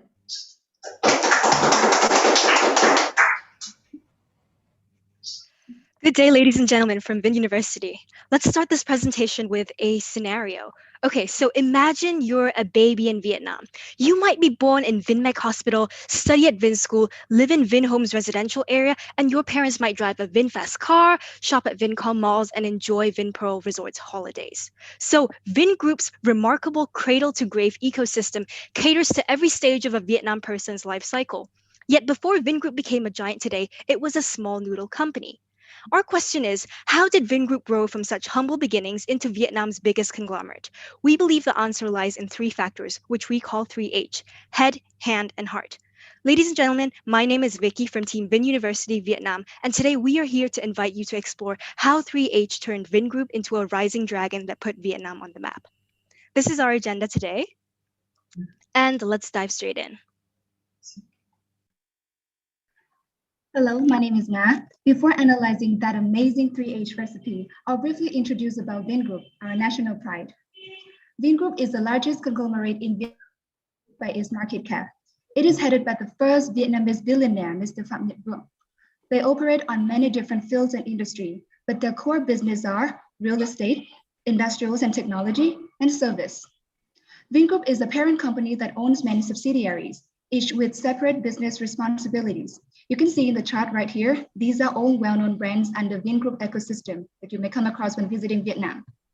Over the past 28 years of development, Vingroup has steadily maintained its leading positions in the private sectors in Vietnam. It first began as a food company, just a very small food company. So what are the key turning points crucial to Vingroup's success today? My colleague Vicky will review the answer. Yes, so Vingroup's journey has spanned for over 28 years, and we have identified 3 key milestones to its success. The first milestone came when Vingroup was born as Technocom in Ukraine and originally produced Mivina instant noodles, which quickly became Ukraine's most loved dried food brand. We believe that Vượng time in Ukraine, a communist state similar to Vietnam, was formulated to his success later on, because at the time Ukraine was moving from a centrally planned economy towards a socialist-oriented market economy, something that was very similar to Vietnam's future path. And this time in Ukraine was sort of like a time machine that let Vingroup see 10 years into Vietnam's future. For instance, Vingroup was able to foresee that Vietnam's emerging middle class would soon have appetites for leisure and consumption, thus creating a steady customer basis for Vincom shopping malls and Vinpro resorts. The second milestone began when Vingroup started to develop its comprehensive ecosystem and make a household name for itself. In 2002, Vingroup commenced its Vietnam operations by launching Vincom Center Ba Chieu and Vinpearl Nha Trang, Vietnam's first modern retail mall and 5-star resort. And over the next decade, the group continued to introduce brands such as amusement parks, hospitals, K-12 education systems, and supermarkets, slowly building an ecosystem that would become its biggest competitive advantage. This competitive advantage would allow the group to vertically integrate by controlling supplier to manufacturing and customer service and share research and development resources between its different subsidiaries. It would also allow Vingroup to horizontally integrate with many mergers and acquisitions. And most recently, the third milestone came in 2018 when Vingroup changed its vision to become a tech and industrial company rather than a real estate company with the introduction of Vin smartphones and VinFast cars. This change mirrored the Vietnam government's goal to become an industrial and digitalized nation by 2030 and led to the formation of many new R&D companies in AI, big data, and bioengineering, while selling unrelated businesses to optimize resources. As the world becomes increasingly tech-focused, this decision is key for Vingroup to master core technology, penetrate international markets, and start an ambitious journey to become leaders of the future. Vingroup's development goes hand in hand with the development of Vietnam, making it a representative national brand. But what sets them apart from other domestic companies? My colleague Ling will now further analyze the 3H recipe. So 3H is the secret sauce that transforms Vingroup from a hero to a hero. Head is the entrepreneurial mindset. Hand is fast and high quality execution, and heart is national spirits. So let's start with head. The philosophy of forever an entrepreneurial spirit drives Vingroup toward the top position in Vietnam, multi-sectors, creating a well-rounded ecosystem of Vingroup. Since the beginning, they dared to take risks, challenge the status quo, and pioneer in essential sectors in Vietnamese economy. In Vietnam, they launched the first modern retail mall, first 5-star resort, first smartphone brand, and first car brand. Of course, risks are not without occasional failures, but the first mover advantage allows them to grasp the majority of market share. They are miles ahead of their competitors who may have started from the same real estate base, but never venture out into the new sectors. And when Vingroup did create a successful foundation in a new sector, it keeps innovating itself. VinFast, its transportation brand, made its first car debut at the Paris Motor Show in 2018. Only 2 short years after its inception, VinFast is now one of the Vietnam's most beloved transportation brands. with the largest market share in the A segment, the premium midsize sedan, the premium midsize SUV segments. And more importantly, it has just launched the electric cars among the few international players over the world. With its own advantage when expanding from available sectors, Vingroup has a solid customer base it can make use of along its ventures. And the second ingredient is the hand. Can you imagine this desert half land and half sea islands would turn into a 5-star resort within only 7 months? And Landmark 81, the 15th tallest in the world, was finished in only 2 years. And these are only 2 out of many projects constructed by Vingroup at lightning speed. Many people believe that speed and high quality cannot go together because streamlined operations, extreme discipline, and resourcefulness. Vingroup proves otherwise. Fast speed allows a business to quickly penetrate into the market, and high quality allows it to dominate the market. And furthermore, Vingroup taught us a great lesson about learn fast and fail fast. When they quickly closed their businesses with little growth potential or small market size, they once introduced their plan to launch their own travel and live Vinpearl Air in 2019. But 1 year later, the decision was canceled since they saw little chance to be a market leader in Vietnam. Vingroup has done a good job with their hands. Last salt in the recipe is the heart. So how does national spirit distinguish Vingroup from other businesses? Many companies see profit as an end goal, but Vingroup sees profit as a means to nation building. This is reflected in the mission to create a better life for the Vietnamese people for 20 years until 2020. Their commitment to improving quality of life in Vietnam leads to high customer loyalty, which means every new product receives overwhelming domestic support. Vingroup, a passionate philanthropist, known for their using car factories to manufacture COVID-19 ventilators, and their Vin Future Prize Fund also sponsor life-changing scientific achievements all over the world. This nation-building spirit helps Vingroup attract Vietnamese talent worldwide, which shares the vision of bringing Vietnam to the global stage. For instance, Professor Vũ Hào from Yale University has joined Vin Big Data for a project on decoding Vietnamese genes. And up next, now we introduce the challenges and opportunities that Vingroup will encounter in the future. So from this year onwards, Vingroup will penetrate into a new international playground with its golden child, VinFast. Its IPO in the US is expected to worth $60 billion. So in this global arena, will 3H be enough to succeed? Entrepreneurial spirit makes Vingroup becomes the pioneer and market leaders in Vietnam. So will their current levels of entrepreneurship be enough to compete with such global giants? VinFast rightfully focus on electric cars rather than traditional fuel ones. Electric vehicle market is promising, yet challenging with many well-established automaker brands such as Tesla, BMW, or Nissan. So we recommend Vingroup to take calculated risks, identify niche markets to employ creative pricing strategy and marketing strategies. What about the hand of execution? Vingroup has been able to maintain lightning speed and quality so far. However, the COVID-19 pandemic has disrupted global supply chains, throwing the world off tracks. As Vingroup's plans, such as the VinFast IPO, might be delayed, and we recommend that they use this time period to strengthen core competencies to minimize reliance on foreign suppliers. And last but not least, in the heart, with a strive from national to global, Vingroup's mission changed from to create a better life for Vietnamese people to create a better life for everyone since 2020. As they expand their hearts to improve lives everywhere, we recommend increasing strategic partnerships with key local and global players. To wrap up our presentation, I'll go over some key points. Vingroup's success today, we believe, is largely attributed to the 3H recipe. The head represents entrepreneurial spirit, the hand represents its fast and disciplined execution, and the heart lies in the national spirit for Vietnam and for the world. Our team hopes that this 3H recipe is a great lesson that any business can learn. We would like to end our presentation with this quote: "The product of the head, hand, and heart is a thing to be loved." Thank you for listening. And now we're open to questions.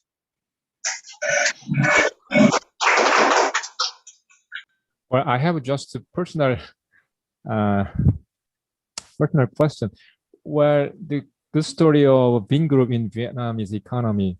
However, where, as you said, we're from cradle to grave, where everything is, I think, where categorized by Vingroup. So what I'm saying is, where is there any other kind of negative concern about Vingroup's kind of monopolized economy in Vietnam? Some people say about that kind of issue. Hey, thank you so much, sir, for your question. I think I'd like to take this one on. While it is true that Vingroup certainly has a key leading is a key leader in many sectors, I would not necessarily say that they monopolize anything, because not only do they I think collaborate with many of their competitors, but they also set new industry standards for other Vietnamese businesses to grow. So it's really a succeed together mentality other than a dominating mentality. And I think Vingroup's story is one of the key stories of entrepreneurship that many of the Vietnamese businesses look up to. Okay. Also, I would like to add on to my colleague's answer. I do acknowledge the problem that if Vingroup become a big or probably the biggest conglomerate in Vietnam, the whole economy might depend on Vingroup. But I believe that the government, Vietnamese government, has always been support a fair business environment for private sectors. So there will always be other businesses to place for them to thrive as well.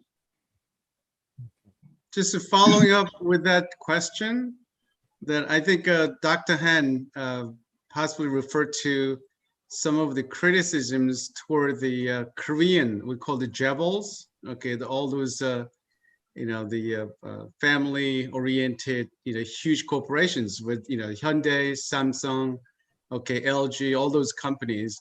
And if we look at the history of those Jebels, or the, big corporations in, developing countries, oftentimes had a huge benefit of having government support. So I'm curious, Vingroup, I don't know, too well about the Vingroup. So to what extent that the government support toward the Vingroup has played any factor in terms of, growth?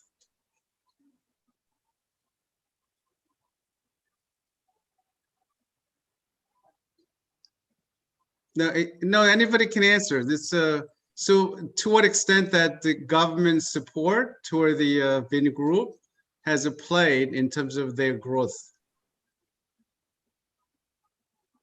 No, if you don't know, you can say it's, you can say I don't know. Frankly, I think there's not much information available on this, and we don't know. Okay. But we do believe that while it's true that Vingroup did benefit from many major political changes, such as the Vietnamese economic reforms in 1986, and currently the Vietnam Free Trade Agreement with the EU, and certain tax subsidiaries for their company VinFast, I do not think this is an overwhelming, over advantage compared to other national brands. But correct me if I'm wrong, but you all, right? Vin University is pretty much subsidiary of the Vingroup's support, right? So I think, some of the opinions you may express is somewhat biased for the support from the Vingroup. Am I right? The Vin University is supported by the Vingroup, right? It is. Okay. All right. I understand. Wait, yes. I'd like to answer that real quickly. Okay. I understand your concern, but when we chose a company to analyze, we chose Vingroup because we really thought that it was a story that represented the success of Vietnam, and not just because Vin University is sponsored by Vingroup. Well, no, I don't imply that there will be any concerns or, if I may say, it's any penalty toward your group work toward your Vin group. So no, I don't imply that. So it was an excellent analysis and presentation. So I'm sure that the judge panel will would not necessarily have any bias toward your group choosing your own financial supporting company. So no, I don't mean that. So don't worry about it. Okay. All right. Any other questions and comments before we move to the last but not the least, right? That's the expression, and we oftentimes reserve the great presentation to the last. So let's move on to last 11th presentation. Thank you. Thank you for the presentation. And the last team of the day is the Chinese University of Hong Kong. Please welcome them. Good afternoon, everyone. We're Team Maka Consulting. My name is Minji, and these are my colleagues, Kiam, Victor, and Li Hui. Bill Gates, Mark Zuckerberg, Bom Kim. Guess what do they have in common? Well, they are all Harvard dropouts. At this point, it seems like the first criterion to be successful is to be a Harvard dropout. But is this actually true? Let's follow Bom Kim in his journey to make Coupang the Amazon of South Korea. Coupang's eventual goal is to make customers wonder, how did I ever live without Coupang? In order to do this, Coupang enforces customer-centric values throughout the whole company to ensure they meet customer needs well. Coupang's core business is fast delivery. Building on the concept of fast delivery, there are three core business services: Rocket Delivery, Rocket Wow, and Rocket Fresh. Rocket Delivery provides next-day delivery. Rocket Wow provides monthly subscription for free delivery, while Rocket Fresh delivers fresh products. On top of the three core businesses, Coupang leveraged on the delivery expertise to expand into other business sectors. This includes Coupang Eats, a food delivery app, Coupang Play, a media streaming subscription service, and finally, Coupang Pay, a digital payment system. Coupang's journey started in 2010 when the company was established. After converting their business model to direct purchase distribution in 2014, they launched a variety of services and expanded into other sectors. This year, they broke the record by being listed on the New York Stock Exchange and have made plans to expand to Singapore. With the rise of e-commerce, Coupang faced increasing competition from powerful entrants and price wars. However, Coupang successfully differentiated itself with unique SCS strategy. Today, Coupang has become the market leader with the largest market share and the highest market growth rate. As a market leader, Coupang has strong financial performance of 91% growth in sales revenue and 17% increase in gross profit margins. As Rome is not built overnight, Coupang's success was not always smooth. It faced three important turning points. Coupang has been struggling to find its business identity over the years.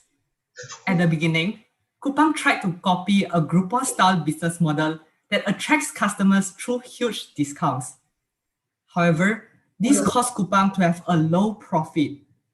And so, Coupang moved on to adopt an eBay-style business model that sells third-party products online. However, Coupang's slow delivery caused them to lose many valuable customers. The second failure motivated Coupang to adopt an Amazon-style business model that focuses on having stocks of products. As a result, Coupang managed to enhance its business profitability. However, even after adopting Amazon-style business model, Coupang continued outsourcing its delivery to third-party couriers, and it received many customer complaints on slow delivery as well as damaged parcels. This caused Coupang to fail in establishing a customer-centric brand identity. This prompted Coupang to launch Rocket Delivery, a delivery service that provides free next-day delivery directly by Coupang's own employed delivery team. Such in-house delivery service guaranteed fast delivery as well as provide a pleasant shopping experience by highly motivated Coupang staff. Rocket Delivery's warm and personalized pre-delivery messages successfully won over many South Koreans' heart. Next, Rocket Delivery's fast service appealed perfectly to South Korea's pali-pali culture, which is their high-paced lifestyle. Finally, high population density enabled direct delivery model to work. As a result, Coupang successfully solidified its customer-centric brand identity through the launch of Rocket Delivery. However, having Rocket Delivery as Coupang's only value proposition has imposed a high risk to Coupang. Rocket Delivery's high operating expense also caused Coupang to have a low gross profit margin. With the increasing competition in the South Korea's e-commerce market, Coupang faces a threat of long-term business sustainability. Therefore, Coupang decided to leverage on its core business to expand into other business sectors such as food delivery service Coupang Eats, media streaming service Coupang Play, and also digital payment service Coupang Pay. As a result, Coupang managed to achieve a significant growth in its business profitability. Building on the momentum gained from its turning points, Coupang has become the largest e-commerce platform. The key success factors to Coupang's success are S, C, S, which are smart logistics, customer centricity, and social responsibility. First, fast delivery comes from smart logistics. In Coupang, it means the simplification of traditional e-commerce logistics. Normally, when an order is received, it goes through inventory management, packaging, collection, sorting, line haul, and finally, the last mile. However, this is too slow. Now, in order to speed it up, Coupang added pre-shipment, where sellers send products to Coupang Logistics Center pre-order instead of post-order. This removes the time-consuming process of collection, sorting, and line haul, whereby parcels are now shipped in 4 to 7 hours instead of normal 2 to 3 days. This also eliminated markup for profits and allowed for free and fast delivery. The second success factor is Coupang's unique user experience research strategy. Normally, there are 3 steps to designing a new service, which are discovery, design, and development. In most firms, user experience researchers would only survey user experience in the discovery stage, and that would be the end of it. As a result, the lack of discussion across 3 stages causes them to miss out on important customer opinions. Coupang, in contrast, fully embrace consumer opinions in all stages of the service design process, but involving the UX researchers as a team member. They collect, experiment, and truly reflect on customer voices at all stages, even for the smallest matter. Therefore, customer needs are truly addressed. In addition to the smart logistics and UX research strategy, Coupang is also taking social responsibility by using eco-friendly delivery. In particular, it reduced packaging by delivering products with best fit boxes or with no box at all. Next, Coupang delivered fresh groceries in reusable eco bag called Fresh Bag. Bags are recollected and recycled by Coupang delivery staffs. Finally, Coupang reduces carbon footprint by minimizing the number of delivery trips and delivering in electric trucks. This successfully enhanced Coupang's brand image. Despite the huge success of Coupang, Coupang also faced challenges. This may be seen from the increasing complaints of the unsatisfactory working environment for couriers. To provide fast delivery to the consumers, the working environment was made stressful with low pay and long working hours. To solve this problem, Coupang should improvise their performance evaluation method. For example, they should set reasonable targets and also respond to the employees' feedback on time. Next, there is a slight unsatisfaction on Coupang's reaction in the COVID-19 outbreak in their logistics center. To solve this problem, Coupang should set up an emergency response team to avoid the happening of such undesired events. They should address public concerns at their earliest convenience. Despite the challenges, Coupang has a bright future. Coupang managed to increase their revenue over the past years by capturing larger market share. Furthermore, South Korean e-commerce market is predicted to achieve a high growth rate. The government seeks to boost the industry by capital injection and the introduction of unmanned delivery services. With a promising market landscape and the support from the government, Coupang has a huge potential in becoming a profitable leading e-commerce company. In the long run, Coupang could expand internationally to sustain its growth. To select the best location, it should meet 4 criteria, which are comprehensive logistic network, high population density, low traffic congestion, and proficient citizens' technology savviness. For example, Singapore, Taiwan, and Hong Kong may be the ideal countries that Coupang could expand to. This is the story of Coupang, the Amazon of South Korea. They've been very successful in identifying their business identity, launching rocket delivery, as well as diversifying into different sectors.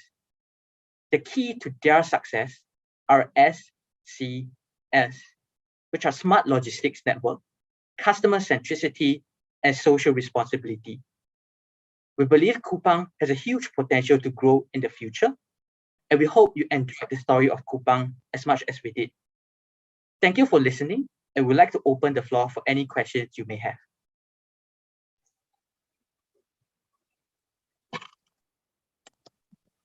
Does your team comprehend the true meaning of pali pali in Korean cultural norm? Yeah, Yes? it means a hurry kind of like high-paced lifestyle. Yeah, but so did you actually sense what that means exactly in terms of the business model? The reason I asked that question, when you expand to Taiwan, Singapore, other high density countries, can you transfer that Bali, cultural norm to those markets? I think that's the key to success, okay, like the Coupang. Yeah. Thank you for. Oh, okay, Victor, go first. Yeah, sure. Thank you for your question, Professor. I think your concerns are really well addressed. So we've actually thought of this before, based on 2 reasons. So the first, in Korea, there's a high-paced culture where people want to have their products in a very fast speed, and they tend to do things with great efficiency. The reason why we pick Singapore and Hong Kong as some of our country expansion is because they do have similar culture. They do tend to do things at a faster pace, which we believe our service will directly cater to their needs very well. Okay.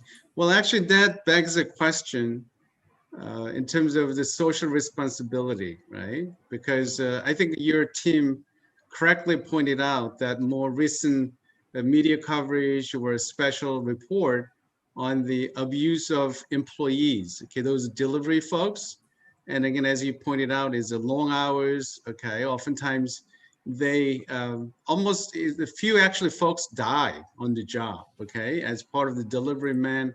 The demand is so high, and they allocate some quotas to particular geographical areas, and also impatience of customers and not getting those deliveries on time. And sometimes their reaction can be very abusive. They just, shouting, yelling, and kind of treat those delivery people subpar human beings and all that. So, I mean, I think it's a fine balance between being socially responsible company and still, if we define the social responsibility broadly to include the well-being of the employees, I think the Coupang has to think really hard and how to deal with those employee problems.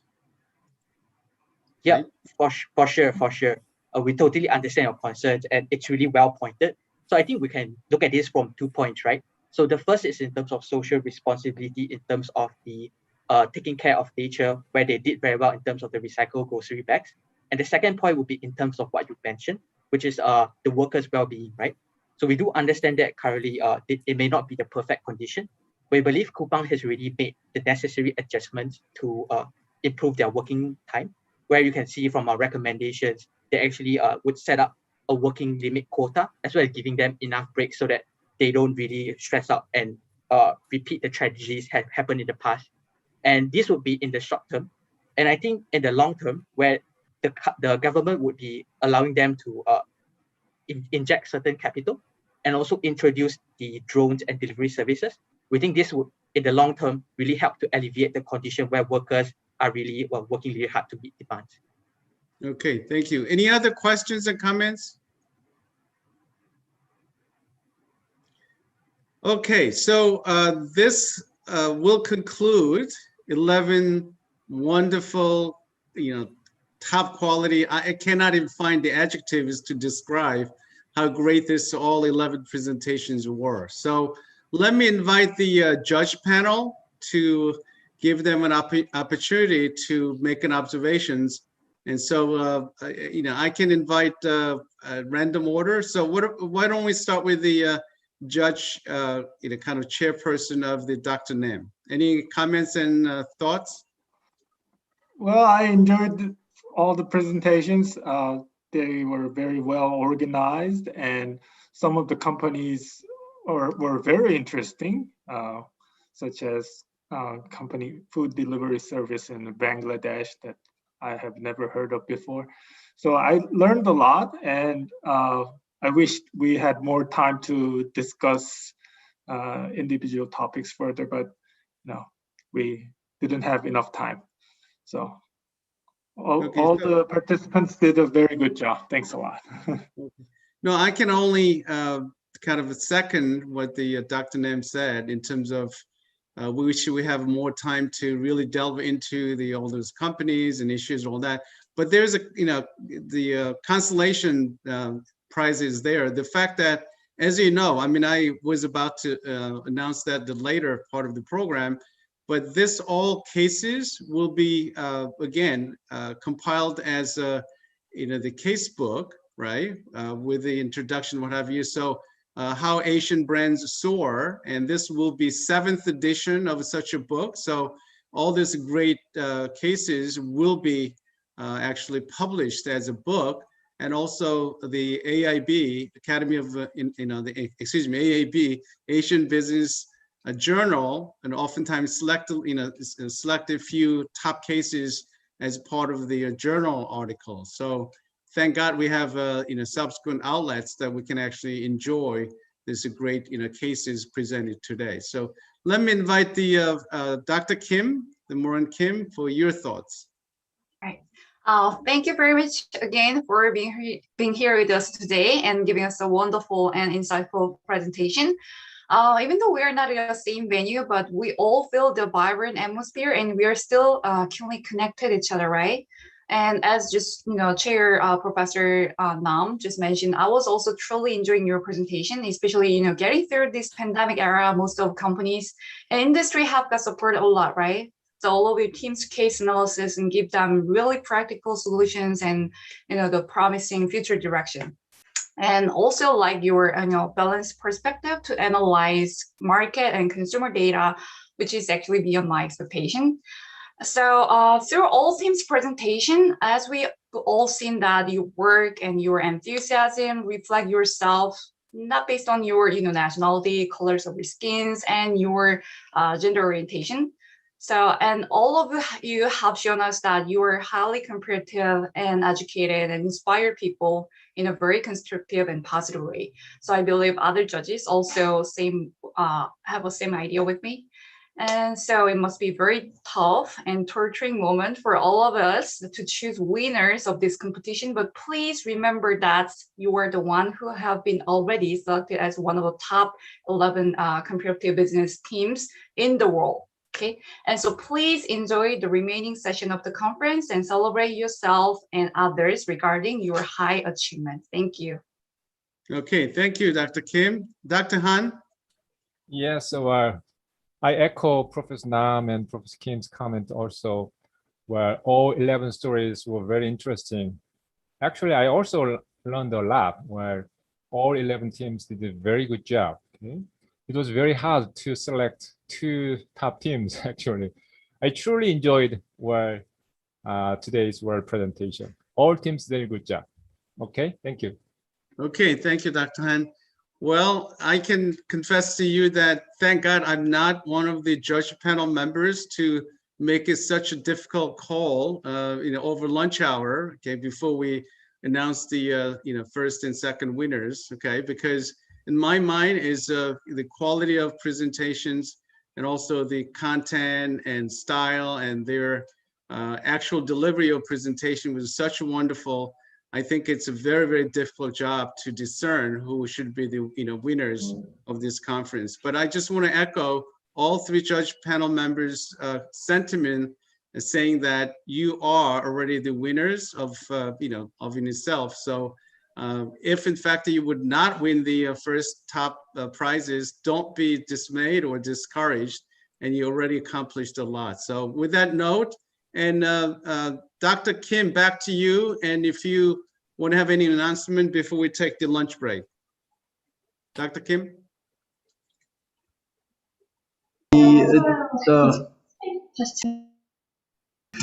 It was wonderful. I'm very impressed by the presentations of all 11 top 10 team.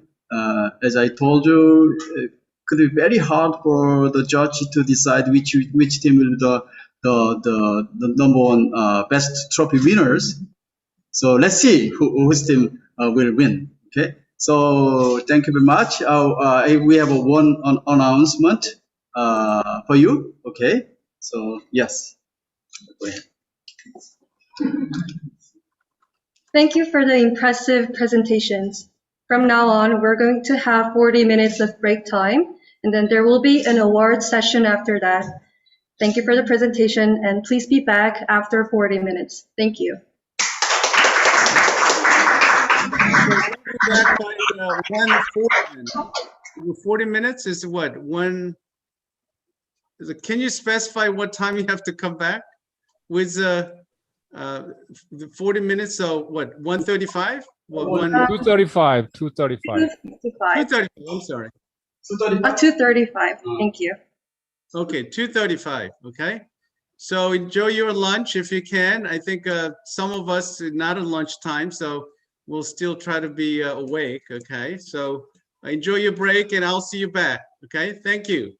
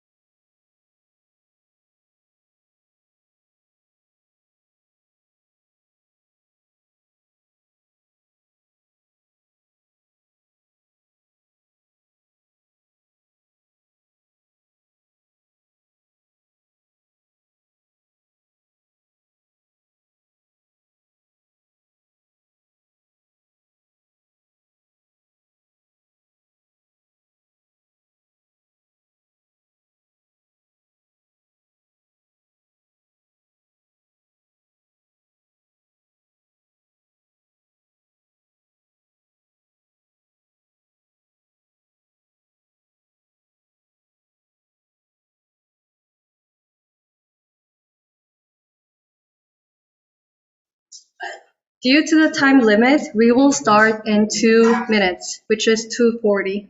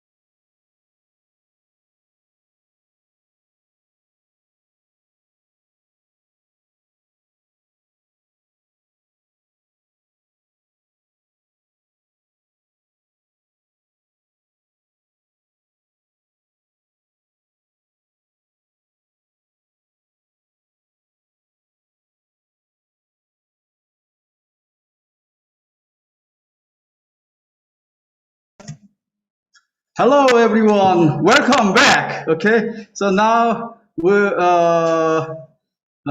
will begin the award session. So which team will be the winner and silver medalist and so on. And also we'll have the session for giving over to the advisors. Okay. So and also we will have a special the guest speaker series today. Okay. So we will do that. Okay. So Professor Lee, are you ready now?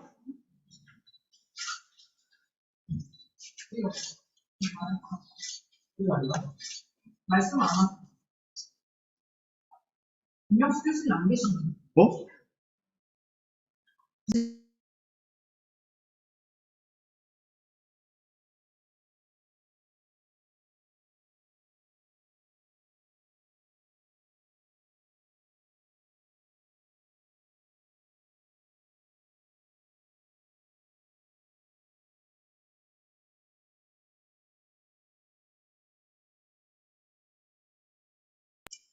I think the session chair purposely is I should come immediately. We will wait 1 or 2 minutes and then we will start the session. Okay. Thank you very much. And I just recommend all you top 10 members and advisor turn on your video, please. Okay.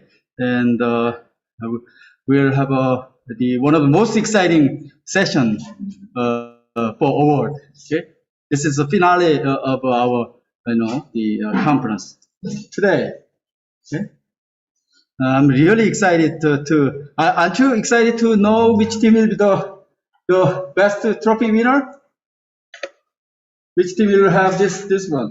Okay, with the cash prize again, and I think Judge had a very hard time to figure out which team will be the first winner, and so on. Okay, so we will wait 1 or 2 minutes. We will check that out. Okay, just a minute. 그럼 잠깐만. 이병수 교수님. 네.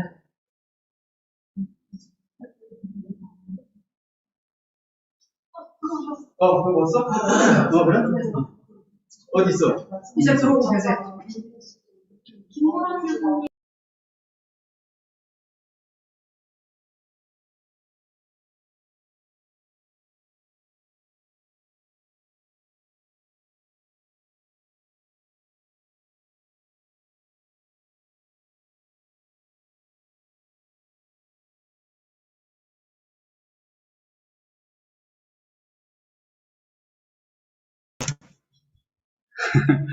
Okay, welcome back again. Okay, so now we'll have the award session. Professor Lee from New York will chair the session. Okay, so Professor Lee, are you ready to start? Yep. Okay, you can start. Mic is yours. Okay, thank you. So I hope you had a brief break. Either you ate lunch or take a, fresh drink. So we are going back to the session here. So this is the conference, part. Okay, so as I noted earlier, that all the judge panel members and all the participants of the case competition thoroughly enjoyed every one of those presentations. So I really, truly appreciate your effort. Okay, all that. So just quickly run down what we'll do this second half of this conference and case competition is the fact that I will invite the Dr. Kim back as the president of the AAB to say a few words, and followed by a keynote speech by Dr. Ha, Young-Won Ha. We'll talk about some topic about decision making and the cross-cultural perspective. And so we'll hear the keynote speech, and followed by we will give the award to the all those advisors. Okay, so we'll have an advisor award ceremony, and along with the award ceremony to you all. Okay, all the participants who won the top 10, and and then finally we will announce the big winners. Okay, and then closed our second session of the conference. So are you ready? Okay, so let me invite the Dr. Kim back here and to hear his few words. Okay, Dr. Kim. Hi, again, are you enjoying the conference? Are you enjoying the conference? Yeah. Okay, do you like it? Yeah. Okay, personally, I was very impressed by the top 10 winners presentation. They were so great and unbelievable and incredible. How about you? Which team will be the best trophy winner? and the silver medalist winner. Judge must have had a hard time to figure out.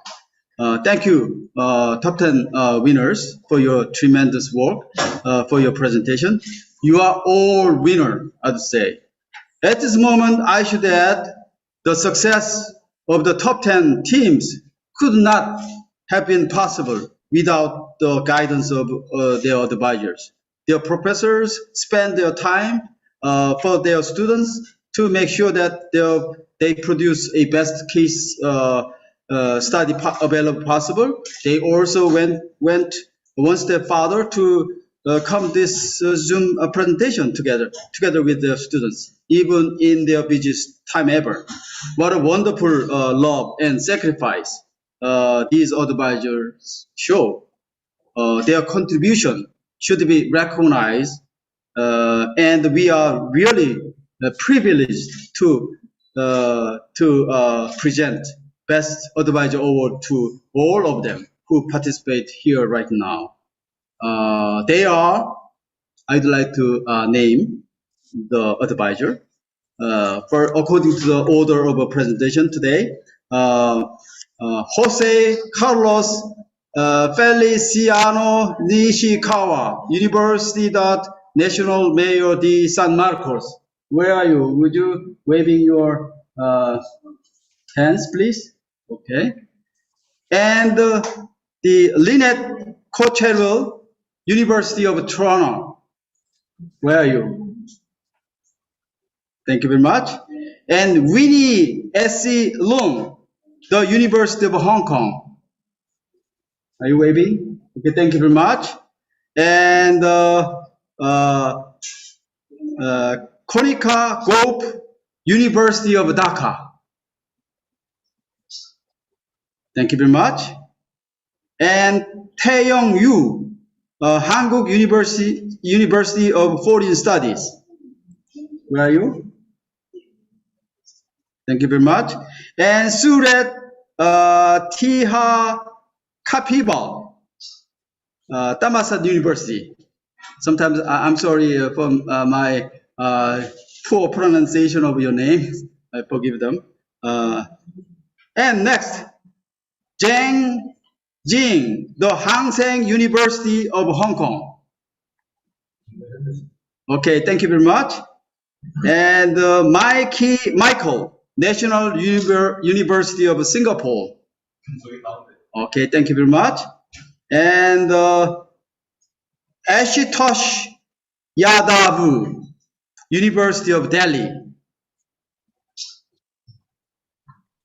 Thank you very much. And your second page you 보여줘 today. Kyunghwa Chung, Vin University. Thank you very much. And the Professor Fan Ting Ting, the Chinese University of Hong Kong, actually who is the best trophy winners team's advisor. She comes back, another record breaking. Okay, thank you very much for your great contribution as advisors. And I really look forward to the audio acceptance speech time, where some of you will share your experience with the students for this WCC competition and tips on how to write a winning case studies. Okay, now moving actually for the time schedule. So I think as I told you, I think you are, regardless of the final result, whether you are number 1, number 2, or just top 10, you are, I think, you are the true winners here. So, so that's all. So we will do this session. Okay, after we have the guest speaker keynote speech today. So I'd like to give my thanks to Professor Young-won Ha. I think the keynote speaker, he gladly come to us to share his valuable research result about culture and the time orientation today. for all the winners. Professor Ha is a leading authority in the area of the subject and will just publish his 5-year research on the subject as a book with the AAB Press. So title of the book is Consumer Decision Making, a Cross-Cultural Perspective. I think this is a really path-breaking the masterpiece of the research, I think. Okay, so we really appreciate Professor Ha's speech today and give my mic to Professor Myung-Soo Lee for the little bit more detailed introduction of Professor Ha before he speaks. Thank you all. And Professor Lee, are you ready? So okay, so thank you, Dr. Kim. Every year during our World Asian Case Competition, we invite a prominent scholar who will deliver a keynote speech to enlighten us on the topic of Asian business and the related matters. We invited Professor Young-Won Ha back this year after last year, again to learn more about his insights on the Asian consumer behavior. Young-Won Ha is professor of marketing, Seogang Business School, Seogang University, Seoul, Korea, where he has been teaching since 1989. Before he joined the Seogang Business School, he had been teaching at the Graduate School of Management, Rutgers University in the United States, which is the State University of New Jersey. He studied law at Seoul National University and received an MBA from University of Chicago in 1984. And subsequently, he received his PhD in marketing also from the University of Chicago. As a world-renowned scholar in marketing and business topics, and he is unarguably one of the most productive researchers in consumer behavior who published more than 100 papers in top journals.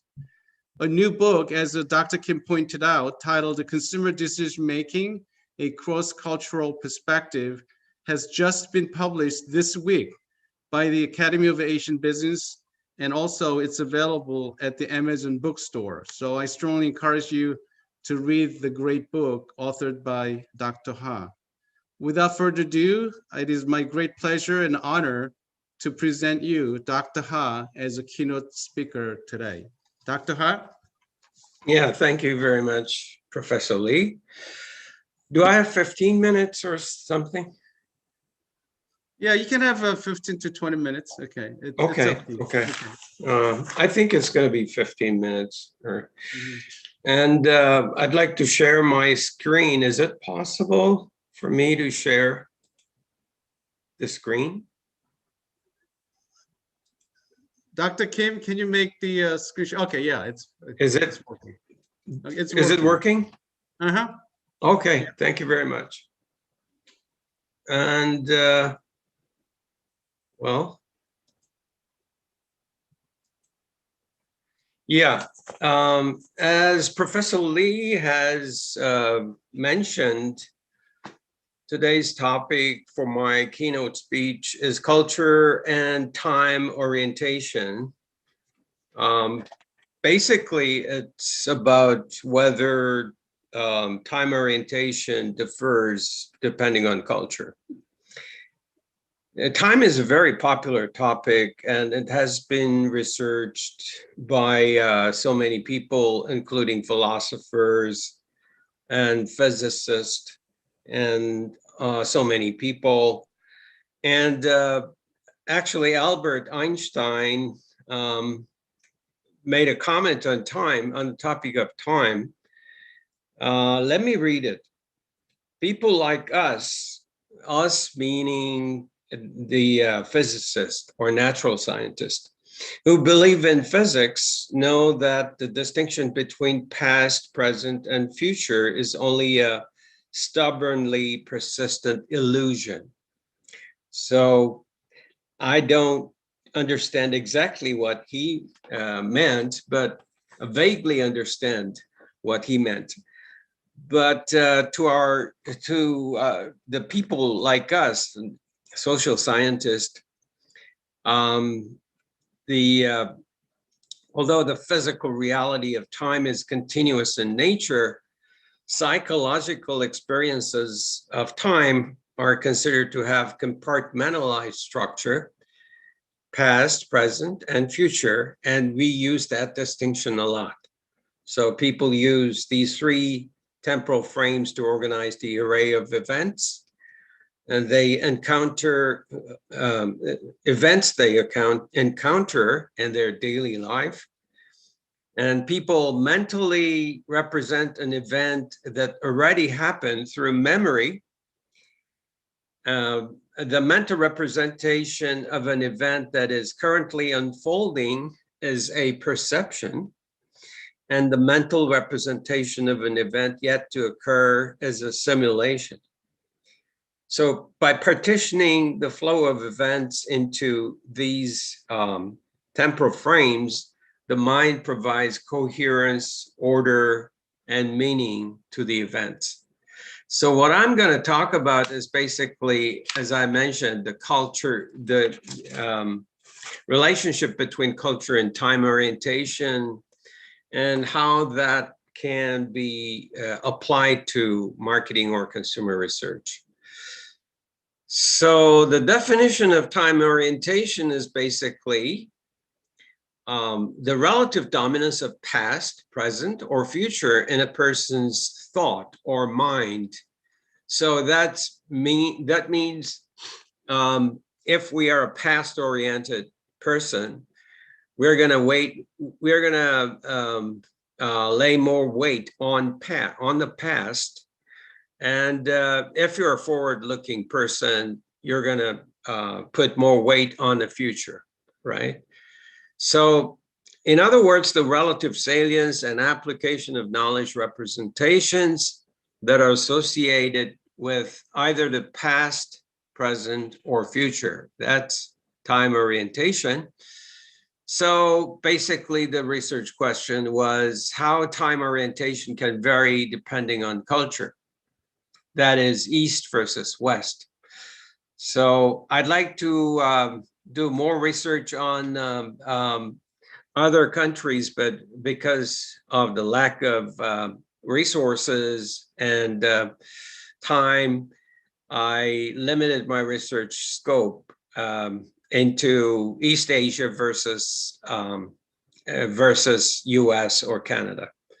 So I'm going to talk about the research other people have done, two of the papers, and one paper which is the working paper of myself, and how these differences in time orientation between the East and the West can affect consumer decision-making. That's was my question. So this is about past versus present. Depending on the culture. Basically, the experiments were done between Chinese versus Canadian college students. And the title of the paper was looking into the past cultural differences in perception and representation of past information. Very briefly, let me introduce the instructions for participants, experimental participants. They read the scenario regarding the campus theft case, which says there was a $200 cash was missing in an all-female residence, female dormitory. And the participants were instructed to play the role of detective in this case. And they were asked to rate the relevance of the 20 behavioral information items. For example, past information was something like this. 2 weeks ago, one student lost a bet of $100 to her roommate, which might be a little bit relevant to solve this problem, right? The example of present information, this afternoon, one student was out playing poker for money, which can be suspicious because college students don't go out and play poker during the daytime. But this afternoon, that's what she did. So your task is basically, as a participant, is to rate the relevance of these pieces of information to solve this problem or investigation. So the result is basically as follows. Okay. I can't. Oh, sorry. So the left ones are for the past information. Right one is for the present information. The y-axis, which is a dependent variable, is a relevance of the piece of information. So although they saw the same stimuli, Chinese college students rated past information more relevant than the present information. The Canadians rated the present information was more relevant than the past information, which is just the opposite. Very beautiful interaction between the nationality and time frame. Okay, that means what? Chinese people tend to think past information more important than the present information. And also they remembered past information better when you ask them to recall the information after the experiment. So that means something, right? So past information is regarded more important or relevant in solving the problem. That was one paper that I thought was interesting. And also, there is another one which basically compared past versus future. So in the paper that I just introduced, that past versus present, the reason is basically you can compare or make an analogy to perceptual psychology. In the perceptual psychology, there is a figure-ground relationship. When there is a figure and the background, Westerners tend to pay more attention to the figure, but Easterners or East Asians tend to pay more attention to background. Of course, they pay attention to figure also, but relatively, they pay more attention to the background. So that means in terms of time frame, present can be matched to what? Figure. And or past or future is something like background, okay? So compared to the Westerners, Easterners tend to pay more attention to the past. Now, what happened? Although both past and future are background information, what is more important to East Asians and which is more important to Westerners? That was the research question. So past versus future, culture, temporal focus, and values of past and future. The task was the following. You have a very close friend who has a very well-furnished apartment, and he's on a vacation. And to the Chinese people, the instruction was, you have a very close friend in Canada, Vancouver, Canada. So you can make a trip to Vancouver for a vacation, and your lenient friend allowed you to stay there for a week. And when you are visiting Vancouver. To Canadians, the instruction was basically, you have a very close friend in Shanghai, China, and you want to make a trip to Shanghai for a week for a vacation. And fortunately, that close friend is on a vacation right now, and he has allowed you to stay in Shanghai in his apartment. So basically, that was the scenario. In the past condition, they were instructed to imagine that they had just returned from the vacation. And in the future condition, imagine that they were just about to leave for vacation and would return in a week. So how much would you spend to order a gift for your friend? That was the question. So the gift would be delivered in 10 days. So in both conditions, the gift will be delivered after you came back to your own place. So this is the reason, this is the main result. In the past condition, European Canadians were willing to pay more money for the gift in the future condition, okay? In contrast, for Chinese people, they were willing to pay more money for the past condition. So they value more for the past favor, and Canadians tend to value more for the future favor you're gonna receive from your friend. That means what? The future is more important than the past to Westerners. In contrast, the past is more important than the future for the East Asians.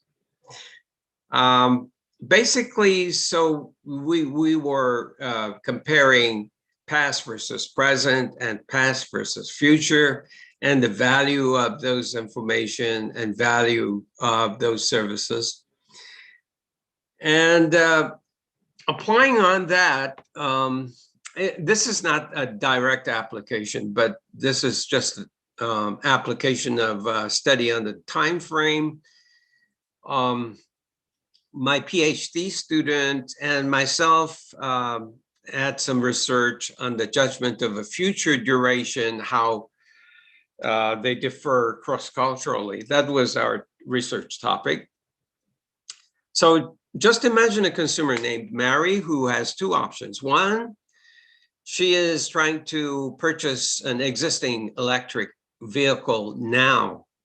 Okay, so she needs a car, and she decided that she's going to have an electric vehicle like Tesla or something. So that's what we can call smaller, sooner option. The option B is new state-of-the-art electric vehicle, which is going to be on the market in 6 months. Same brain, same price, but much more valuable new state-of-the-art electric vehicle. So we call it later, larger option. Okay, are you gonna choose A or B? That was the question. So if you are impatient, I just want to have the car right now, you choose what? Option A. If you're patient enough to wait 6 months, of course you're going to choose B, right? So when the time feels very long, what are you going to do? That 6 months, I just can't wait. That means impatient, right? So you're going to choose A, but that 6 months is not a long time. It will come very soon. That means you're going to choose B.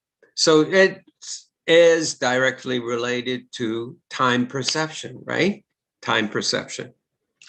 So it is related to, again, the Einstein's comment that when you are having a date with a beautiful lady for lunch or something, 2 hours seem like 2 minutes or 2 seconds. But when you are having lunch with a dislikable boss, 2 hours feels like forever. Okay, so everything is relative, even time is relative. So that's psychological time perception, time, okay? So Frank May, who is in Virginia Tech, have done some research for this topic. which was published in Journal of Consumer Research. The number of event markers is like when you have a salient event such as graduation ceremony and your own birthday party or your mom's birthday party, those are events, okay? So within the next month, like for 30 days, you have graduation ceremony and your own birthday party and your boyfriend's birthday party and your mom's birthday party. Because of the lack of imagination, I can only think of birthday party for events, but there are so many different kinds of events, right? So within the next month, you have 4 different kinds of events, right? So sometimes it's just one event or nothing even, okay? So number of event markers between smaller, sooner option and later, larger option, which is in the first example, it was 6 months, right? So during those 6 months, there are many event markers. There could be no event markers and just a few event markers. So depending on the decision-making styles, your time feels feels different in terms of duration. So when you apply emotions to decision-making, salient events divert your attention away from time. So your time perceptions can be contracted, contracted time. That means what? Your patient will increase. That's the logic. And when you rely on reason to make decisions, that means you count the number of events, you count the salient events. That means as the number of salient events increase, the length of duration, time duration will go up. So that means what? So time will look longer, and then your patient level, your patient will decrease. So that was May's logic. So borrowing his logic, we conducted an experiment, so cross-cultural experiment, because Hong and Chang, this is again from the Journal of Consumer Research, those people who have independent self-control, that means usually Westerners, promotes a greater reliance on feelings in making decisions. That means they try to express their own feelings because they tend to be individualists.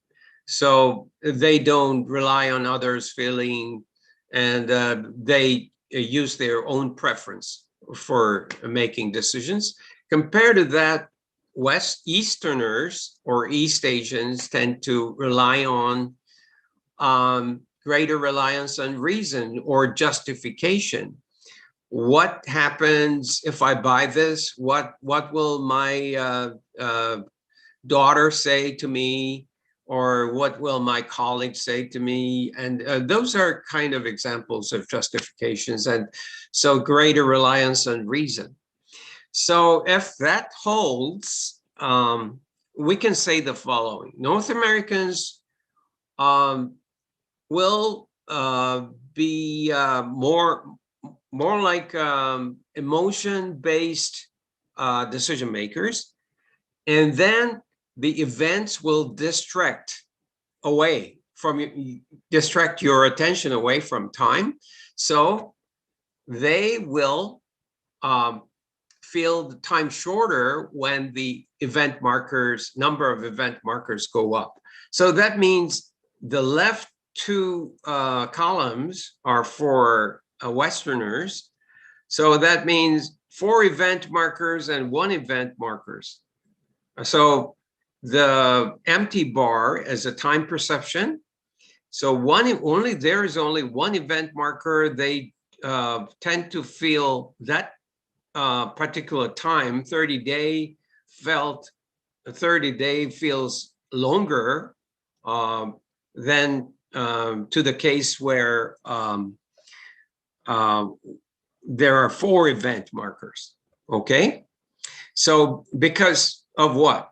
4 event markers tend to take their attention away from time. So that shrinks the time, basically.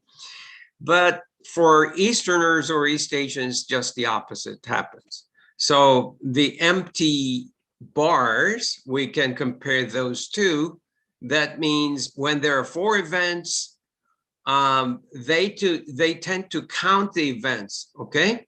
So compared to 1 event, 4 events, or there are more events, that means it's a longer time, okay? So when you think it's a longer time, you grow impatient or patient? You grow impatient, right? So you order using the expedited shopping rather than standard shipping, okay? So that's what happened.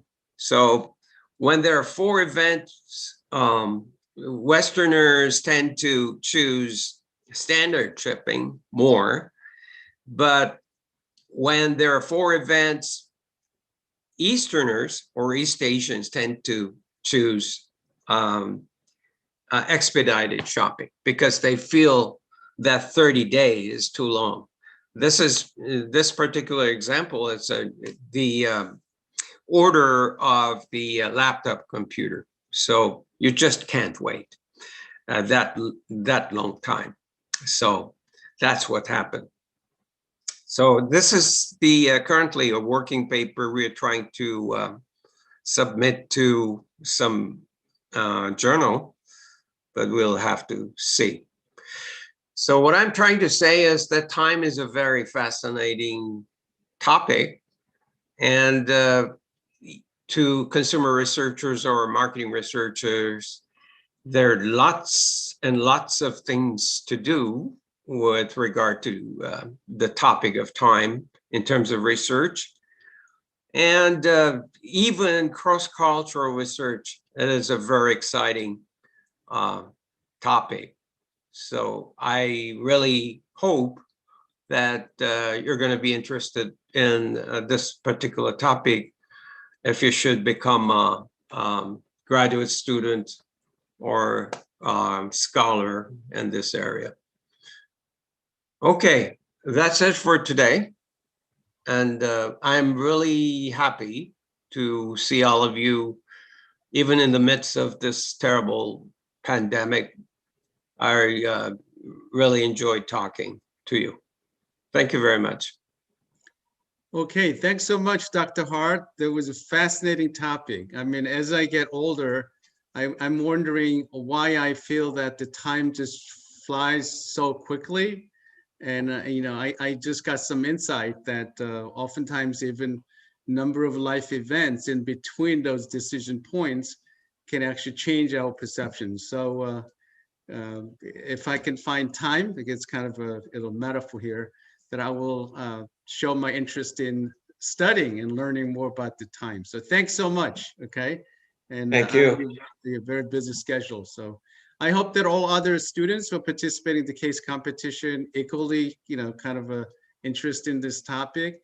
And as Dr. Ha kind of urged you to think about, we need a lot of, you know, future scholars and researchers in the consumer behavior or marketing, what have you. So I hope that listening to this type of state-of-art research, I hope that you can actually consider the options to go graduate schools all over the world, including United States, where I'm in. And so think about those future interest in those academic, you know, career pathway as well. So Doctor, again, thank you so much taking your busy time out. So, okay, thank you. Okay. Thank you.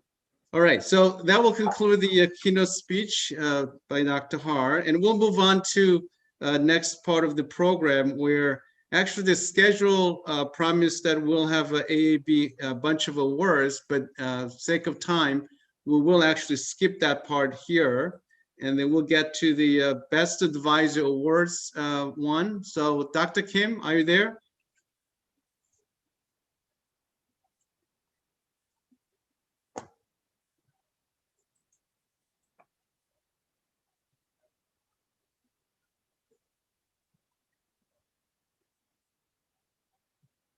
Okay, I think you need to unmute. We can't hear you.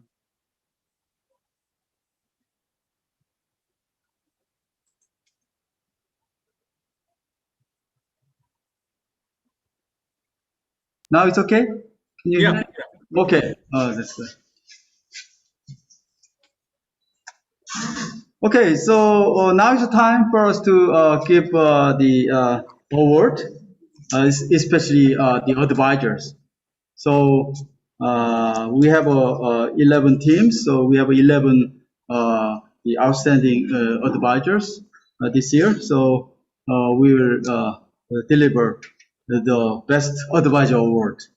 Okay. So we'll start. Before the award session begins, we ask for your kind understanding in advance for any mispronunciation.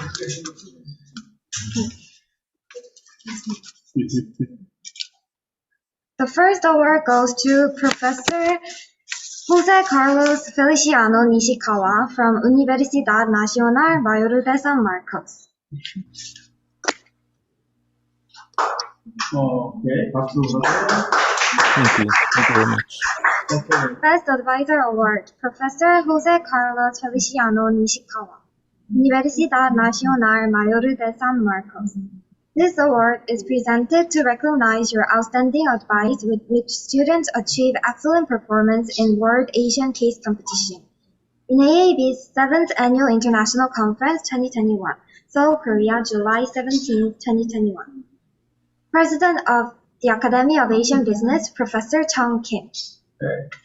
Here you are. Congratulations. Thank you very much.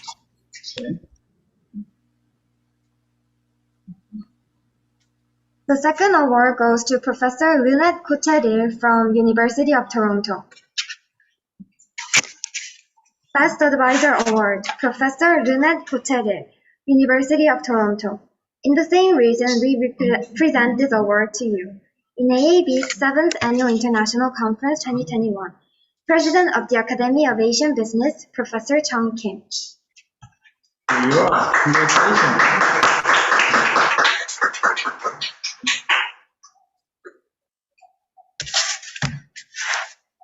The third award goes to Professor Winnie Long from the University of Hong Kong. Best Advisor Award, Professor Winnie Long, the University of Hong Kong. In the same reason, we present this award to you. In AAB's 7th Annual International Conference 2021, President of the Academy of Asian Business, Professor Chung Kim. Here you are. Congratulations. Thank you. The fourth award goes to Professor Konika Go from University of Dhaka. Thank you. Thank you. Best Advisor Award, Professor Konika Go, University of Dhaka. In the same reason, we present this award to you. In AAB's 7th Annual International Conference 2021, President of the Academy of Asian Business, Professor Chung Kim. Congratulations.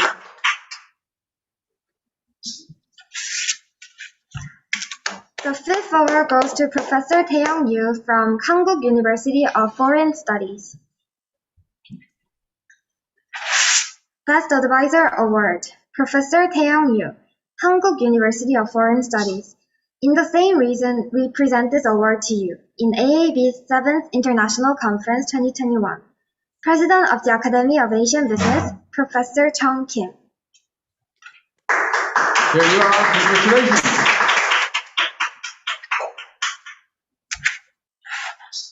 The sixth award goes to Professor Surat Tihaka Pibar from Thammasat University. Thank you.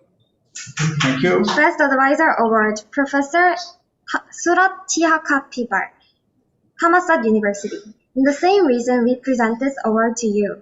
In AAB's 7th Annual International Conference 2021, President of the Academy of Asian Business, Professor Chung Kim. Here you are. Congratulations. Congratulations.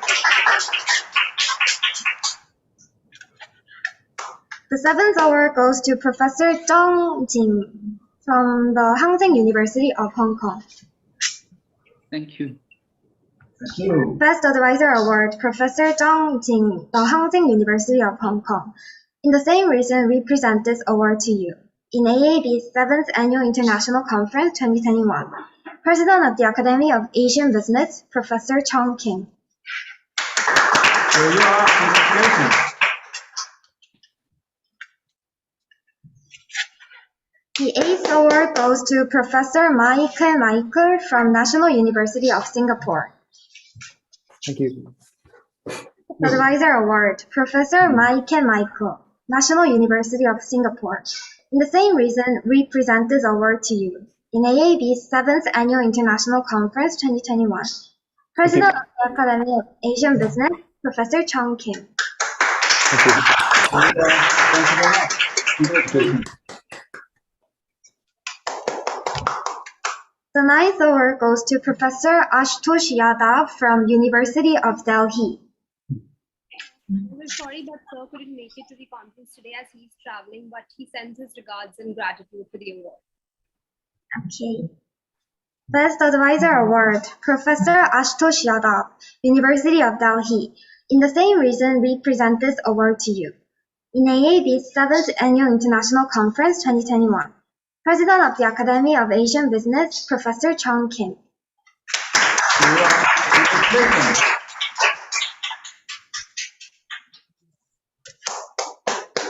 The 10th award goes to Professor Kyung-Hwa Tong from Bing University. Thank you so much. Thank you. You're welcome. Best Advisors Award, Professor Kyung-Hwa Tong, Bing University. In the same reason, we present this award to you. In AAB's 7th Annual International Conference 2021, President of the Academy of Asian Business, Professor Chong Kim. Here you are. Congratulations.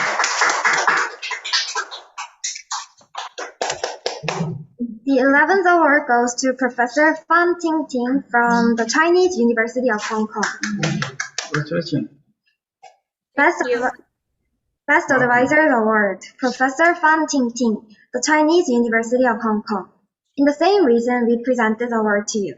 In AAB's 7th Annual International Conference 2021, President of the Academy of Asian Business, Professor Chong Kim. Here we are again. Congratulations.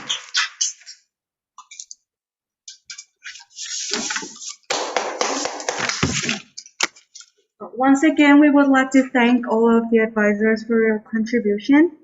And now we will be moving on to the World's Best Top 10 Case Winners Award.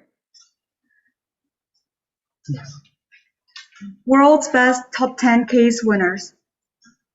Universidad Nacional Mayor de San Marcos, University of Toronto, the University of Hong Kong, University of Dhaka, Hankook University of Foreign Studies, Thammasat University, the Hang Seng University of Hong Kong, National University of Singapore, University of Delhi, Din University, and the Chinese University of Hong Kong.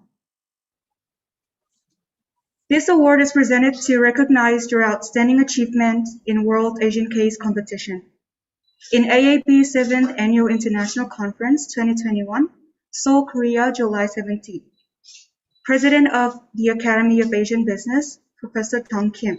Yes. I think all the members of the winning team this year from 11 team each member will receive this is the copy of this award. I think which will be sent to you. But today we will send it. We will give you to all. Okay. Okay. So here you are, all the members. All the members.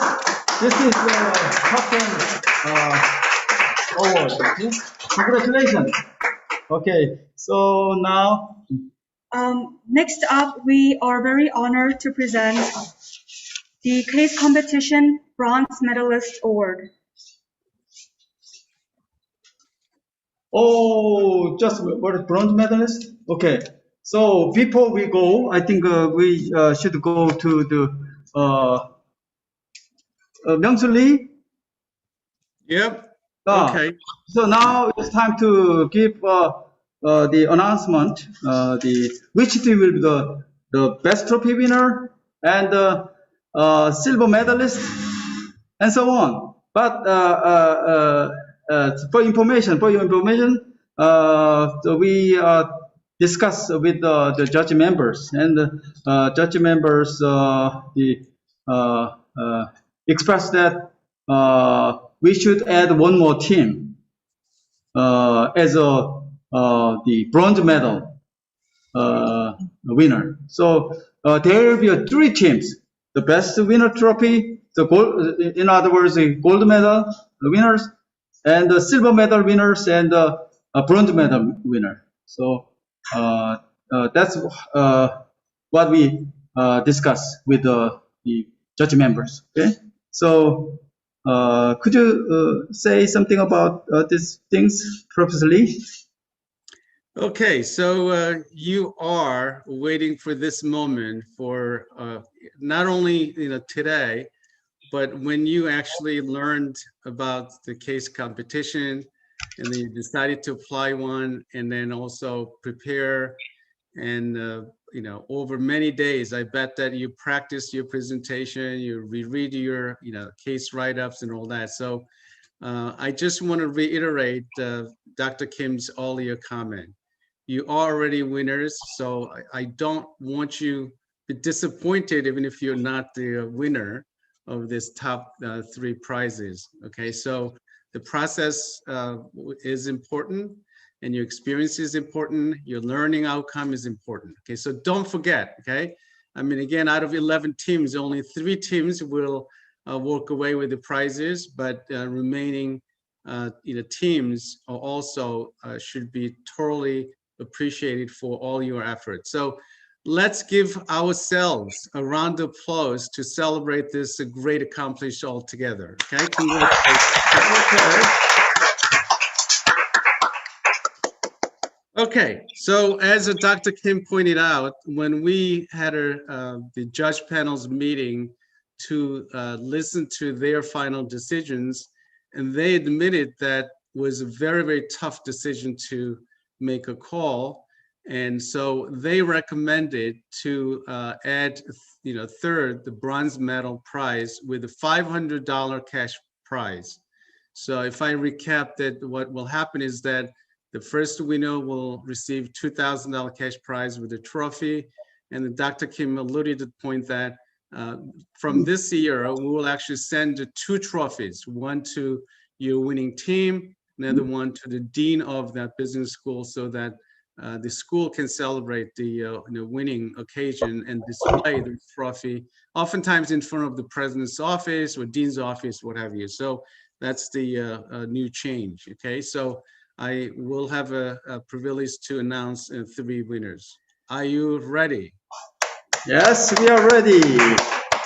So what we'll do is that once I announce the winning team, and I will give an opportunity to winning team members to share their feelings and their excitement of the winning, and followed by I will give an opportunity to advisor, okay, to share his or her experience in guiding this winning team, and what are the secret sauce, if you will, or any difficulties in guiding the students. Because the purpose of all these conferences and competition is, again, nothing but to learn about how we engage with the case and studying the cases. Okay, so I want you to be prepared to share your excitement and winning, also followed by the advisors sharing the experience in advisement. Okay. All right. So bronze winner, third winner of the this great competition 2021. It will go to Vinh University of Vietnam. Congratulations. Okay, okay, so the team members, okay, 1 person at a time, and share your experience and feelings. Anything you want to say? Hello, my name is Na from Team Vin University. Well, honestly, I'm so happy right now. Thank you for this prize. I think our team members have learned a lot along this journey, and you will too. Any of my team members want to say something? Hi, we're so shocked. Just now, when we were listening to all of your presentations, all that we were thinking was, wow, everybody is so amazing, everybody is so smart. And this was really like the first time that we've ever participated in a case competition as first-year students. So we really learned a lot from this process and learned a lot from listening to all of your stories. So thank you so much. And I hope I'll be able to continue learning from you guys in the future.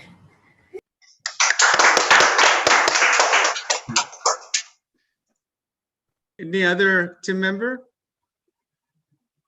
I would like to say a few words.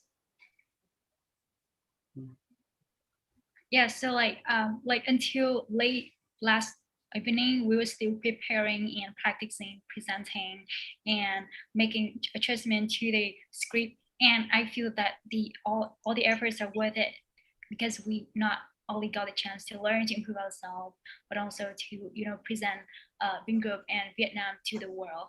And thank you so much for this opportunity. Yeah.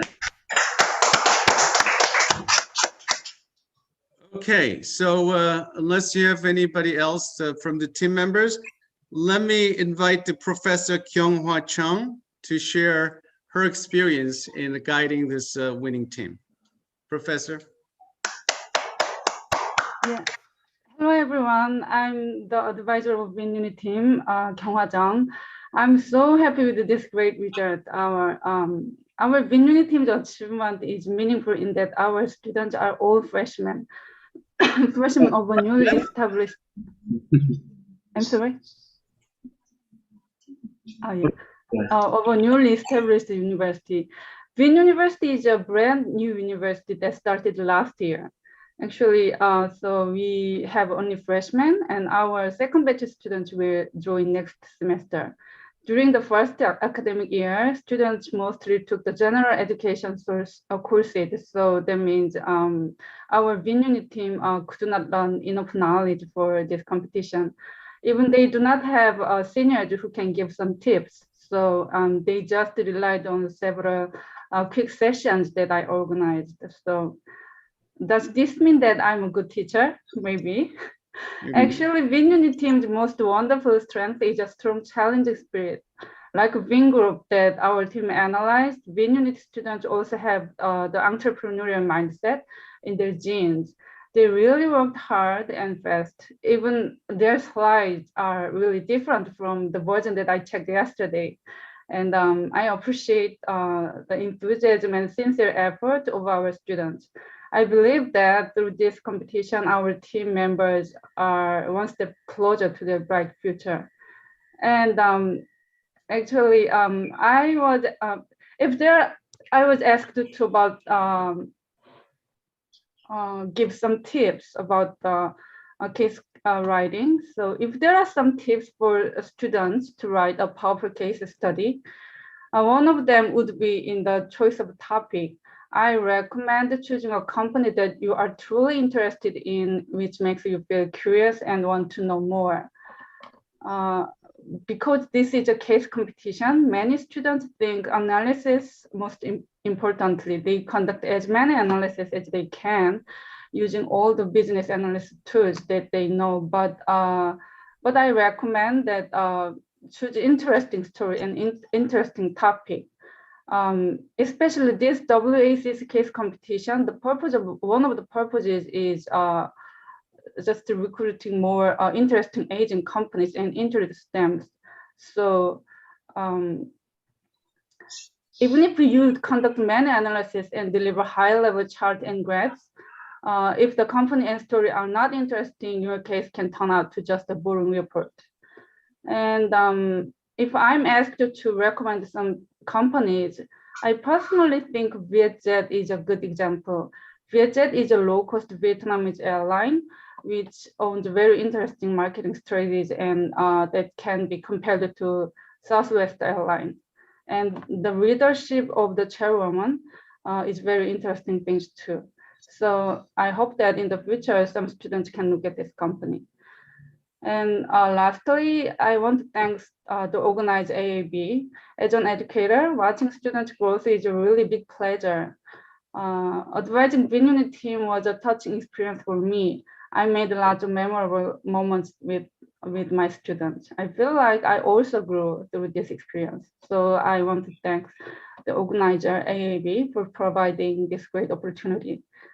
And studying and learning in a global environment is really important, especially in the current pandemic situation, I think. Through this global case competition, our students made wonderful experiences, not only studying and analyzing a case, but they were able to know about students in other countries and could compete with them. I believe that this experience will be the foundation for our students to become global talents. Thank you. Okay, thanks so much. Okay. Dr. Chung was wonderful comments and insight. And I was personally surprised to learn that the students who made a presentation and won, the bronze medal prize is only freshmen who just started the college. Okay, obviously we did not know that, and we didn't actually judge, what level of your study is a part of the factor. But was a pleasant surprise to see that even the freshmen, when they actually devote their time and energy, can deliver the winning case analysis. So that was a great. Also, your comment on the interaction among our global students has a great merit of this kind of competition. So I started by saying that 10 countries are represented in this case competition and the conference. So even after this event, I encourage you to interact with all the participants. And I believe, AAB can provide those contact information among those cohorts who attended this particular conference. Okay, thank you, Dr. Chung, for your great insights. Now, can I add one more thing? Yeah, go ahead, please. Yeah. Like I said, Win University is a really brand new university, and we are also preparing a lot of case competition. So I recommend many students here maybe look at Win University's case competition too. We are preparing global case competition. Thank you. Oh, no, as a joke that I would not listen to her recommendation. I'm just kidding, okay? Please consider all the case competition around, and then, the kind of techniques and all those know-hows that you accumulated, you can take advantage of that to apply for the Win University case competition. So good luck to you, okay? I was only joking that we're not in a competition, okay? We have a different set of focus. Okay, without further ado, let's move on to the so-called silver medal. The silver medalist, the second prize. Again, this winner will receive $1,000 cash prize, okay? And again, it will be a great to be a winner. Yeah, which team will be the? Okay, so the second prize, okay, goes to University of Dhaka, the case of the Chadel from Bangladesh. Congratulations. Okay, so I'll invite the team members to share your feelings and emotions first, and followed by your advisor, please. Well, it feels unreal to compete with the best of the world and then to be crowned as the silver medal winner. And having said that, it would have been even great if we could come to South Korea and tasted your Korean style fried chicken. Nonetheless, the experience was great, and I would like to thank my teammates, Akib, Ferdos, and Oshik, for your sleepless nights. They really paid off. And I would also like to thank our advisor, Konika Gop. She, any praise I sing for her will fall short of words. So she's a superwoman. That's all I have to say about her. And lastly, I want to thank the AAB committee for arranging such a wonderful opportunity for us students. Thank you. So are you taking her class? She may give you an A for this Yes, compliment. we took her class and we got an A. Thank you. Okay. All right, who's next? I just want to echo my teammate. We are very fortunate to be here. Thank you for this opportunity. Just one regret that we could not do this in person. Hopefully some time in the future. Thank you all. Okay. Oh, so we have a new guest to express excitement, right? So that's it. What about the Akib? You're not saying anything? So I actually, this was a great learning opportunity for every one of us. As I looked onto the presentations of the other team, I actually wondered whether or not we will win anything. But regardless, it was so great. I really loved all of the presentations. It was actually such a great learning experience. And once again, I would again like to emphasize on the fact that our advisor has helped us so much. Her feedback was so helpful. I don't think we would be here without her. So I would like to thank to Konika Miss and to the AAB community for arranging such a wonderful event. Gee, I wish I were your advisor because you guys have really praised what the advisor has done. Okay. Anyway, so she has been the moral support for our team actually. I understand. So Akib, you're the last but not least. Oh my God! Akib, you want to add something? It really feels unreal. Okay. I think is he having net issues? No, miss. Or I think he's too shocked to say anything, so we can skip. Well, you better speak up and practice that, okay? So that you can be part I'm of it. also really happy, and I think my teammates actually covered all the points. So I'd like to just thank the AB community for organizing such a wonderful competition. Thank you. Okay. Now let us invite the Professor Gope, okay, and to share her excitement and her experience in advising these four great gentlemen. Okay. Wow! Congratulations, first of all. It was a great teamwork, and I don't know whether the praise that you said I am deserving of that. You worked really, really hard, and after seeing all the great presentation today, I was thinking like which team should win. Everybody was so awesome. In fact, I'd love to congratulate all the top 10 teams that presented today. What a brilliant performance. Like we learned so many things. I learned so many things from all the presentations. So I would like to thank all the teams. Congratulations to you and thank you very much. And then I would definitely love to thank the organizers, the Academy of Asian Business, for successfully arranging this wonderful case competition. I watched the last year case competition for preparation for this year's case competition. I think this year it was even much more better than last year. So thank you very much. I think next year it would be even better. And I would echo with Professor Jenny that this type of case competitions are really, really crucial, and students should participate in these case competitions as much as they can, because this case competition helps students in numerous ways. For example, first they get to work on a real company. They get to know their real life challenges, think through these issues, and thus they enhance their critical thinking skills. And in this process, they also make connections with the executives and thus expand their professional network, which is very valuable when they go into the job market. And second, this case competition, we get the opportunity to interact and learn from international peers. Like it is so bad that we are not able to be physically present. I assume if we were physically present, okay. Forgive the background noise. My little toddler, she's around. So forgive that. So what I was saying that even though we are not physically present, it is a great learning opportunity. We learn from so many students from around the world. We got to know so many different interesting business problems and international brands. So I think this brilliant global opportunity can be hardly achieved in a classroom setting, sitting in a particular country. And of course, needless to mention, such competitions give you a boost in your resume, and particularly if you win. So I highly encourage everybody to participate in such case competitions. Those who are watching through YouTube, next generation of students, definitely participate in such competitions and aim to win. So when it comes to winning, I would love to give a few tips for the future students.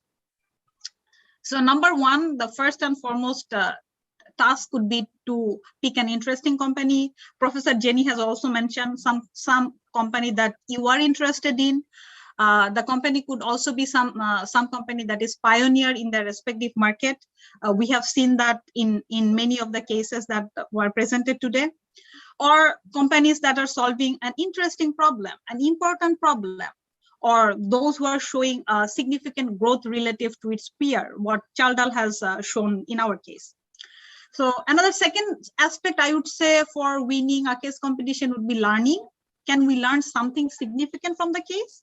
Are these learnings generalizable across other business contexts? So a good case should contain insights or strategic frameworks that can be applicable to other global companies. Today, the Chaldal case that our team presented, they were saying that the micro warehouse model, which can be replicated in other geographic areas, in other industries.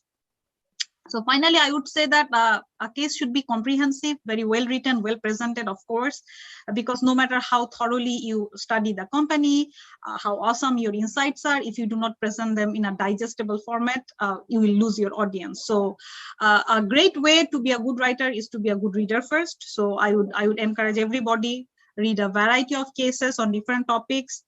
This is a step that you cannot skip if you want to write a engaging case and if you want to present an engaging case. So the winning teams, we can see that all the winning teams today had all these three aspects: the interesting story, great insights, and fabulous presentation. So thank you once again for working so hard for months. I mean, I just gave them advice for a couple of hours, but I know that the actual team members, they worked for months, and you presented so nicely about all these interesting Asian brands. Like, I am so proud of you, and thank you once again, AAB, for arranging such a wonderful, wonderful case competition. Okay, congratulations, and thanks so much for the great insights. Okay, all those advice to the future teams and what have you. Okay, now this is a time that you're all waiting for. Okay, month and weeks. So without too much suspense, I will present the first and gold winner, or the first winner. Again, we'll come with the $2,000 cash prize with the 2 trophies, and to be sent, okay, to your institution. Are you ready? All right, first team winner goes to University of Toronto and Air Asia team. Congratulations. So the team members, where are you? We're here. Go ahead. I am at loss of words as of right now, but currently in Canada, in our time zone, it is near 3 a.m. So this really does feel like a surreal fever dream. But I guess to start off with, it's kind of bittersweet, I guess, to think that we've been working on this case for months at a time, when typically a case study is done within the span of 24 hours.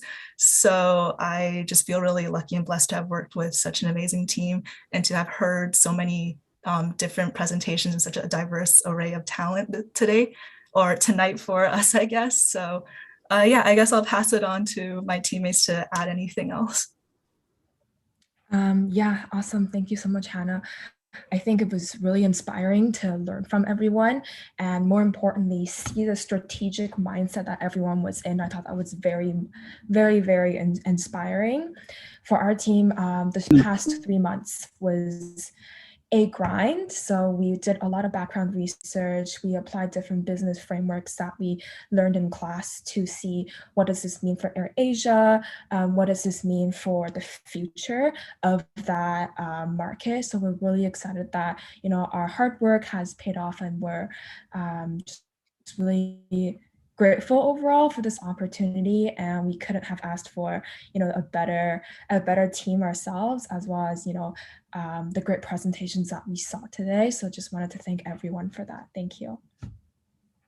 Okay, I forgot about the Toronto is the same time zone as mine here in New York, so it's a tick before the 3 a.m. So maybe you're dreaming, right? Maggie's not available to share her feeling. Okay. I think she's having yeah. Okay, that's fine. I mean, so do we have advisor, Professor Lynette Cotterill?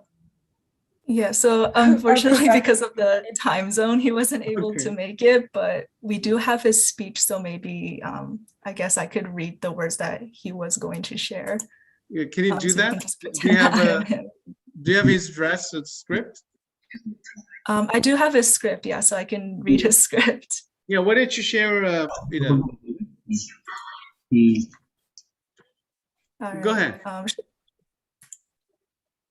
Okay, I guess I'll just read what he had left for us, but I am overwhelmed with gratitude and beyond proud of the University of Toronto team for their achievement in the past few months at the World Asian Business Case Competition. As a group of undergrad students at the University of Toronto, this was one of the first times our students had competed in a competition writing a business case rather than solving a given one. With this, there were lots of unknowns and explored territories in the beginning. However, I can say with confidence that not only has the team managed to overcome the barriers writing a unique business case for the first time, they have also exceeded expectations. The professionalism and business acumen of this team has truly made it a pleasure to work with them throughout the past few weeks. Their curiosity to learn, new approaches to finding evidence, and adoption of business frameworks drove their success here today. I'm beyond excited to see where this takes the team in the years to come. It is without a doubt that all three of them will continue applying the skills and knowledge they learned from this competition to future academic and professional journeys. For future students looking to gain insights on writing a powerful winning case study, I recommend first finding a company that you're passionate about. With the team at the University of Toronto, all three of them demonstrated curiosity in wanting to learn about their chosen company, AirAsia. This made their research and data collection process purposeful and efficient. Secondly, it is also imperative that students apply frameworks learned in class to best analyze their chosen company. Going beyond applying frameworks, students must be able to analyze the implication of the framework analysis to their chosen company in order to provide additional value and insights. Lastly, a cohesive structure is absolutely imperative to ensuring the audience is engaged through the case and presentation. Overall, I'm extremely proud of the team at the University of Toronto. We thank the organizers at the World Asian Business Case Competition for this amazing opportunity. Okay, thanks so much. That was Actually, I think we forgot to deliver the award to the members, and also we should have the time to deliver this to. So what should we do? You mean Yeah, I think we already announced the bronze medalist and silver medalist and the best trophy winners. I think it's our tradition to have a session to deliver this to the members. Okay, so we will read this the award trophy winners. Okay. Yeah. Okay, please. I'm sorry that I forgot that part. The team members of Toronto. Okay. This is for you. We are very honored to present the world's best #1 case winner trophy to the University of Toronto team. Grand Award World's Best #1 case winner, advised by Professor Lynette Cotterill, University of Toronto on AirAsia. This trophy is presented to recognize your outstanding achievement in World Asian Case Competition in AAB's 7th Annual International Conference 2021, Seoul, Korea, July 17th. President of the Academy of Asian Business, Professor Tong Kim. Congratulations. Here you are. Congratulations. Congratulations. The trophy. Okay, we will send this trophy directly to your address. Okay, one of your members' address. And also, as Professor Lee mentioned, we will make the another trophy for the school, so that the school will commemorate. Okay, for your tremendous achievement in this WACC competition this year. Okay. Okay. Thank you very much, all winners. As I mentioned, I think you are all again the true winner, regardless of your getting the best trophy or silver medal winning award or the bronze medal winning award. You are all winners. Okay, so I think that's all I want to say. Thank you very much. Again, congratulations to you for your great achievement. Let me say a few words as a closing remark before we let you go.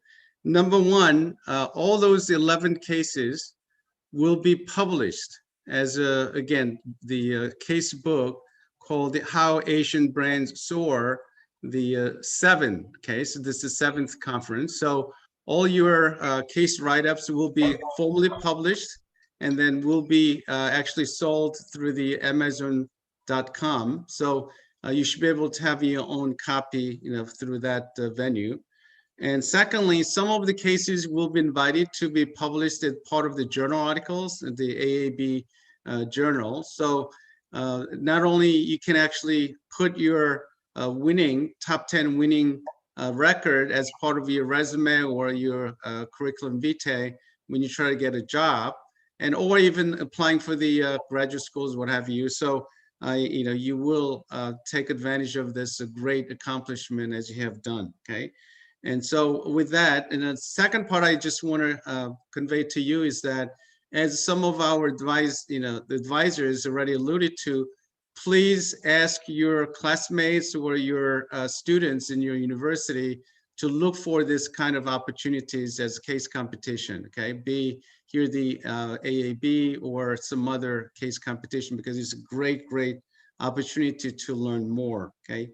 Finally, I will invite you to request connection to my LinkedIn as much as you request the LinkedIn to all the members who participated in this conference, such that this encounter would not be wasted. You have to take this advantage as forming a network across the 10 different countries. So I will gladly accept your LinkedIn request, okay? And then we will keep in touch. And then when you have any opportunity to either travel to New York City or come to US to study, I will be the first person to help you out. So I'm offering that, again, offer to you.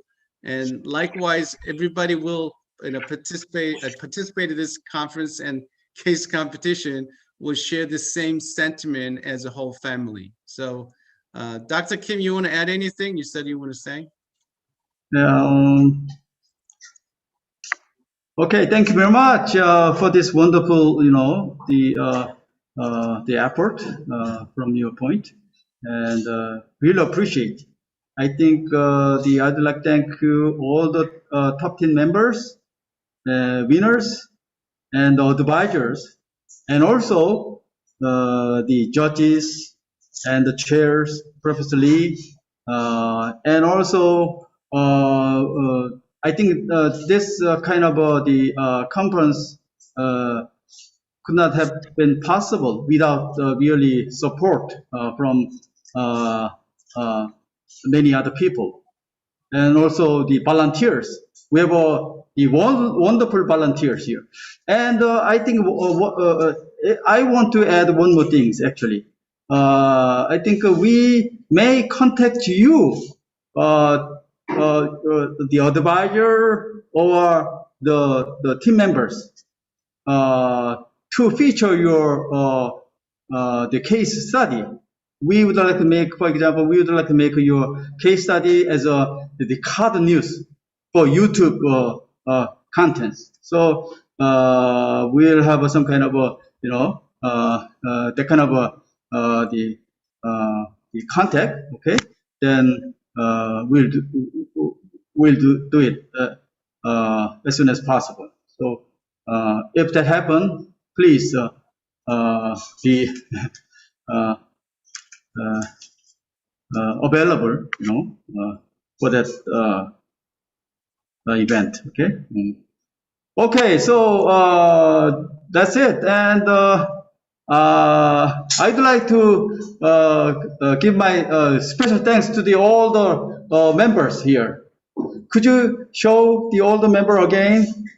Here, this kind of team did a great job to make this the presentation possible. Okay, so we selected our volunteers from not only from Seoul University, but also from all across the country. So without the help of these volunteers, again, this kind of the company could not have been possible. I really thank you very much. And yeah, that's all, I think.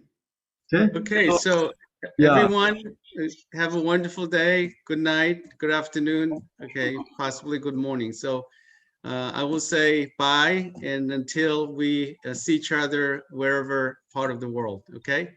So thank you so much. Have a wonderful day. Bye-bye. Thank you very much. Thank you very much. We'll see you soon. Thank you. Thank you.